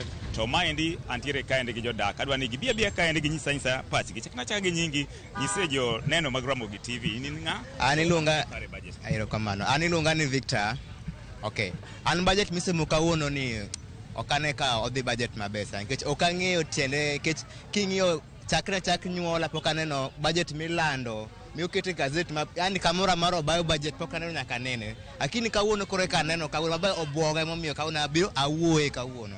King'io maisha sano idho makata idho gari dakwa idho gari dakwa chama lot, yani dakwa cham kata yani ringo dakwa nyiewo, yani piny tek man kata budget kisemo kane tiende ko som budget no kamano.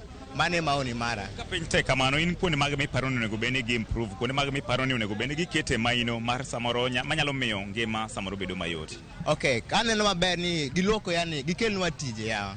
And then weche mek transport, gidwoko weche mek transport piny, and then kar chiemo, ing'eni kwa chiemo koro kwa do teko mar bano tich, kwa do teko mawuoyo kata mawuoyo kame, en mana teko mabie nyoro. Koro gidwoke piny mar maisha, gidwoke piny mono wabe wayude teko mar loso, wayude kiko kanya chiemo, erokamano. Erokamano ahinya. Wayudo ng'at machielo kae, jaduong' Osedo machiegni, nyisane ni to ito pachi en mane, budget isomo kawuono, area mane miparo ni onego beni kete maino e dweche ma kawuono ni? Budget ma kawuono. Nacha gi nyingi? Nyinga iluongo ni Uchieng Dero. Awok area Bombululu, Nyali constituency. Budget ma kawuono wasoga bedo kisome, to budget ma kawuono ni ena kaka mapile. But gimo temo yuwago ni budget onego luonga mwananchi obedie piny bendo gipenje pach mwananchi. Gin koro gisonge budget magiloso, kila kitu magitimo, gidhi some, in kelo ni mwananchi ni tayari, ipingo, okipingo, obiro tiyo. Mano igima mwananchi neno lit moloye. Ka idwa som budget, mara ang'o gihojo ga wananchi bende gwinje pachgi.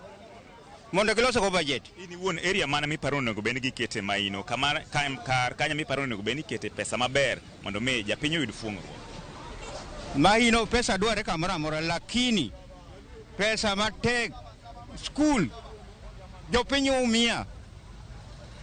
Chiemo to koro kiwachi. Chiemo koro tek nyowuoyo. Mano igima japiny yuago, nikech kata sama wan kani magi jomo chiemo duto, to kitarajia ma chiemo be. Ka koro ng'ato nyaka nindo ki nyaka sani, pok obilo kata gimoro, to bendo kia no dhi bilang'o. Mano japiny yuago moloye. To gino omedre pile, chiemo ni medre pile, mange kata budget ma kawuono ni chiemo dhi medre. Kamana ahinya, wayudo jadak machielo, Osedo machiegni, chakna gi nyingi tisani to pachi en mane, area mane miparo ni onego beni ikete maino to chutho e budget ma kawuono misomoni. Nyinge luongo ni Alfred Oyaya. Ana kaka nene ni budget ni oripo kaka koka mafuta koni. Kaka giidho 16% no. Ema nendo oripo gipunguza at least kata kodong kata ka en 8% no dedo bedo maber. Lakini kaka sani giso wachote ni unyalo chopo nyaka 16%. Ananeno ni kanyo kila mahali bro affect.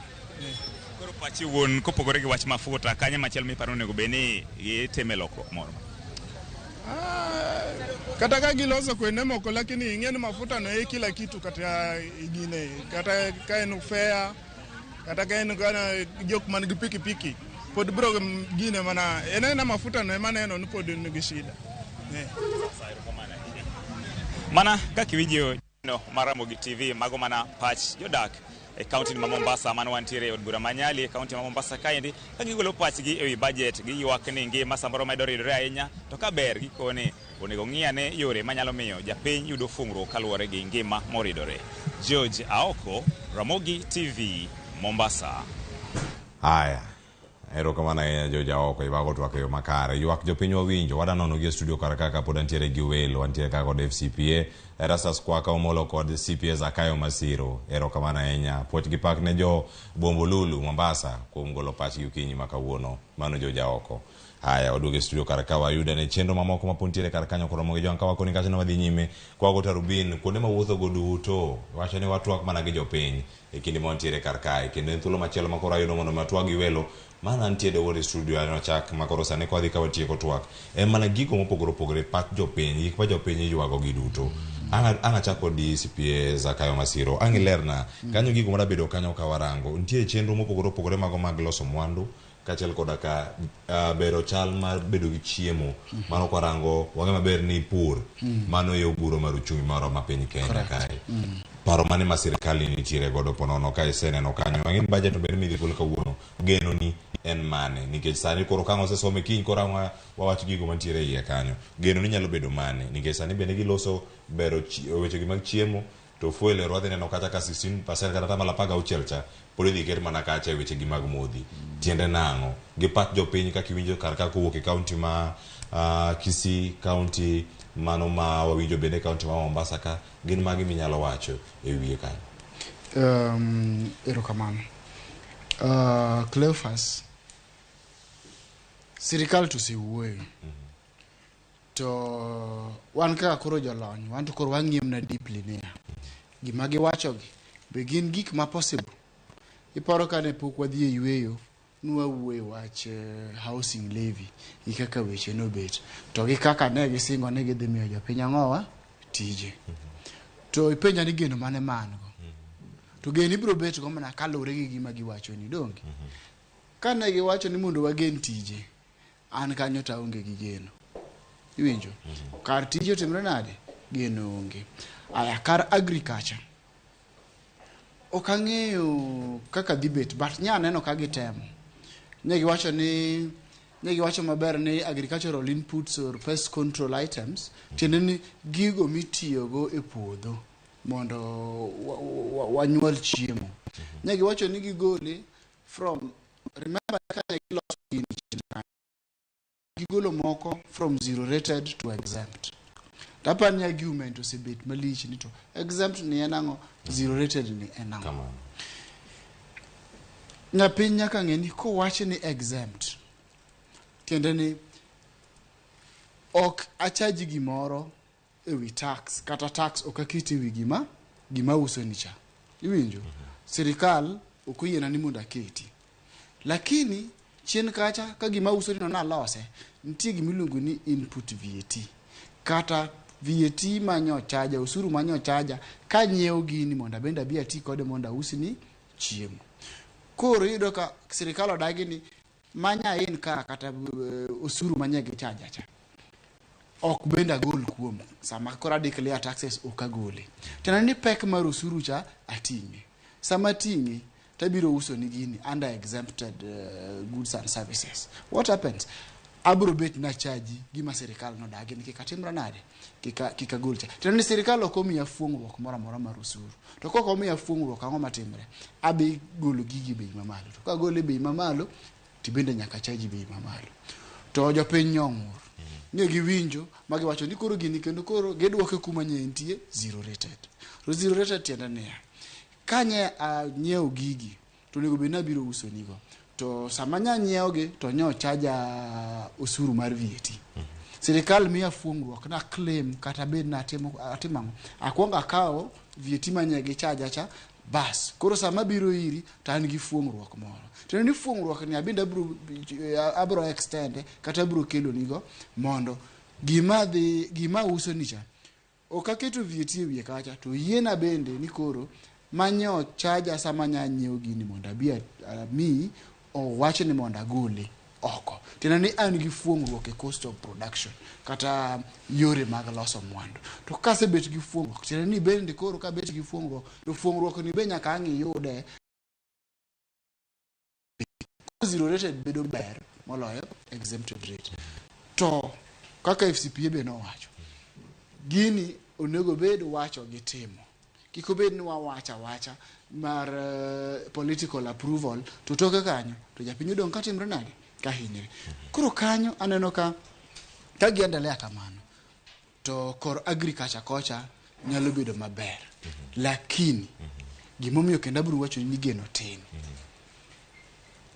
ing'eni ok wang'im na puro gino kende mondo tere kata matere factory maloso mwandu moro mwanyalo tiyo kata kaka mafuta kata kaka sukari kata kaka mogo nitie transport donge transport ka ang'o matimre gitiyo gi fuel for example ka kora dwa golo kata mna bando Trans Nzoia tons okay to wegloche nyisa ne jatelo gini to kora na omoniga go gi pesa machalo kama to kwa vile sani koro jogi omedo suru ewi fuel abichaji maromo kama to kendo ng'e ni Cleophas kane wan kan wang'iyo gimoro miluongo ni canon of a good tax system to nwang'iyo gi to moro ne nitie mabende nok wang'iyo ahinya but iluongo ni the canon of convenience gini ochore sama chalo nade kogole 8% mokete 16% bende japiny nigi uwezo no be environment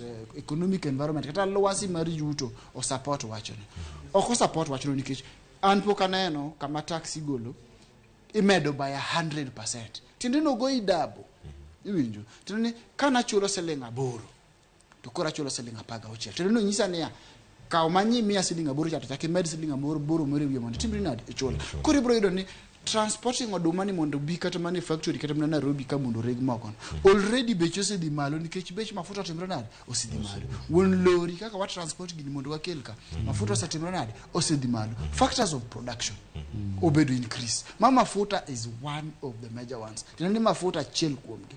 To mwando ni kama oselose. Kendi ngeni nyako wuog kama olose ni kodhi ir japiny kacha ochopo nang'o dongo dhi chopo gi transport cheno ni nyaka ting'e gi loche kigole ka mondo tere dala Bondo Homa Bay Siaya kanyo bende cheno ni ya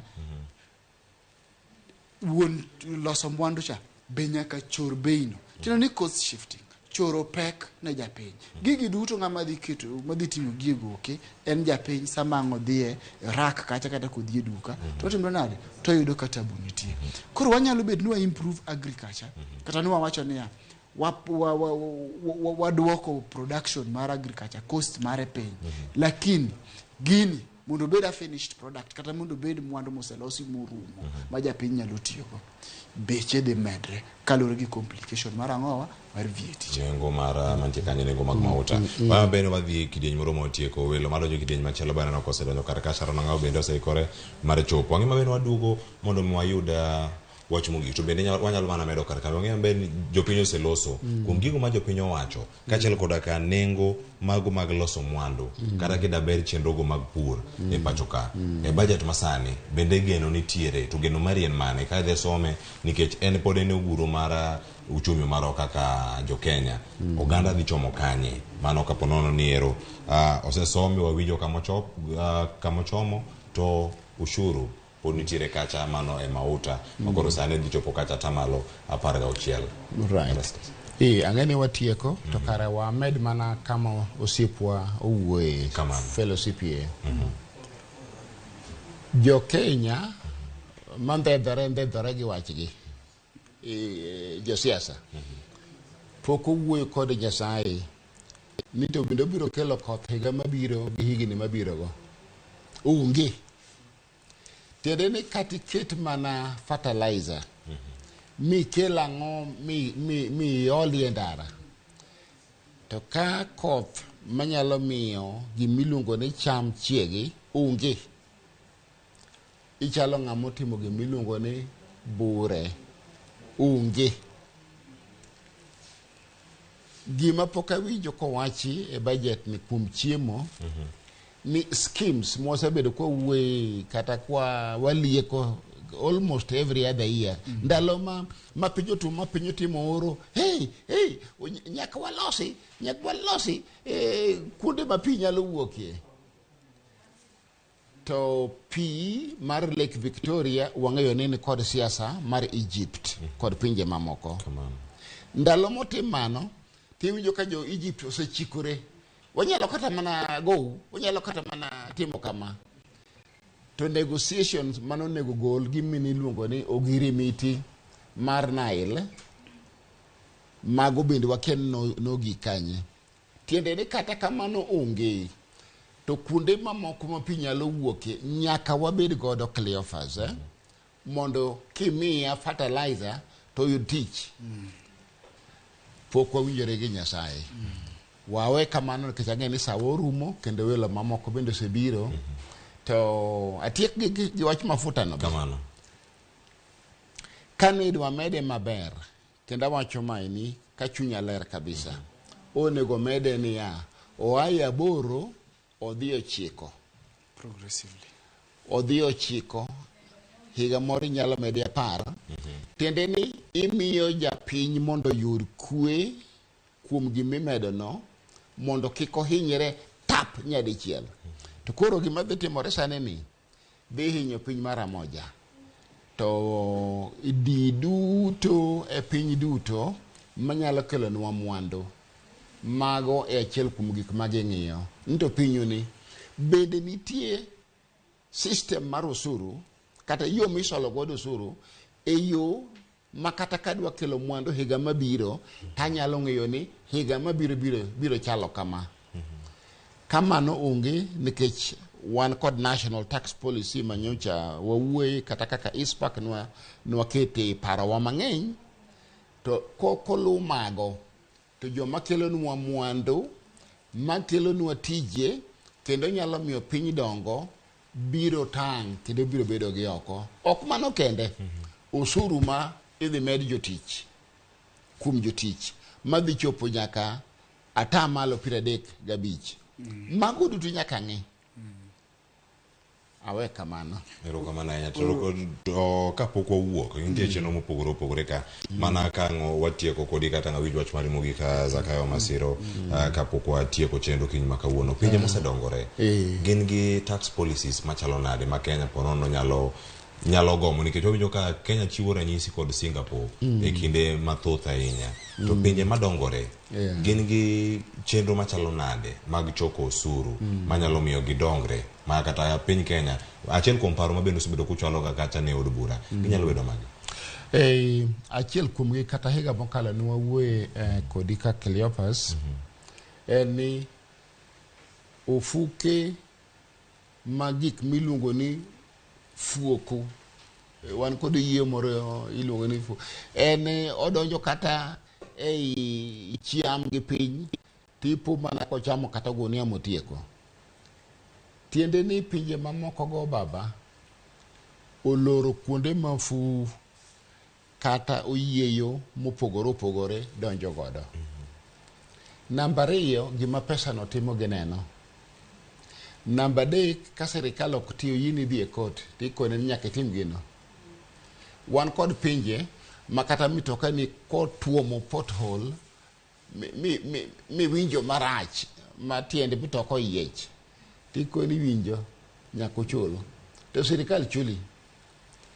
Nyiso ni joma nie pinje makamago winjo yot kuom chulo osuru. To machielo mogik en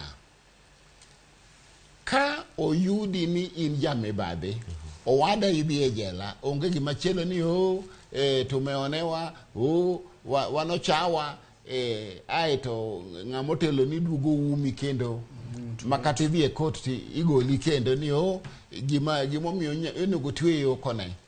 Pinje makamago ni kod osuru mamalo, nyaka by the way osuru gichopo nyaka 52%. To gima pesa no timo ineno. To bende kaka ichoke kaka VAT mane wawuoye higa mokalo ber. Anyway, sani ere koro nyogi loso system ma KRA nyalo choko godo VAT manyocha gichok chon. To system kata moketi ma iluongo ni ITMS no nyaka we moti kaka onego ti. Ka ok owe mondo ti kaka idware no to pod wabiro mana dok chien. Mondo wachoko osuru moromo kendo ji te mondo chul osuru, lakini wan kaka jo Kenya ana wacho ni adagi ok wachulo osuru mang'eny moingo pinje mamoko kaka jomoko wacho. Kanya dok negi. Erokamano. Mano sipiera sas kwa wach mogik sipiera Zakayo kawatio. Abro kwanyo gi kama weyo. Kamano. Osuru ok wachul moloyo pinje moko. Kata king'iyo VAT no kata kidhi Rwanda en 18%, kidhi Burundi ka en 18%, kidhi Uganda en 18%. Iwinjo? To mago kapar ni peers wa mwapimre ga ahinya. But in terms of food security Uganda timre nade? Ohewa. Tendo ni kata kaen malo gima japiny chamoro timre nade? Nitie. To osuru sasa mikawe adieri ke kawe mang'eny titiyo kode maber japiny neno berne onge tabu complain onge corruption nego Kenya. To again budget manye gikelo sani ni aparo no nego bed ni wa concentrate gik ma important. Awuoyo about golo chiemo but owacho maber ni piyo timre nade is a problem. Mano kela gimiluongo ni national disasters. Nitie gik mobedo declared as a national disaster several times. Catch one of them. Iwinjo drought second one. But gigi okinyal separate gi. Sama drought nitie kecho timre nade kecho nyaka bigi. Kar mondo wachnwa nwa chul 3% kata 1.5% tax mar ni kia ni gerudi. Okapar ni osebedo declared a national disaster. to bende kwa wacho ni miyo jopiny otrach lakini nyaka wa prioritize ni angono mondo bende watimo ne japiny anasele no kake chobedo declared national disaster drought obedo declared national disaster mpango ma sirikal onego bed ni bet go ne giwacho kata ni wagolo 1% usara wa mondo timnade wane kaka wa improve irrigation systems kata wa sink boreholes in arid and semi-arid areas mondo jogo yud enough water because a bit to chiemo bro beti to ka pi onge to chiemo onge koro kar mondo wawuoye gik ma are not national disasters as at now to wawach gik mathago japiny higa ka higa kaka drought ke kwaya 1% of my salary mondo the improvement of water system nationwide abro chiwe to gi magi to ok nyalre koro gisane giwacho ni gidhi kawe to nye gisekale gidhi kawe gikete maber mondo kony japiny to kaka FCPO wacho mianya mag ku nyaka timno nyaka din haya erokamana ya FCPA zakayo masiro kachal koda ka FCPA Rastas kwa ka omolo kuom do thuolo mato kod Ramogi TV en mor maroko puonjore weche mag budget kinde ka kinde ka olungu to biro ogonwe erokamana ahinya nyakora Ramogi wangin bende yudo thuolo matwa kodwa yoronwa ote SMS line wanena ria deka ochelono nono ka jogo mano David Ochieng openjo kange manangwa ka oshara no ngawa nkawe kama we kae kango penjo jolony ma intiere go David Ochieng ka ok migore wacho ni apenjo ni jopiny wanya piny na jolony ni be uyene jopiny goyo kura ewi budget ne uyiero jotelo ka ya Migori asu na West koso East jatendi ni od bura kacha kendo ne budget ne osekalo ire ene muchung kacha eloi ero agisetie kombulu to go ewiye en mana twa kacha te puodhe to dhi erokamana ahinya kuom keto Ramogi TV gi jogo duto moro ote magi moting'o Pascal kantiere Kisumu erokamana ahinya kamachielo bende Randago wacho kanyo ni gima dwachi idwaro wacho ni onge gimoro amora maber e budget awuoro ni jod bura mane okalo chikni ang'eni gin mana jogo matiyo machiegni kod sirkal erokamano kuom pachi mayoro bende Ramogi TV an wachak nyaka sani oromo saa 5 osekalo kata dakika 8 acheko chenro gi kanyo Sharon Ong'ao biro dhi nyime nyaka ngorom kata saa 7 kapod wamedo kolo e budget na koro ka wadhi e okang' machielo ka wadhi bedo kod Sharon Ong'ao kod welo mamoko kapod wadhi nyime kod chenro gi Ramogi TV medeno chenro mabiro e Ramogi TV kinde duto luongani Cleophas Oluoch Kisumu kanyakwar mokeo nyaka sango na kelo ni chenro makawuono erokamana ahinya kendo riti masani kiny warom kendo ka wanono budget koro ka osekete ayanga e od bura odiochieng' makawuono oriti masani